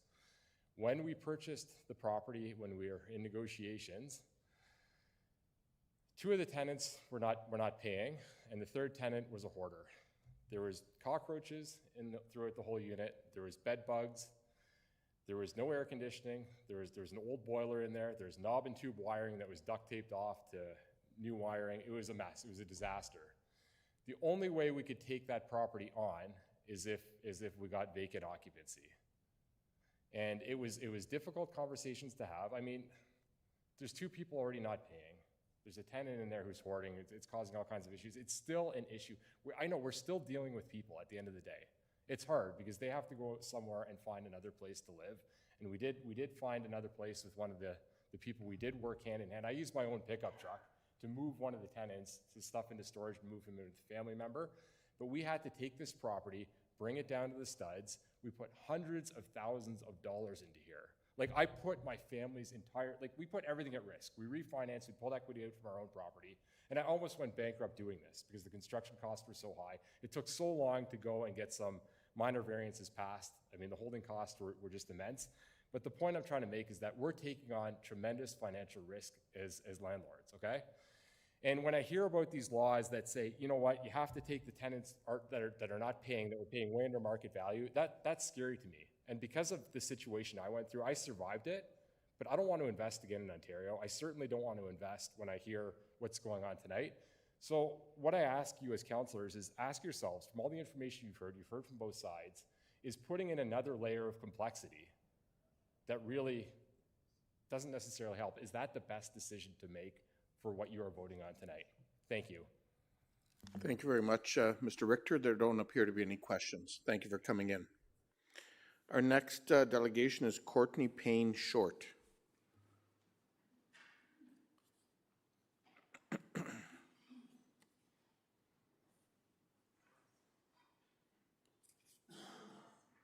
Welcome, Courtney. Good evening, councilors and mayor. I'm a homeowner in Kitchener with rental property in Kitchener. I support this bylaw protecting tenants from rent evictions, even if it costs small landlords like me more to perform major renovations. These renovations increase the value of our properties. The value of my property in Kitchener has increased substantially since I bought it in 2009. I am not entitled to even greater increases in my wealth on the backs of renters, and neither are other property owners. This bylaw would restore some balance in the relationship between landlords and tenants. Thank you. Okay, thank you very much. And there don't appear to be any questions. Thank you for coming in. Our next delegation is Danielle Chesson.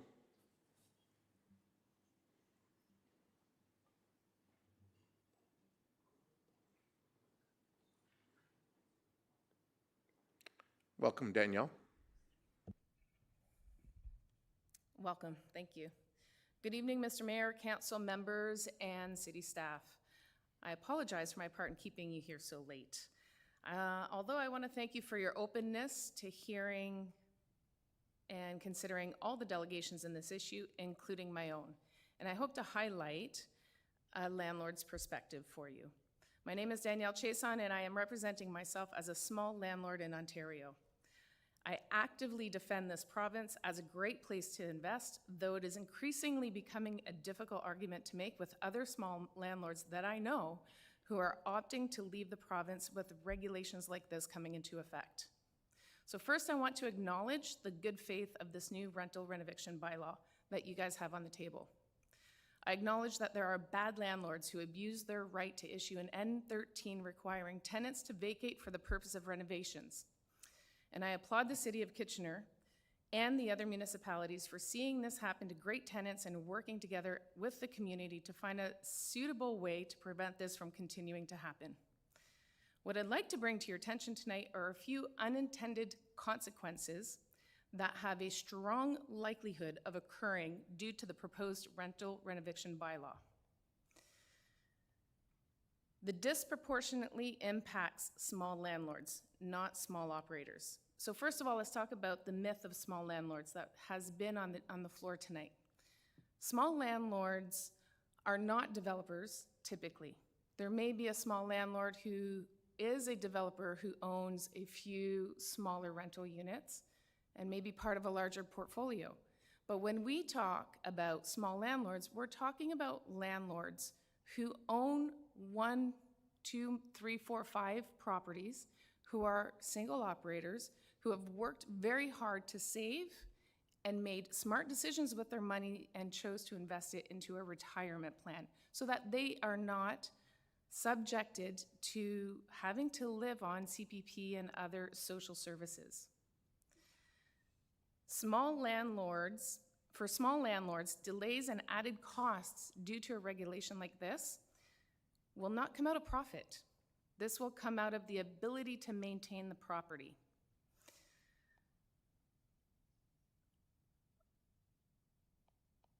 Another point of an unintended consequence that I'd like to mention is that this will discourage small landlords from improving older units. If improving a unit becomes too complex or risky, some landlords will choose not to renovate at all, which ultimately harms housing quality. Too much friction, too much cost, too much risk of delays. And this is evident in the Hamilton statistics that Mr.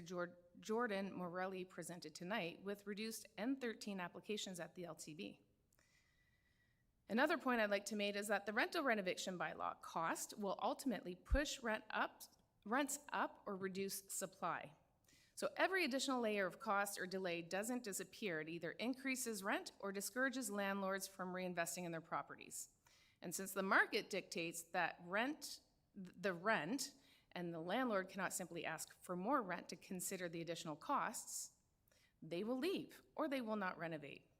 Essentially, if they leave, this is going to reduce supply, and reduction in supply will ultimately push rents up.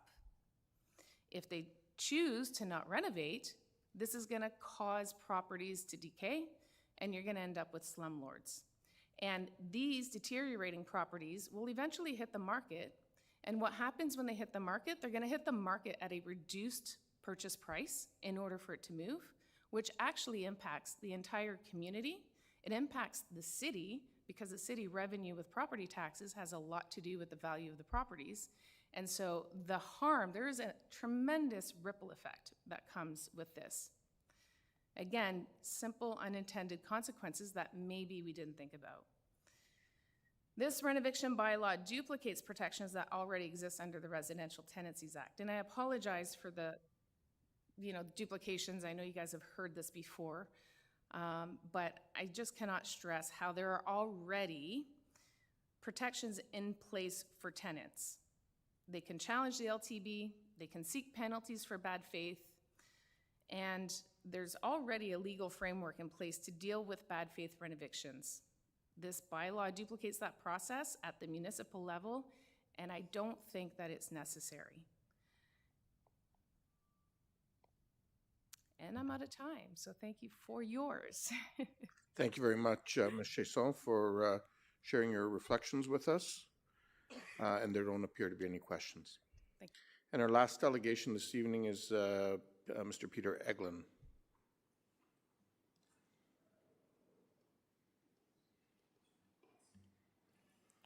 Welcome, Mr. Eglin. Good evening, Mr. Mayor and councillors. As those of you around the Horseshoe know very well, and maybe some in the audience as well, I am the husband of Councillor Debbie Chapman, and in an effort not to compromise her position by speaking tonight, I will not speak directly to the specifics of the bylaw, but to a general question that I think underlies the whole discussion.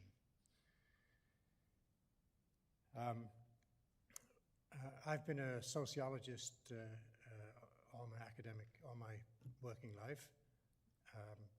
I taught and carried out research at WLU for 40 years, but I've been thinking sociologically for about 57 years. And I've got a sort of interesting, I hope you'll find it interesting, conclusion of all that thinking and inquiry. So you might say that a sociologist is a specialized practitioner of an academic discipline requiring, many years of training and continued study. The conclusion of my 57 years of thinking about this is that any person as a member of society is necessarily a sociologist. So welcome to sociology, everybody. The sociological question that animates this place, however, is, I believe, a very obvious conclusion, a political one. This is a political institution. I very much liked Mr. Druckenmiller's presentation. He likened city administration to a service industry. And for sure, there are many aspects of cities that are like a service industry, but that doesn't quite reach the point of why we're here. Whether it's federal, provincial, or municipal, the fundamental question that we must address here is a political one. And what is the fundamental political question? Well, I suggest to you that it is, who says what goes?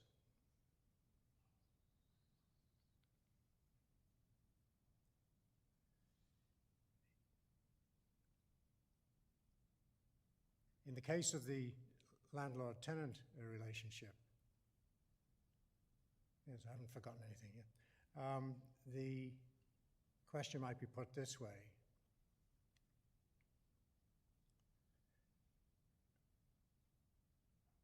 Who says what goes in the landlord-tenant relationship? Is it the person who owns their own home and another home at least one other home that they rent, or the person who owns no home and hopes to obtain a home from somebody's investment? Okay, thank you very much, Mr. Elgin. Sorry, Eglin. I think it's spelled wrong on the screen. Apologies for that, and thank you for coming in this evening. There aren't any questions. Okay, I will take a motion now to go past 11, and then we will take a 10-minute bio break. Moved by Councillor Ioannidis, seconded by Councillor Johnson. All those in favor? Opposed? That's carried. Thank you. Okay, we'll come back in 9 minutes at 10:30.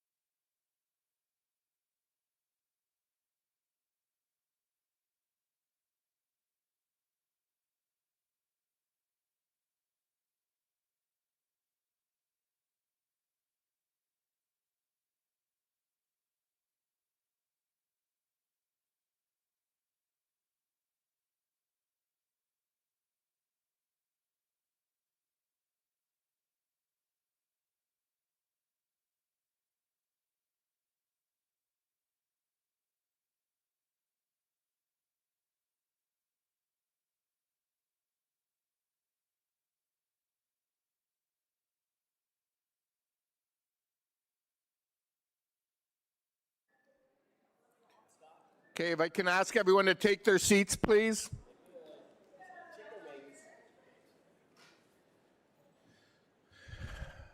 Thank you, everybody. And I will now open the floor for questions of staff.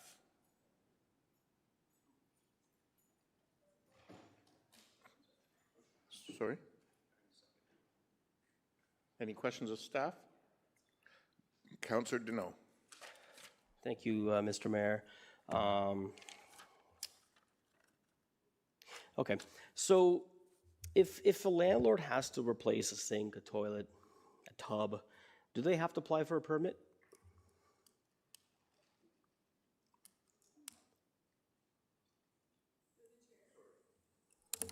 It depends what kind of work that they would be doing. If you complete a completed building permit application, they would be required to issue a building permit. But that's where the qualified person piece comes into play, that you would have to prove that that renovation you're doing requires a building permit and requires vacant possession. Right, so they wouldn't have to apply for a permit if they're just changing a toilet. If it's something that doesn't require a building permit or it's cosmetic in nature, then no. Right, and as long as the tenant's allowed to stay by changing a toilet or a tub. Correct. Right, okay. And maybe this might be for legal. Like, is there any legislation that says a municipality cannot impose our own bylaws or licenses with financial compensation?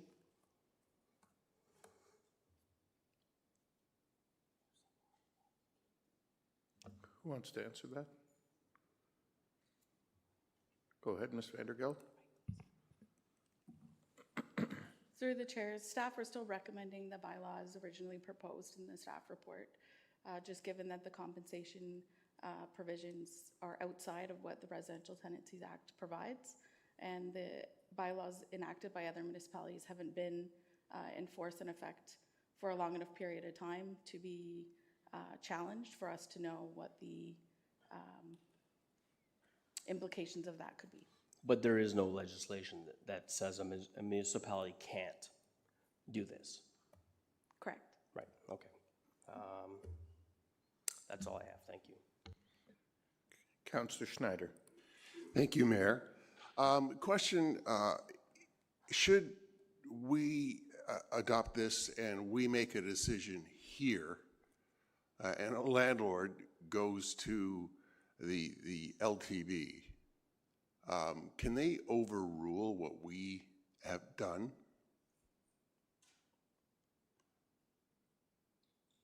Chair.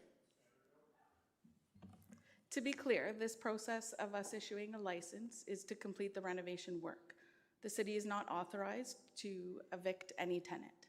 So that decision is solely with the Landlord-Tenant Board. So if a tenant challenges an eviction and the Landlord-Tenant Board agrees with that and does not issue an eviction order, then their decision trumps our municipal bylaw. Okay, thank you. Councillor Davey. Yes, thank you. I don't recall, I don't believe it was in the original staff report, but we did receive an email indicating that the costs that we allocated to budget could potentially, because we're not really sure what the workload's going to be, that the costs related to this item could in fact be double what they are. So I look for staff to verify that. Mr. Lautenbach?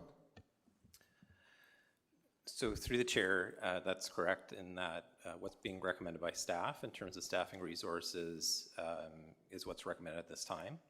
And there could be a need for additional resources depending on the experience of the program. So in terms of the doubling of the cost, I believe it was a 0.11% tax increase as a result of, or tax impact as a result of implementing this program.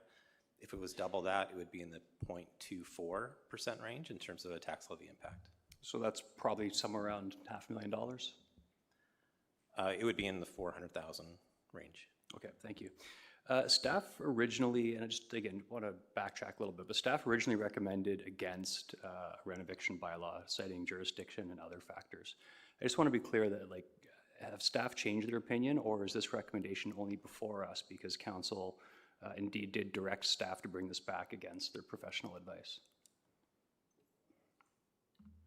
Ms. Rosales? Through the chair, staff's initial recommendation in June of 2025 focused on educational resources for landlords and tenants and considered further provincial advocacy. Council directed staff to come back with a bylaw, and so staff returned to council on March 30th. And as Ms. Vandervelt indicated, staff support the bylaw in its current recommended state. Yeah, but to clarify then, staff are recommending, because council told them to bring back a renovation bylaw. I'm asking if staff's changed their opinion on whether they think that this is within the sphere of our jurisdiction still, because that wasn't the case originally. I think there is still concerns related to the bylaw, like the jurisdictional issues. Okay, no, that's good, thank you. And because I guess I was hoping that we could defer this to budget so we could be looking at a full picture, so I am gonna need to ask a couple questions, checking my time if I could, related to that. But because we can't wait till that time, I know it's tricky to answer, but I also know the 2027 budget process begins shortly after the 2026 approval. So asking staff to use all the information that they have to date, what is the likelihood of staff bringing, with all the challenges that we've been hearing about with DCs, et cetera, what is the likelihood of staff bringing an inflationary budget increase for 2027, assuming no more new service level adds? Mr. Lautenbach?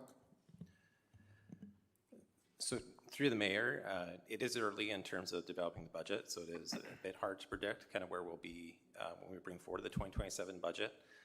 But certainly we do use a 2-year average in terms of CPI, and right now that has been trending around 2%. Considering the global economic uncertainty and things happening locally, particularly around the water capacity issue as one example, fuel prices increasing, that will increase inflation and transportation costs. All those things will put pressure in terms of what we'll experience in terms of the upcoming budget. One of the things that we will see is that will probably drive up our operational costs, which will make it challenging. And so to answer your question, I do think it will be a challenge to bring in an inflationary budget that would have room to add significantly more within the 2027 budget. Right now, we are seeing that our assessment growth is lower than the previous year, and so that's something that is also a factor, is that usually provides us with that room to add additional service enhancements. Okay, so there's a possibility of breaking that trend. And this final question, Mr. Mayor, but so with that in mind, over like recent months alone, this council's indicated a preference for items like enhanced snow clearing after the issues we had in the winter, better and quicker pothole repair, fixing of uneven sidewalks, replacing of aging playground equipment for our children, paving of trails so children can walk to school, all of which are squarely in our jurisdiction. And I would like to ask finally, staff, if I could, within the comments that you just made, are any of these items currently included within that envelope of the 2027 budget? Mr. Lautenbach? So through the mayor, in terms of any recent discussions around snow clearing, given the winter that we've had, or additional enhancements to pothole repairs or those kind of things, none of that right now has been considered in terms of the 2027 budget. That is something that obviously we would look at if we had room. As I mentioned, we believe that it will be a challenging budget year that we're moving towards, and we may not have the similar room that we've experienced in previous years. Okay, thank you very much. I'll have a comment, Mr. Mayor. Okay, thank you. Councillor Chapman. Yeah, thank you. I think at the last meeting, at the Finance Committee meeting, I talked about, or asked staff if you could look at, are there any reserve funds that we could use to cover the costs of the hiring of 2 FTEs, and I wondered if you had found that source of money. Mr. Lautenbach? So through the mayor, as indicated in the report, the costs for 2026 in terms of implementation would be unbudgeted. And so it would be the tax stabilization reserve at the end of the year that would cover off any variance that would happen overall within the 2026 results.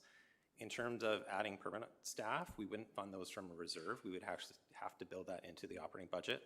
So as the report indicates, it would be a 0.11% tax levy impact that you're approving if you move forward.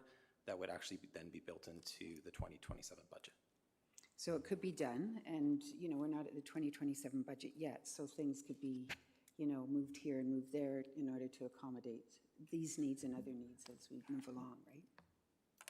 So through the mayor, there isn't a scenario that we would recommend that would be funding permanent positions from a reserve fund. The reserve would be used to offset any costs in 2026 if we find ourselves in a deficit position overall at the end of the year. Any permanent resources that are added are a tax levy hit if it's tax operations, and so that would be a 0.11% tax levy impact for 2027. Okay, thank you. Councillor Deneau.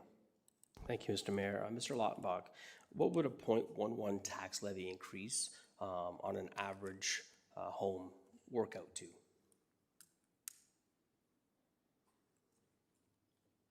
Mr. Lautenbach. So through the mayor, a 0.11% increase would be a few dollars in terms of an impact. You know, really, as we look at impacts in terms of the budget, we look at the full impact. And so until we know what that looks like, that's what we would report on in terms of what that impact would be moving forward. Right, yeah, and the only reason I'm asking is, you know, when we present a tax levy, we say, you know, this is gonna be an extra $50 a year on average, on the average home. And so I'm just trying to get a perspective of 0.11, what that would be in the overall picture of an increase to a tax levy on an average house. So through the chair, 1% would be around the $15 mark in terms of what we're looking at as an impact in terms of 1% increase. Okay, thank you. So just to pass that on, that would be about $1.50 then? $1.60, $1.70. Okay, thank you. Any other questions of staff? Councillor Ioannidis. Yeah, thank you, Mayor Verbanberg. I guess I don't have access to my computer because my computer is acting up, but I'm just wondering what, in the past year, what were the statistics with regards to N13s?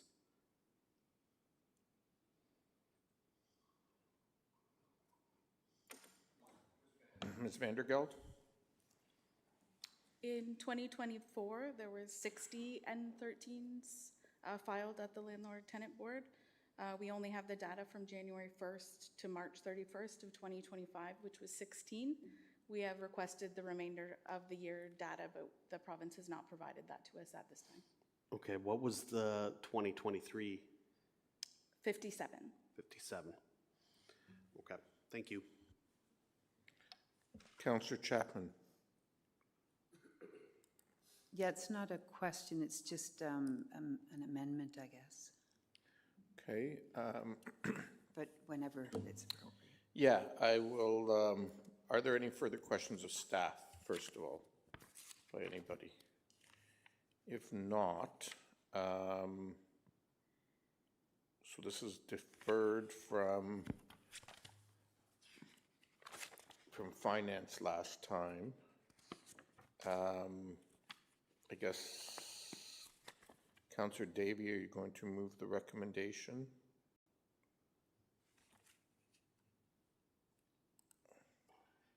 Yes, it's moved by myself and seconded by Councillor Ioannidis, but I will also, I want people to be able to make their comments, but I will also give advance notice that I do intend to move deferral to budget again.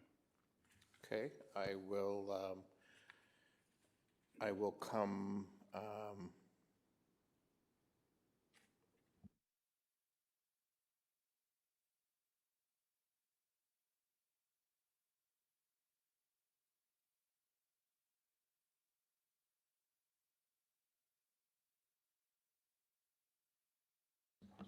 okay, Councillor Davey? Yeah, thank you. I just need clarification from the clerk. So just so the folks that are here are aware, I believe the clerks indicated that we voted on that last week, which we did, which would typically require a notice to reconsider. But my understanding was always that all of these motions were always subject to final ratification at council, including deferrals. I don't remember this happening in my 15 years. It's up to the chair's discretion. If you believe that the motion has been voted on and it hasn't been considered and ratified, then it would be up to the chair as to whether or not he wished to take the motion again. Technically, procedurally, you have voted on it, and it could technically require a motion to reconsider. Okay, so I didn't get asked for the chair's discretion, but again, in past practice, if you want to make that a new rule, that's fine. But I believe that new rule, there should have been some advance notice of that, because that has not been the past practice at this council for as long as I've been here. So I will hold your deferral motion in abeyance for now. I will give Councillor Chapman the floor because she indicated she had an amendment she wanted to bring forward. So I will let her speak to that. Yeah, my amendment has to do with the initiation of the bylaw itself. I'd like to change the date from January 1st, 2027 to September 1st, 2026.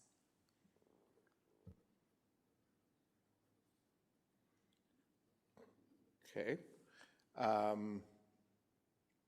Is there a seconder for that amendment? Okay, there doesn't appear to be a seconder for that amendment. Councillor Deneau. Thank you, Mr. Mayor. I also, excuse me, had an amendment as well submitted to the clerk. So through the chair, just for some clarity, there was a motion included on the council agenda. When Councillor Chapman brought forward the motion at the Finance and Corporate Services, it just wasn't clear about what sections of the bylaw that needed to be amended. So for clarity's sake, the amendment included in the council agenda includes all the sections of the bylaw that need to be amended, so that if the bylaw needs amendment this evening, it can also be passed and approved. So the amendment that was brought forward at Finance and Corporate Services has been expanded to clarify which sections of the bylaw need to be approved. Councillor Jason Deneau is bringing forward a motion to change 5.2, I think is the number, I apologize, it's super small, related to tenant compensation. So which one would you prefer on the screen at this moment? So you see— My screen keeps turning on and off, so. So you'll just see Councillor Deneau's motion right now, which is 5.3. So Councillor Chapman has brought forward an amendment saying tenant compensation at $1,000, where Councillor Deneau is requesting that the amount be amended to $250 for a rental one-bedroom unit, or $500 for anything above a bachelor one-bedroom unit. So Okay. that's the one on the screen. So to be clear, I would need to have someone move and second Councillor Chapman's amendment first, and then Councillor Deneau can amend Councillor Chapman's amendment, correct? That is correct, yep. Okay, so Councillor Chapman, do you want to move your amendments first? Your other amendments?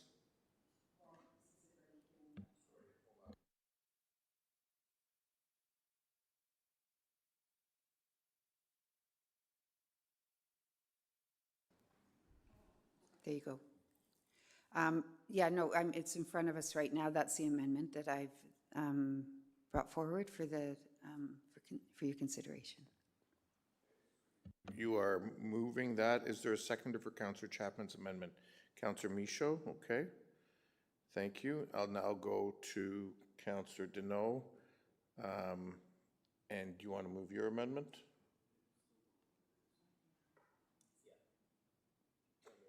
Can someone activate Councillor Deneau, because I can't? I'm here. Okay, go ahead, Councillor. And so, in trying to balance what some municipalities have done and what others have done, instead of $1,000, I'm wanting to amend bachelor or one-bedroom apartments. It's $250 for a one-time moving cost, or up to two bedrooms or more. It's a $500 moving cost to be paid to the tenant. And is there a seconder for your amendment? Seconded by Councillor Michaud as well? Okay. So I will now, Councillor Johnson, go ahead. Yes, thank you. It says, I believe it says in Councillor Deneau's that it's referring to 5.1 on Councillor I know, but I can't see what 5.1 is on my screen. Sorry? No, I know his is 5.3, but it says, it's saying under section 5.1, so I need to be able to read that too. So I guess I'm saying give us a minute to, to be able to read it.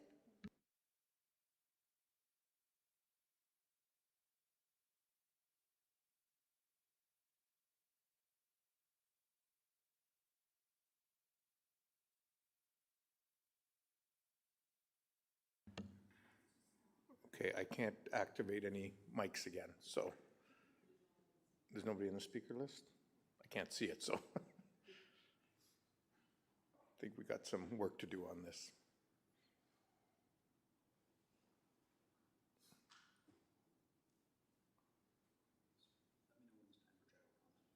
Yep.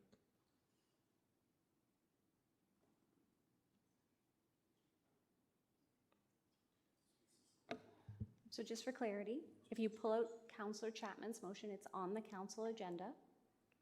You would be able to read 5.1 in concurrent with 5.3, if that would help for size. Okay. Is everyone clear on that?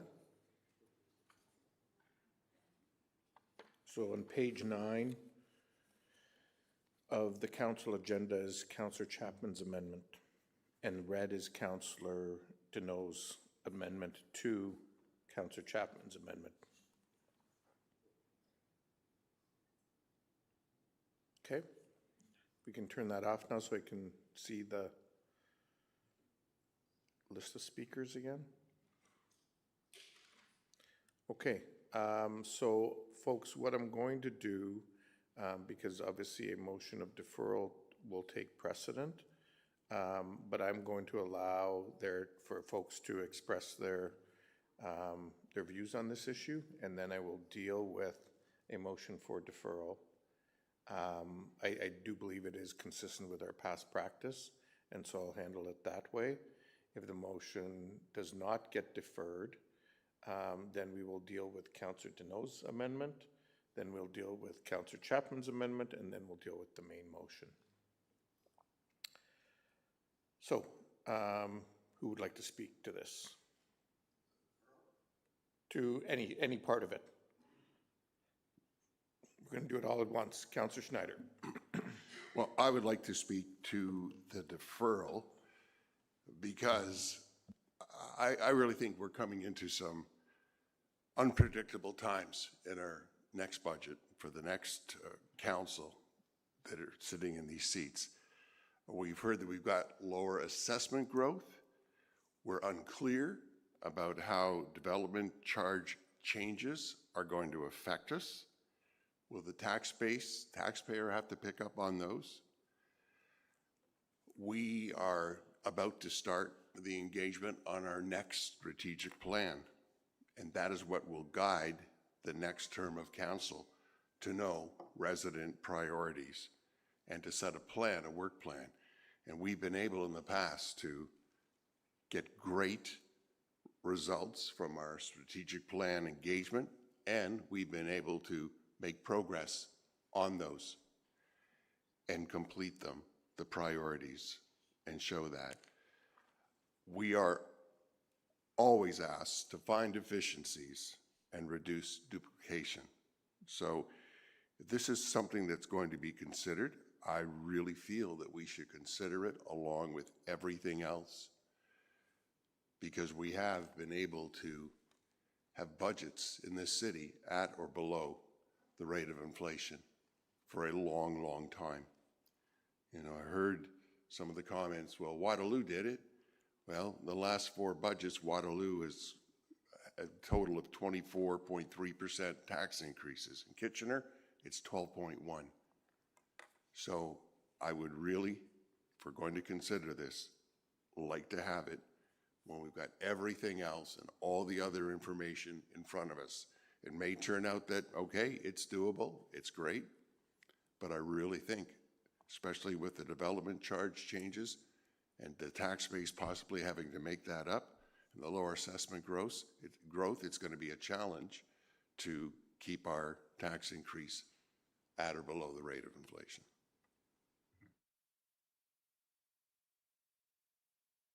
Thank you, Councillor Schneider. Councillor Deneau?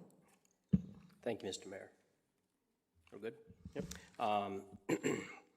And so, you know, we've heard that this 0.11 tax levy would equal to $1.50 per household on average. And so in the grand scheme of things, $1.50 is not a lot of money to ensure that some of our most vulnerable are looked after in our community. You know, right now, we have 2.4 million baby boomers, and a lot of those baby boomers rely heavily on CPP and old age security as a significant portion of their wages per month. And most of them, and a lot of them are women, because they outlive us men. And for those women who are on those two pensions, you know, any extra pension that they would have would be significantly reduced due to some work stoppages, you know, 30, 40, 50, 60 years ago. And the, you know, our seniors, who we know are coming in droves, we need to protect the spaces that they have currently by ensuring that they have a place to go to from A to B, while there is a renovation taking part in their existing unit. And one of the only ways, I believe, to protect them is to actually have a financial compensation for them. And if they're paying $900 and they're rent-evicted and they're now forced to pay $1,500, $1,600, where are they going to go? They're not finding anything for $1,500, $1,600, and if they are, that's all of their pension.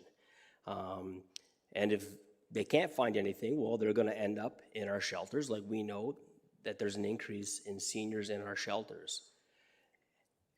You know, we spend $100,000 annually in Canada on homelessness. And so $1.50 compared to $100,000 is a significantly little bit less to ensure that we have people who are housed and who are taken care of. And, you know, obviously there's been opinions that this is not our jurisdiction.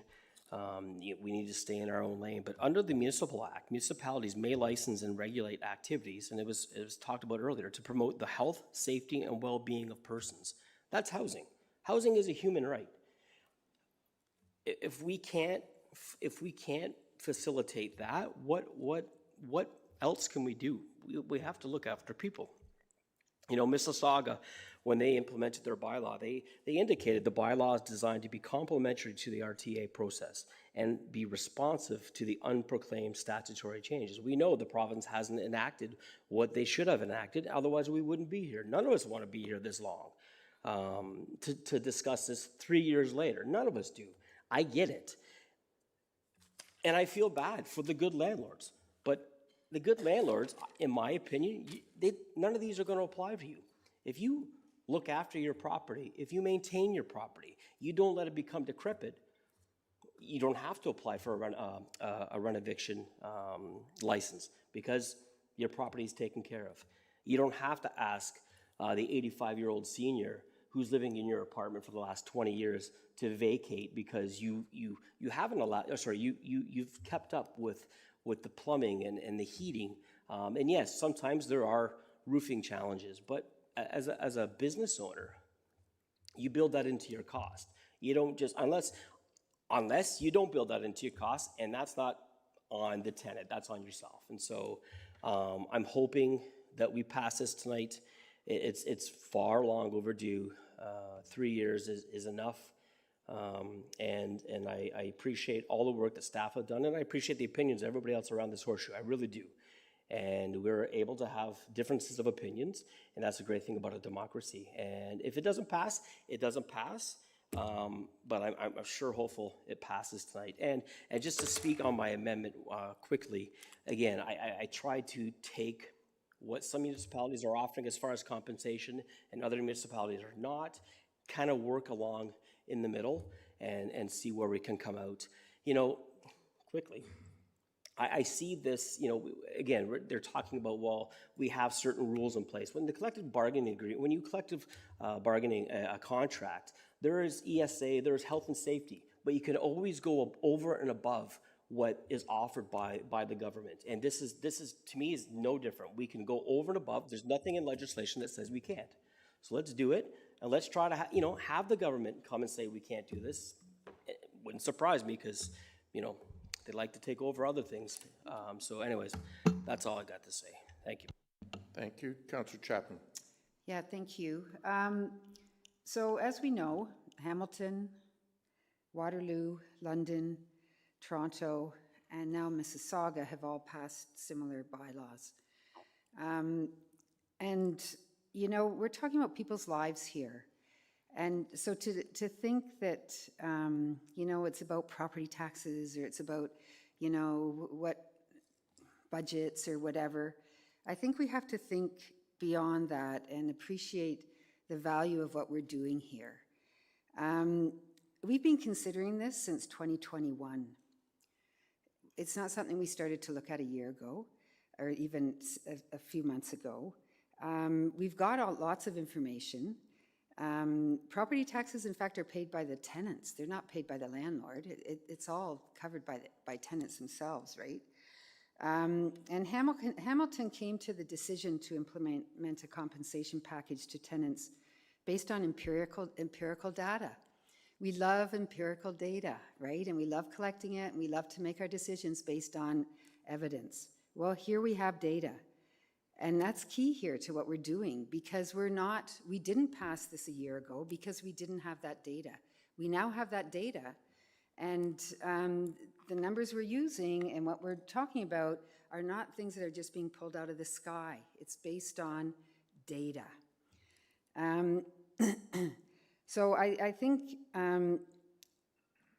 it's based on the need to come up with a balanced approach, because we know, as was mentioned by one of the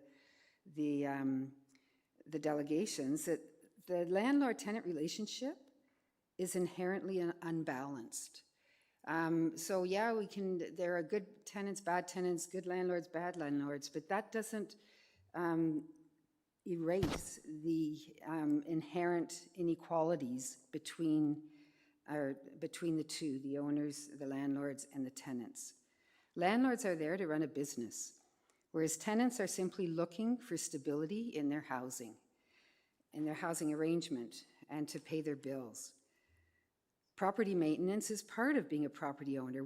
Those of us who have homes, we have, renovations we have to do, we have maintenance we have to do. That's an expected part of home ownership. So those that choose to buy properties to rent it out to tenants, they know very well that that's part and parcel of what they're getting into. For me, what this bylaw with the compensation package will ensure or will bring are fewer renovictions, and a lot of this is based on the data that we can draw from the Hamilton case. It will shorten renovation periods, because landlords aren't going to want to drag out renovations, because now they know they have to pay maybe a month's rent rather than 6 months' rent. It will take away some of the stress and uncertainty for tenants. It will reduce the irregularity in the rental housing industry. It will ensure continuity within the region. So we've got Waterloo and Kitchener drawing on the same bylaw. It will bring us in line with Mississauga, Toronto, and Hamilton. It will reduce the loss of affordable units. And it will, above all, and I think this was mentioned several times throughout the evening, it will dissuade bad faith landlords. And I just want to say, I've rented, and I'm sure probably everybody around this table, if not in this room, has rented at some time in their lives. And I can't imagine being handed an N13 with very little compensation and having my world turned upside down at no fault of my own as a tenant. Even worse, a senior on a fixed income, or a single parent with 1 or 2 or more children in tow. This would be devastating, especially in an overpriced housing market such as what we are living in today. So we've delayed long enough. Council has been dealing with this since 2021, as I mentioned earlier. I would encourage Council to carry on with the $1,000 compensation for the move, because that's a big expense, right? To have to move when it's not a choice, right? They're not choosing to move out. So the more we can ensure that life is compensated for tenants in those situations, I think the better. So thank you. Thank you, Councillor Chapman. Councillor Michaud.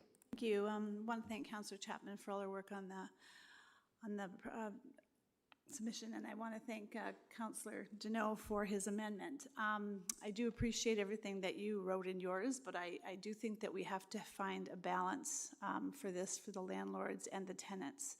And I think that Councillor Deneau is coming at it in a little bit of a different way, where it's not such a harsh or more expensive amount of money that the landlord would have to put in. I want to thank everybody here who's come here for, to your point, Councillor Chapman, I think 2021, people have been coming here and asking us to do this, and it is long overdue. I think there's a lot of uncertainty among seniors and young families, and I know this personally in my own ward. I watched a family, as I said earlier, who lived in a townhome for 15 years. They were great tenants, they did everything right, and their whole world was turned upside down, and they had to move up north, and all their kids lost friendships. Like, it's heartbreaking when you see this kind of stuff. So I'm hoping that this will start to, move the needle in a way where landlords are respectful to tenants, and tenants are respectful to landlords. So I'm hoping that some really good things come of this, and I think we're making the right decision if this goes tonight. Thanks. Thank you, Councillor Michaud. Councillor Davey. Yeah, thank you. At the risk of repeating myself, I'm not going to sit here and say that the LTB does things with the tenants' rights in mind. There certainly needs to be changes. Like, if I was, dictator of the province, I would, the first thing that doesn't make sense to me is, why is it 1 or 3 days, for example? Like, obviously you should get rental replacement for however long it takes the renovation to occur, right off the hop. And what I would really like to see is these bad faith landlords that go to the LTB have the book thrown at them with heavy fines, and frankly, those fines should go, or at least partially go, back to the tenants that had to go through the process. So I want to be clear on that. I'm not going to sit here and say that the system is working well, because it definitely needs revision. My problem is the core big picture of what a municipality is supposed to do, a province is supposed to do, a federal government is supposed to do. And when you start blurring those lines, then people stop calling out the province for what they should be doing. They forget. People in Toronto and Hamilton and London, they're going to think that this problem's been largely solved. The province is doing a good job. No, what's happening is you're taking money away from our ability to fix our parks and our playgrounds and our potholes and clear our snow, because that is our responsibility. We're supposed to advocate to the province to fix these problems. As Councillor Schneider indicated, we are facing some fairly unprecedented financial challenges coming up in the future, and all I'm asking, if members of council now are so convinced that we should wade outside of our jurisdiction to fix a problem of the province, at least take it within the context of every other challenge that actually is within our jurisdiction at budget time. That is how we're supposed to deal with things. This is an improper process. And yes, it may only be, $500,000 potentially, maybe as low as $200,000 a year here. But what also bothers me from the full governmental level is it's not just us that's paying this now.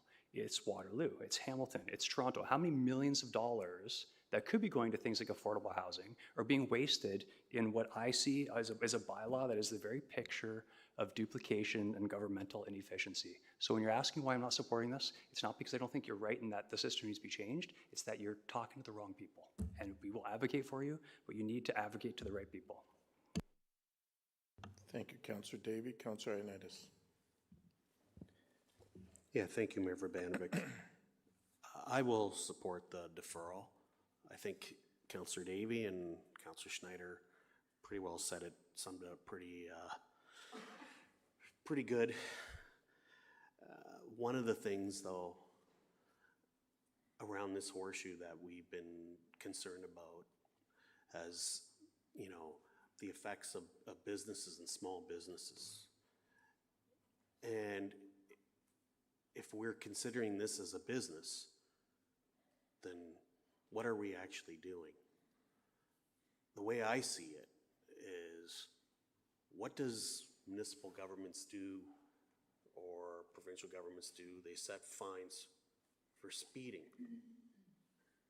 This is what I feel like we're doing. We're setting fines we want to stop speeding. Well, I think these are fines that are going to stop people doing renovations.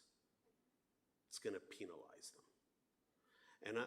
And I don't buy the argument of landlords are wealthy. Yes, I believe there is some that are wealthy, and I believe majority of them are some of the delegations who are just trying to make a better existence for their families. And I don't feel any of these are anything that we put in there is gonna help change anything.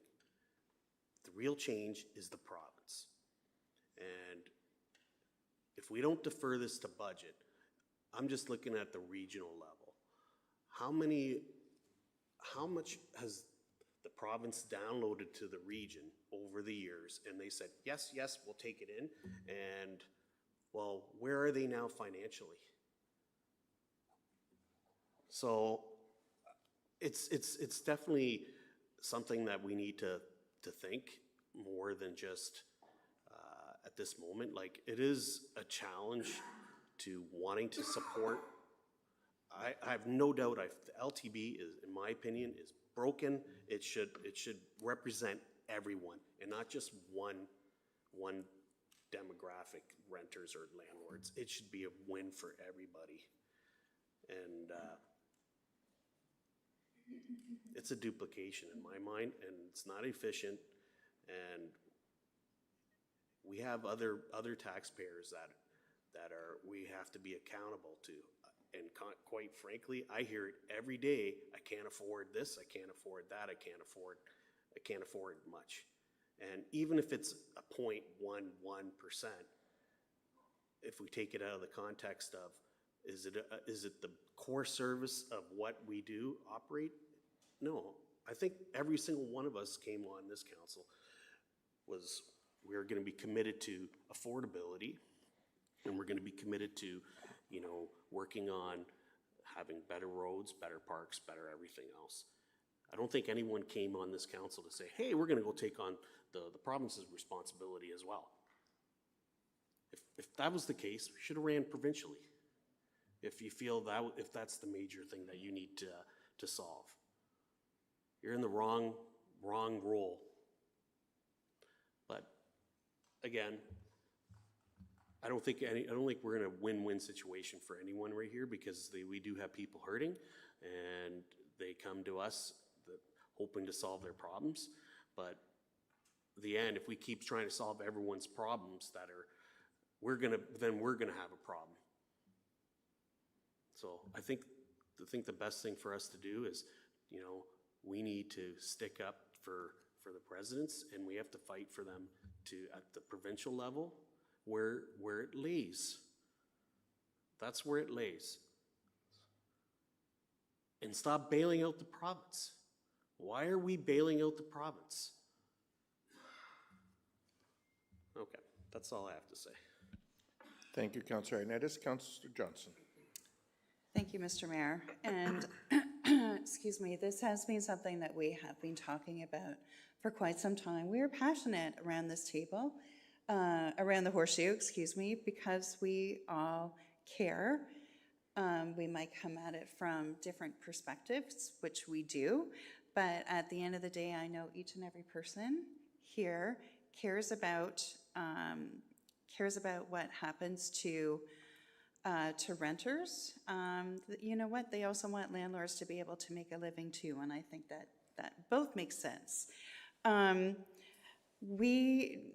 Councillor Davey, you're absolutely right. We are not going to fix the landlord-tenant board.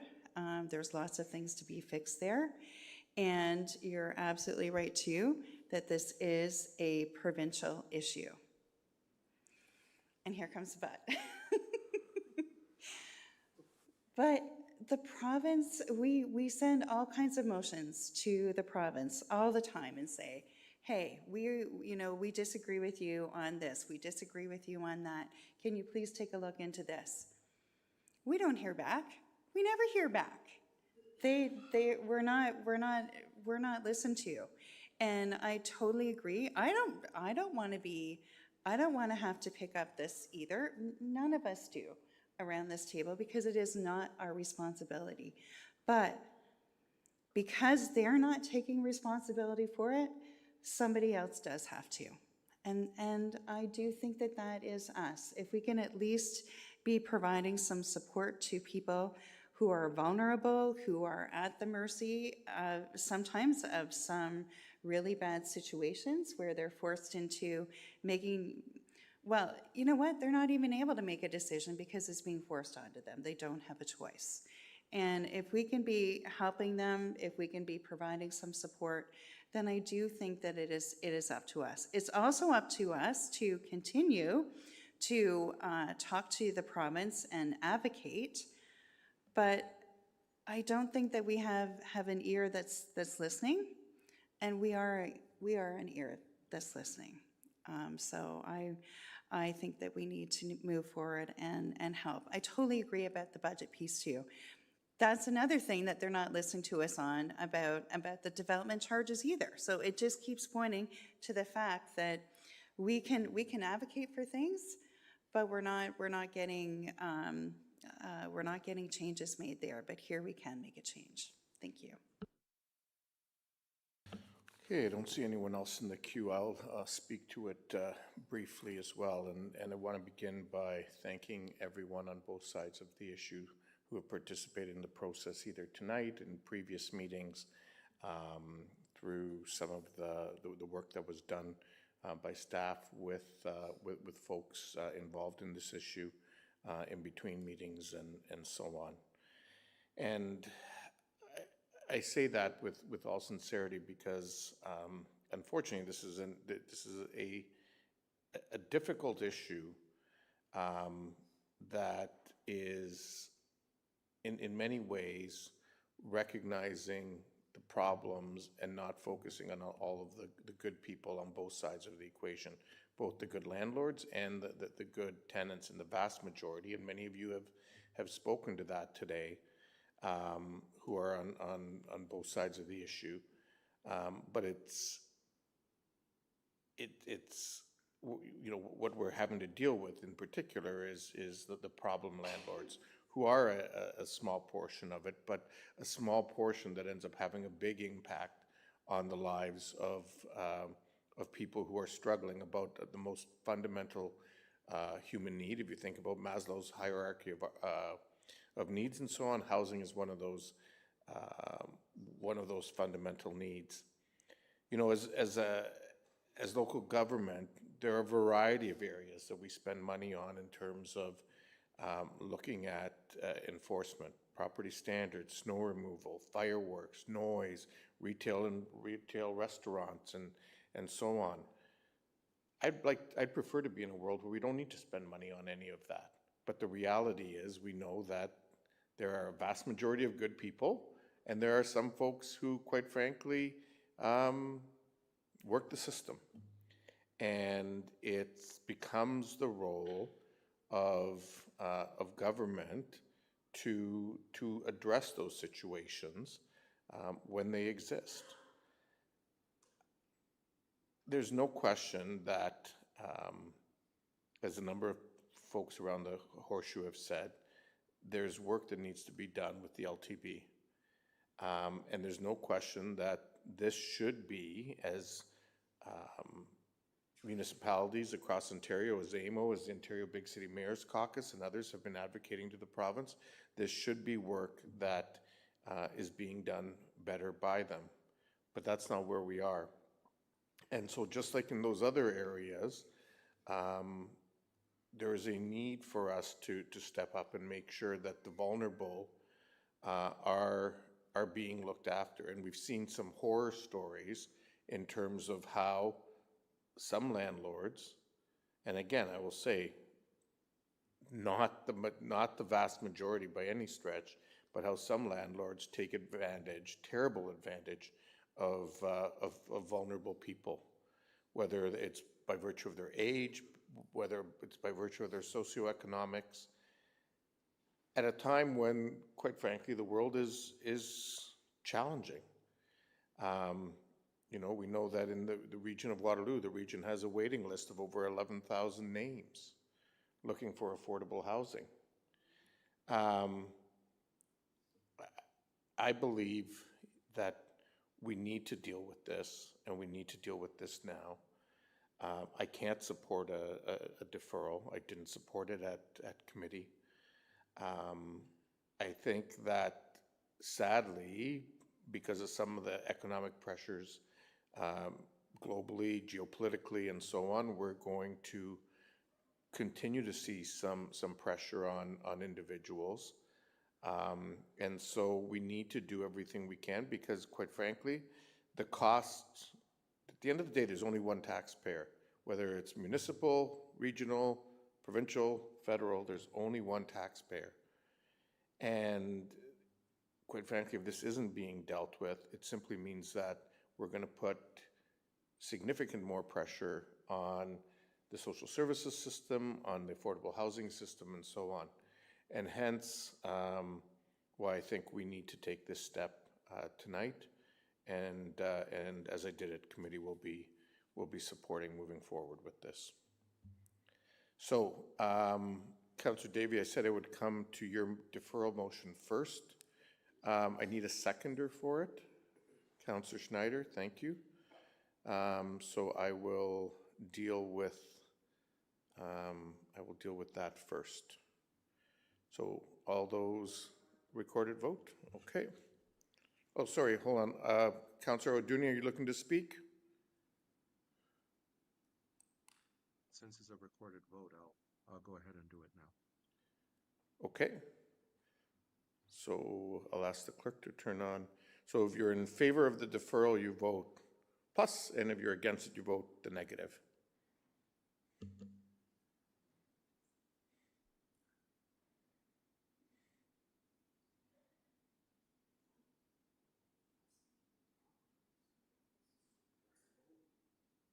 No. Okay.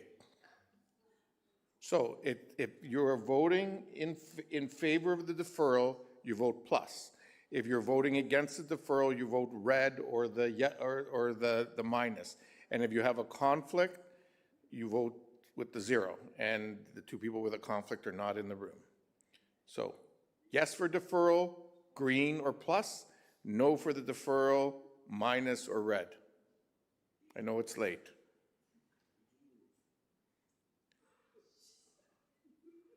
Councillor Ioannidis, please. Okay.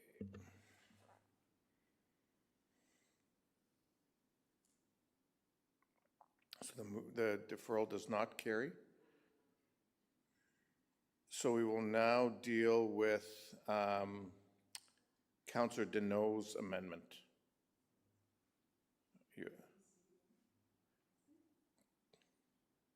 Can you put it on the screen, please? The amendment?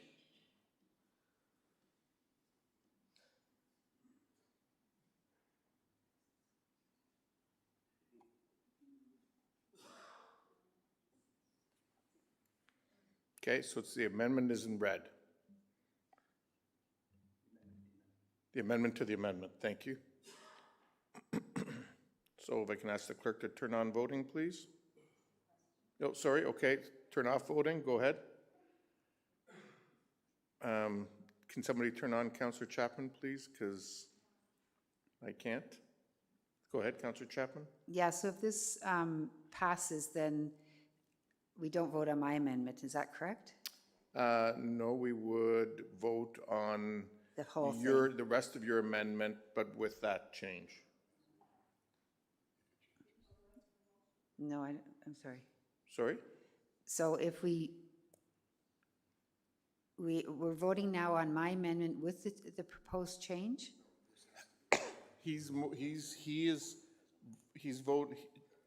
Councillor Deneau has moved an amendment to your motion. Right. So we're dealing with his amendment. Just the amendment? That's correct. And then if it passes, then we'll vote on your amendment as amended with the change. And if it doesn't pass, then we'll go to your original motion. Are you clear? Okay, I guess. Yeah. Yes? Yeah. You're So clear? we're just voting on his amendment. We're just voting on his amendment now. Thank you. Okay, recorded vote. Please vote.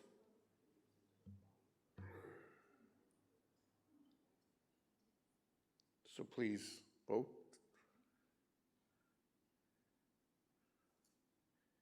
And the amendment carries.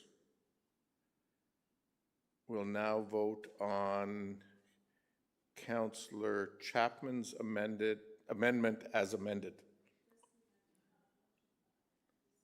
Right.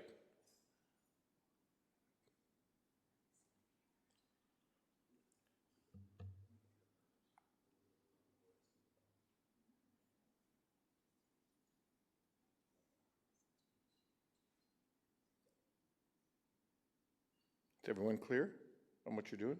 Okay.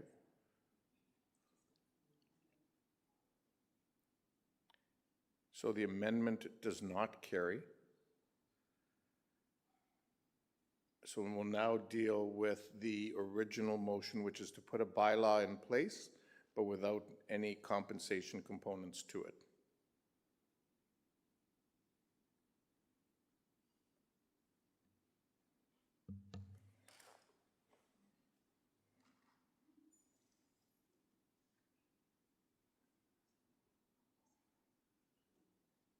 Sorry? Only one person has voted?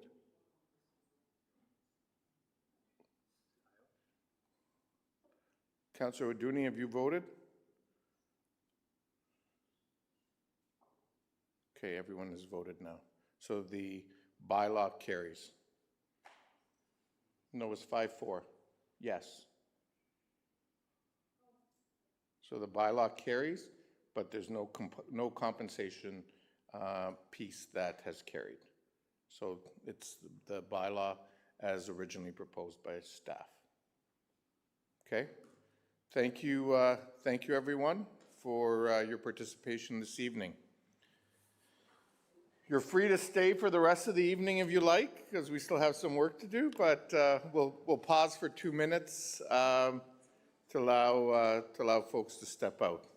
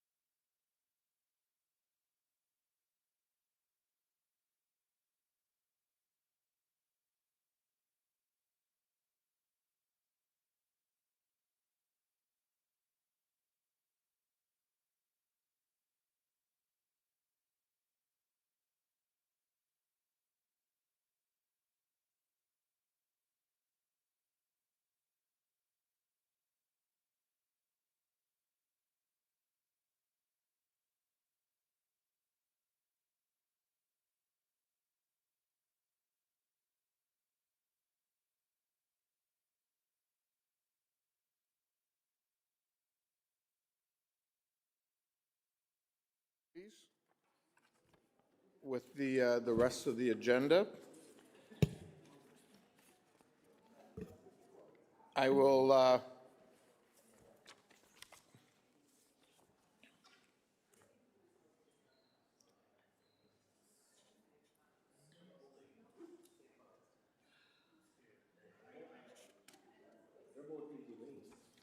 okay, the next delegation we have is Matt Parker on the development charges debt reallocation. Welcome, Mr. Parker. Thank you, Mr. Mayor. Good afternoon, Council. I'd like to start by thanking all of you for taking the time tonight to hear from quite a few delegations about some very critical issues that we're all facing. I'd like to touch on another hot button issue that some of you have already mentioned tonight, and that will be for all of the taxpayers and ratepayers in Kitchener, and that's namely the long-term financial planning goals that the City of Kitchener is going to pursue. So before you tonight are a couple of motions. 7.2E deals with a transfer of funds between two development charge reserve funds, one from wastewater services into recreation services into a recreation complex that has now been 7 years in the making. Following last week's staff presentation to Finance and Corporate Services, Council was made aware that because of provincial legislation, development charges are going to be delayed or greatly reduced to the point where probably you will be operating about 20%. In terms of capital forecasting. This capital forecasting is obviously essential to every citizen as it covers essential services that we need for both growth but also affordability. The transfer of funds to manage this debt service for a gymnasium does not necessarily echo most of the values that Kitchener residents find themselves agreeing with. While we all need to enjoy the recreational time we have in the city we call home, being able to flush our toilets and have our sewage effectively managed should trump what we do in our free time. These motions seem to indicate that Council is at an inflection point where leadership to manage our most critical life-sustaining systems has fallen short of our expectations. We need Council to be prioritizing projects for growth and affordability. We need our councillors to consider regional water constraints, future strategic planning goals, and wraparound services that we all need to maintain a basic quality of life. We need a commitment from this Council to act responsibly in the management of our finances. While the funds discussed tonight that have largely already been spent in pursuit of construction of the Callan Recreation Centre, there is an opportunity for Council to comment on the direction forward in face of looming deficits in the DC Reserve Fund, despite previous commitments to other projects. We need to be reassured that we won't experience reductions in services, exponential growth in both property taxes and usage rates, and the regressive use of licensing fees to fill budgetary constraints. You have an opportunity to demonstrate the leadership that we will need in the future in an election year by seeking a clear mandate from the voters that living in Kitchener won't be precarious and unaffordable into the future. If voters can't expect that commitment tonight, I'd like a clear answer as to when Council plans on addressing this new crisis of confidence. So thank you for your time. Thank you, Mr. Parker. Councillor Hernandez, do you have a question of the delegation? I just have a comment. Nope. We're doing questions of the delegation now. A question. I'm curious, as far as your position goes with, are you here delegating on a certain topic or? Yeah, seven. I'm sorry, I don't have my computer on, so I can't. 6.3, development charges debt reallocation. And this is the reallocation that was approved at committee of 19 million that was previously debt issued for Upper Hidden Valley Sewage Pumping Station. And that debt room is being used for Cowan because it is, you'll recall from committee, it's dollars that we already have received through going out to get the money earlier this year. And instead of it just sitting there, it's being used for this purpose. Okay.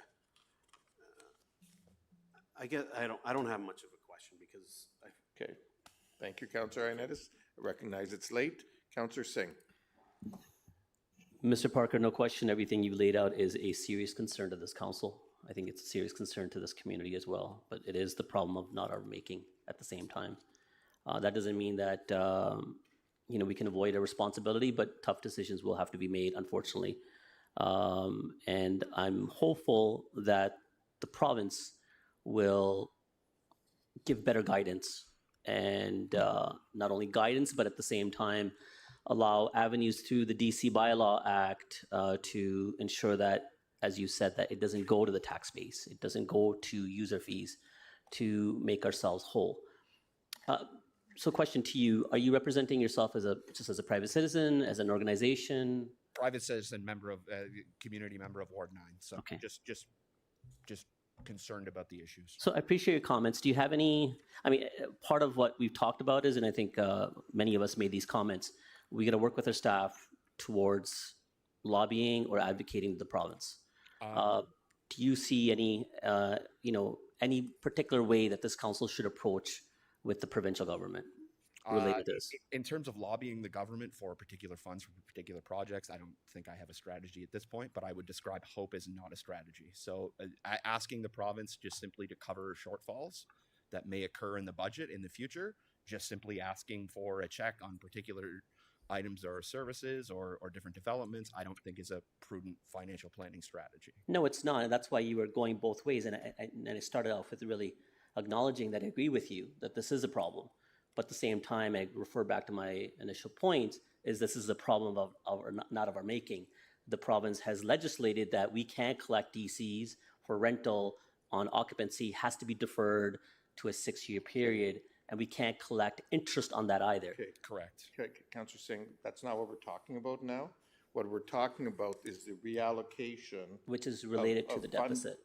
No, it's related to the fact that we have borrowed money through our debentures that we don't need this year because a project has been deferred, and so we're transferring that money over for this year to the Cowan project, so it's not sitting in a bank account, hypothetically earning 1% interest, and we're paying 3% interest. So I understand that, and I was trying to ensure that the delegate understands this, because the points made by the delegate is that this council is now making prudent financial decisions, and we are in this situation where he sees it that way. And I wanted to ensure that there's a better correction to the delegate's opinion of what this council is doing. And that's, I think, where his points were made is related to the deficit. And again, I wanted to point out that deficit is not necessarily initiated by this council, but it is with the provincial changes to the DC bylaw. But I've said what I wanted to say. Thank you, Mr. Mayor. Thank you, Councillor Singh. Councillor Deneau. Thank you, Mr. Mayor. Just for clarification, your last few lines of your statement, did you indicate incompetence? Is that what you indicated? No. I indicated that we would like to see a clear answer moving forward. So if you're only dealing with this particular issue in a vacuum, okay, yes, it's already been spoken to by the mayor. There are particular reasons. Yeah, no. I'm just seeking clarification. If I heard correctly, you mentioned incompetence. No, I did not. I mentioned getting a clear answer to a commitment as to when you will move forward with prudent financial planning towards your strategic plan that Councillor Schneider has previously mentioned will be coming up for public input. Okay, I must have misheard. Thank you. Okay, thank you, Mr. Parker. Those are all the questions we have of you. So the recommendation on the development charges debt reallocation. I guess that's coming through you, Chair Davey. Could you care to move that, please? Yeah, moved by myself and seconded by Councillor Ioannidis. That's been approved. Thank you. Any discussion? All those in favor? Opposed? That's carried. We'll now move on to 6.4, and we have 3 delegations. Lake Trefler. Now we'll need to, council will have to pass a motion to add the delegations to the agenda, but because this is an item that's not on the agenda, we can listen to the delegations, but there won't be any questions. Somebody care to move that? Councillor Michaud, seconded by Councillor Deneau. All those in favor? Opposed? That's carried. Lake, please proceed. Hello, you can hear me? Okay, thank you for allowing me to speak. I'm sorry for talking about something that wasn't on the agenda, but I think it's important. I've learned that Lee Bryce is scheduled to perform at the Odd on April 25th, and I think it's important to call attention to this. I believe Kitchener should not be hosting him in a city-owned venue, and I will explain why. For those who don't know, Lee Bryce is a country musician who recently performed at the so-called All-American Halftime Show, which was an alternative to the Super Bowl halftime show that was created by Turning Point USA, as they were apparently offended by the then upcoming performance by Bad Bunny, which they hadn't even seen yet. for presumably being too woke for their tastes. Bryce was considered to have been the most political performance of the show with his new song called Country Nowadays. The song is about so-called cancel culture, in which Bryce claims it ain't easy being country in this country nowadays, presumably the US, complaining that, quote, "If I tell my own daughter that little boys ain't little girls, I'll be up the creek in hot water in this cancel your ass world," unquote. As a trans resident of Kitchener, if being country means being transphobic, I would rather leave Bryce go be country somewhere else, and definitely not at a venue owned and operated by the City of Kitchener. I'd hope that this council would agree with me, since Kitchener's We All Belong Here campaign claims to, quote, "prioritize fostering a caring and inclusive community," unquote, and asserts the city's commitment to, quote, "strengthening our practices, addressing hate in all its forms, and creating an inclusive and welcoming environment for all," unquote. If so, I ask council to cancel Bryce's upcoming performance at the Odd and change their facility booking policies to comply with the values expressed in the We All Belong Here campaign in order to prevent platforming hate in the future. Of course, Lee Bryce would complain that this is merely another way in which cancel culture makes it hard to be country, but I have to disagree. There's lots of great country music that doesn't involve transphobia. Some of those artists might even want to play at the Odd.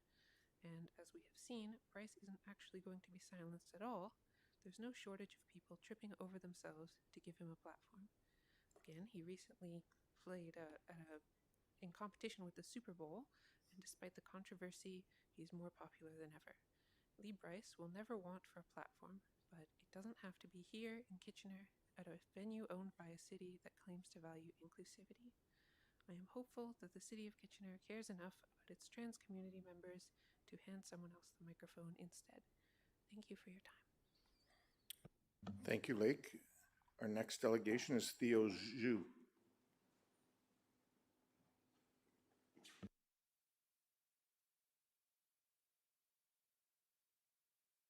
Welcome, Theo. Good evening. I am also here to speak on the decision to host Lee Bryce at a city-owned venue and to the general facility booking policies of the City of Kitchener.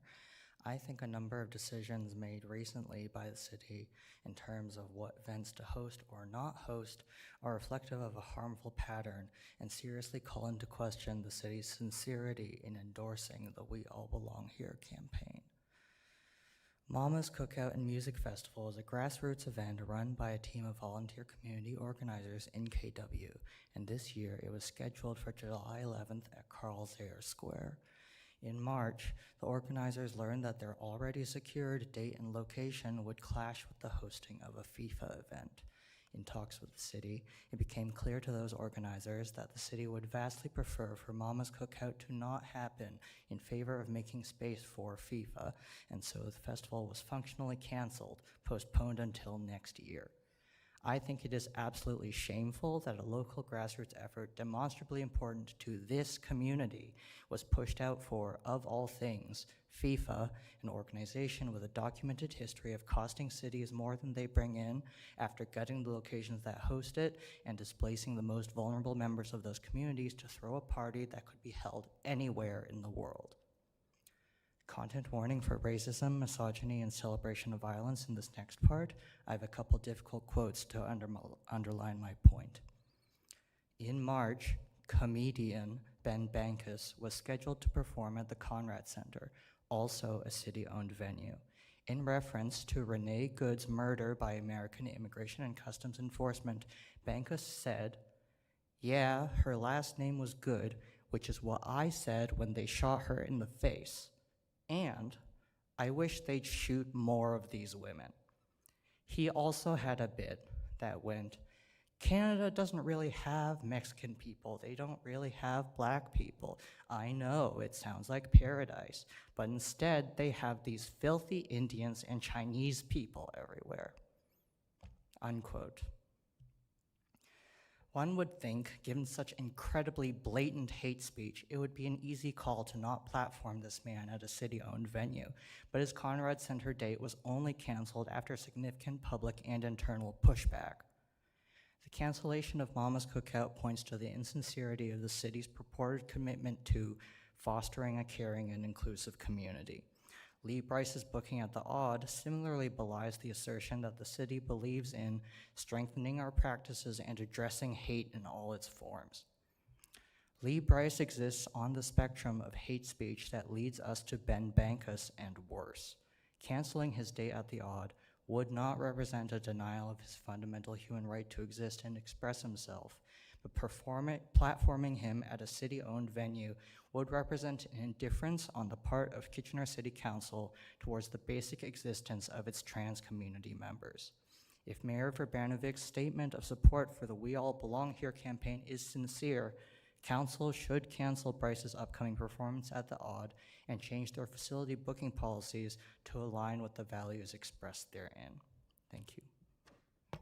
Thank you, Theo. And our next delegation is Lily Fozard. Welcome, Lily. Council Chair, my name is Lily Fozard. I use she, her pronouns. I come before you today to voice opposition to the performance of Lee Bryce at the Ord on April 25th and to call upon the city to reevaluate its venue booking procedures. Others have already shared background on this matter. In short, Bryce's song is an unapologetic, lazy example of common far-right and conservative views, a simultaneous extreme political statement, an insistence of neutrality and apoliticalness, cynical nostalgia for a non-existent country way of life, and a complete lack of personal responsibility for the consequences of their actions and politics.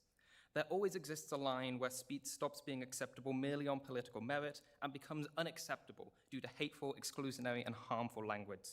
The recent cancellation of comedian Ben Bankus, who was first scheduled to perform at a city venue and then was transferred to a private venue before completely abandoning the Kitchener stop of his tour, demonstrates this principle. Other cases, such as these, are not as obvious. However, failure to address such cases lead to an escalation of rhetoric, harm to community, and an abandonment of various city and regional objectives and campaigns such as We Belong Waterloo Region.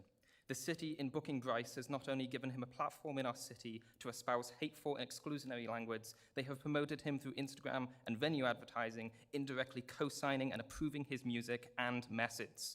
A message which is offensive and inflammatory to many people that live in Kitchener and the Waterloo region. As a trans woman, the line, "Little boys ain't little girls," is particularly hurtful. It activates a lifetime of passive and active social conditioning, of shame, of hatred, of oppression.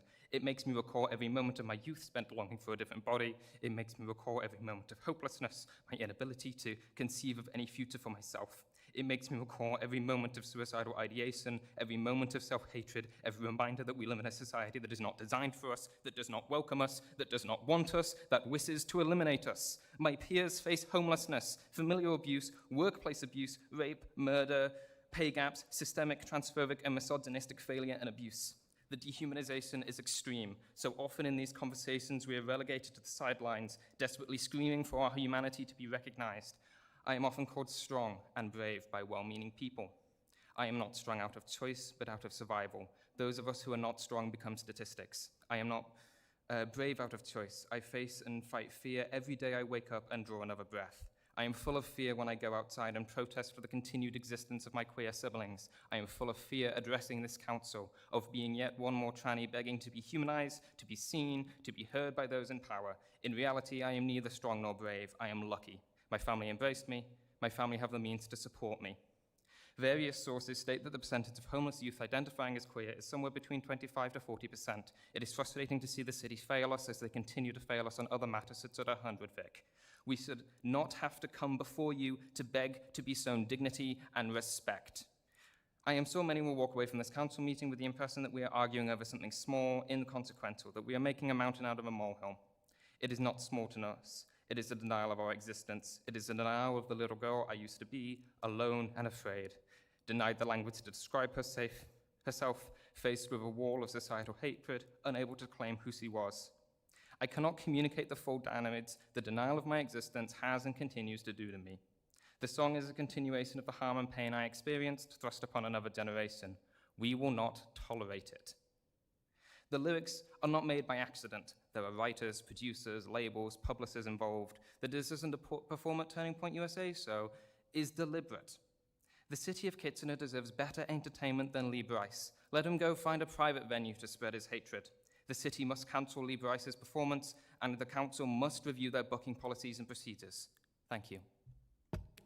Thank you, Lily, for coming in this evening and sharing your views with us. Thank you to all three of you again for coming in and addressing council.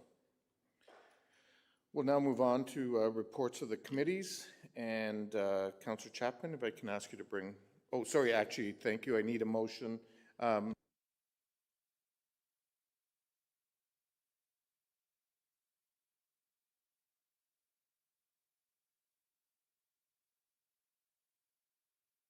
Okay, everyone just vote for it.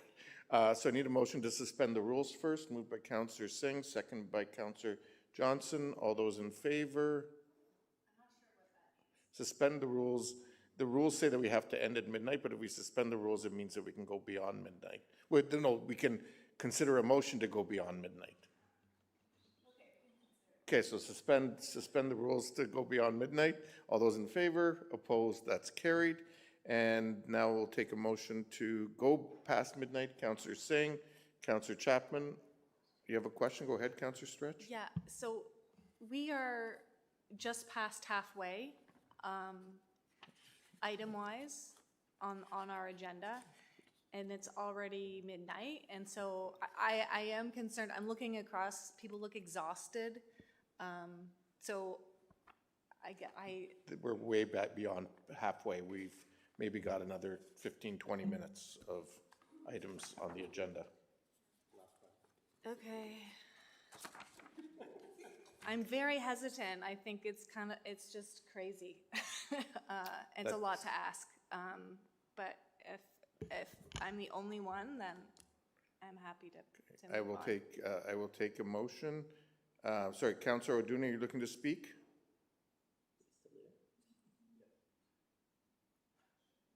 Okay, so all those in favor of the motion to go, sorry, did I have a mover and seconder? You have to hurry up, it's midnight. Yep, okay. All those in favor to go past midnight? All opposed? That's carried.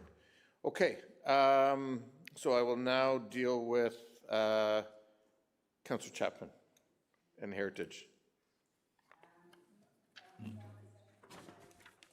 Yes. I had her. Okay, go ahead. It's moved by myself and seconded by Councillor Michaud that the balance of the Heritage Kitchener report dated April 7th, 2026, listed as item 7.1B to 7.1E on the agenda, this date be adopted. Okay, we do have some questions. Councillor Singh. Thank you, Mr. Mayor. So going through items 7.1B, C, D, and then a number of items, all the listed properties. And my general question is maybe to staff or to Councillor Chapman as you're on the committee. Did any of the property owners object to designation or listing? Councillor Chapman? No, right? Yeah, no, as of, I mean, it's a process, right? I mean, first they get notification that there's going to be a process of intent to designate, and they have 30 days to either approve it or reject it. So I can't say specifically for each property whether they've approved or not, but there's a whole process that's in place. It doesn't just happen. Yeah, I wasn't sure about the register. There's for item 7.1E, my understanding, those properties are going to the register. They're not being designated, but they will be listed under the register. Am I wrong on that, or? Well, maybe we can ask Mr. Reedman to respond to that, please. Please, thank you. Mr. Reedman? Through the mayor, so no, there have been no opposition to those three reports, and we reach out formally before we recommend designation to council. Thank you, I appreciate that. Okay, Councillor Stretch. Yeah, so my question was, so for 7.1E, 4 of those addresses are in Ward 10. So my questions were just around the process of how they are notified, and if those things if staff could confirm that they have happened. And then, so that's 87 Margaret, 304 Louisa, 29 Shanley, and 285 Simeon. So the last 229 Shanley and 285 Simeon are houses, and the first two are buildings. And so I'm just curious what the difference in notification is for that. Mr. Reedman? Through the mayor, and so we are going through a long list of all the identified heritage properties in the city of Kitchener, and so the first step is to recommend reviewing them for designation, and so that's what this step is. We notify the property owners through the process.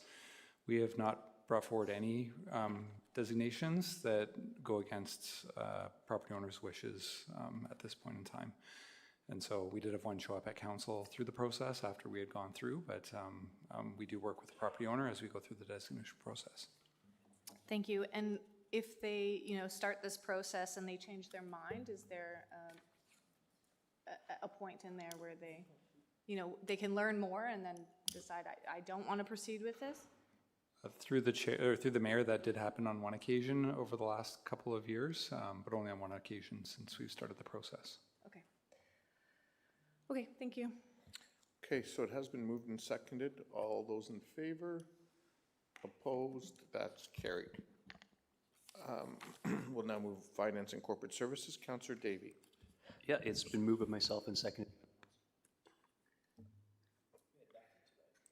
These systems not It's working well. moved by myself and seconded by Councillor Ioannidis that the remaining 7 items from Finance and Corporate Services Committee be adopted.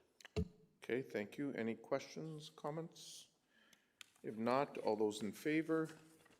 Opposed? That's carried. Thank you, Council. We'll now move to unfinished business. Any new business? So mayoral update. I'll just read this quickly.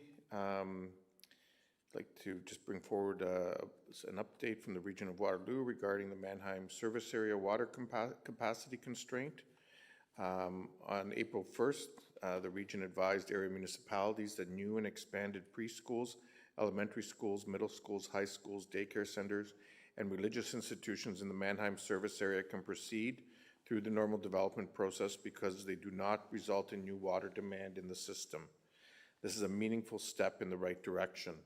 For Kitchener, this provides real certainty. We currently have 3 school additions, 1 new school, and 1 school renovation under review, along with 2 daycare proposals. These are essential provincially funded projects that support families and growing neighborhoods, and this direction allows them to continue moving forward. This is what the City of Kitchener means when we say we're open for business. Even as broader water capacity solutions continue to be developed at the regional level, our City of Kitchener staff have kept applications moving in the background, and because of that work, we are well positioned to move quickly as clarity and solutions emerge. Being well positioned also means being clear and transparent. That is why we want to highlight the work underway to strengthen communications on this issue. Kitchener communications staff are contributing their expertise to a new strategic communications working group led by the region's external communications consultant. This proactive approach is designed to ensure clearer, more consistent communication with residents, the development community, and our partners in the weeks and months ahead. Beyond process and communication, what matters most is the impact on our community. The approach protects essential infrastructure like schools, childcare, and places of worship, while longer-term investments in water supply and treatment continue to advance.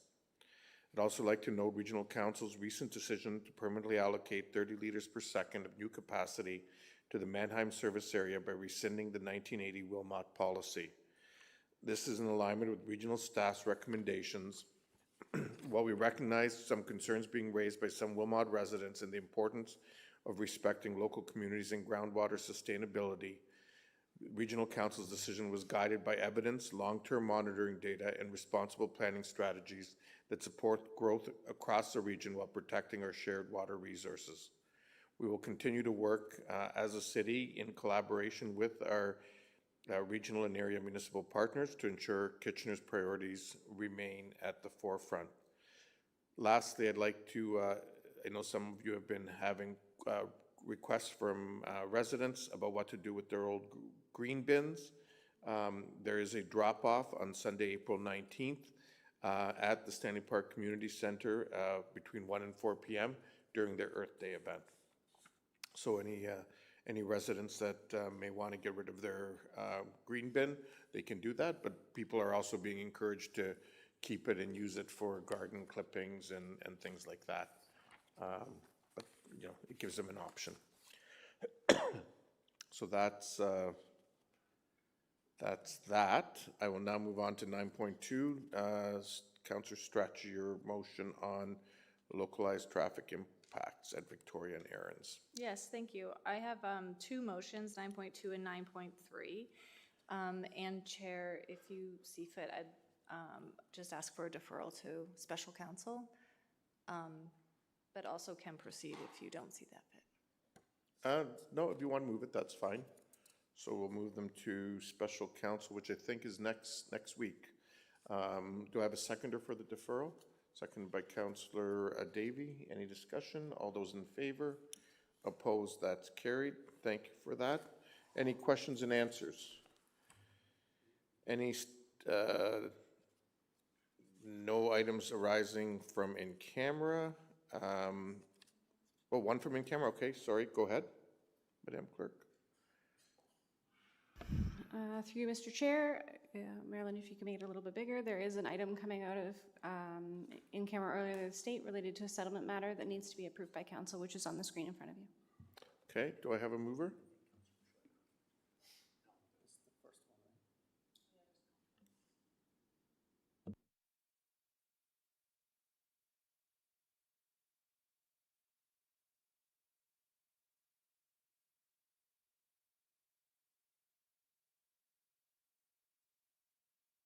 On another item, not this item. Yes. Okay. They've already declared their conflicts on the items that they had earlier. This is another item. You're moving it. Thank you, Councillor Stretch. Do I have a seconder? My screen's disappeared. Okay. It's back. Sorry, who seconded? Councillor Singh. Thank you. All those in favor? Any opposed? That's carried.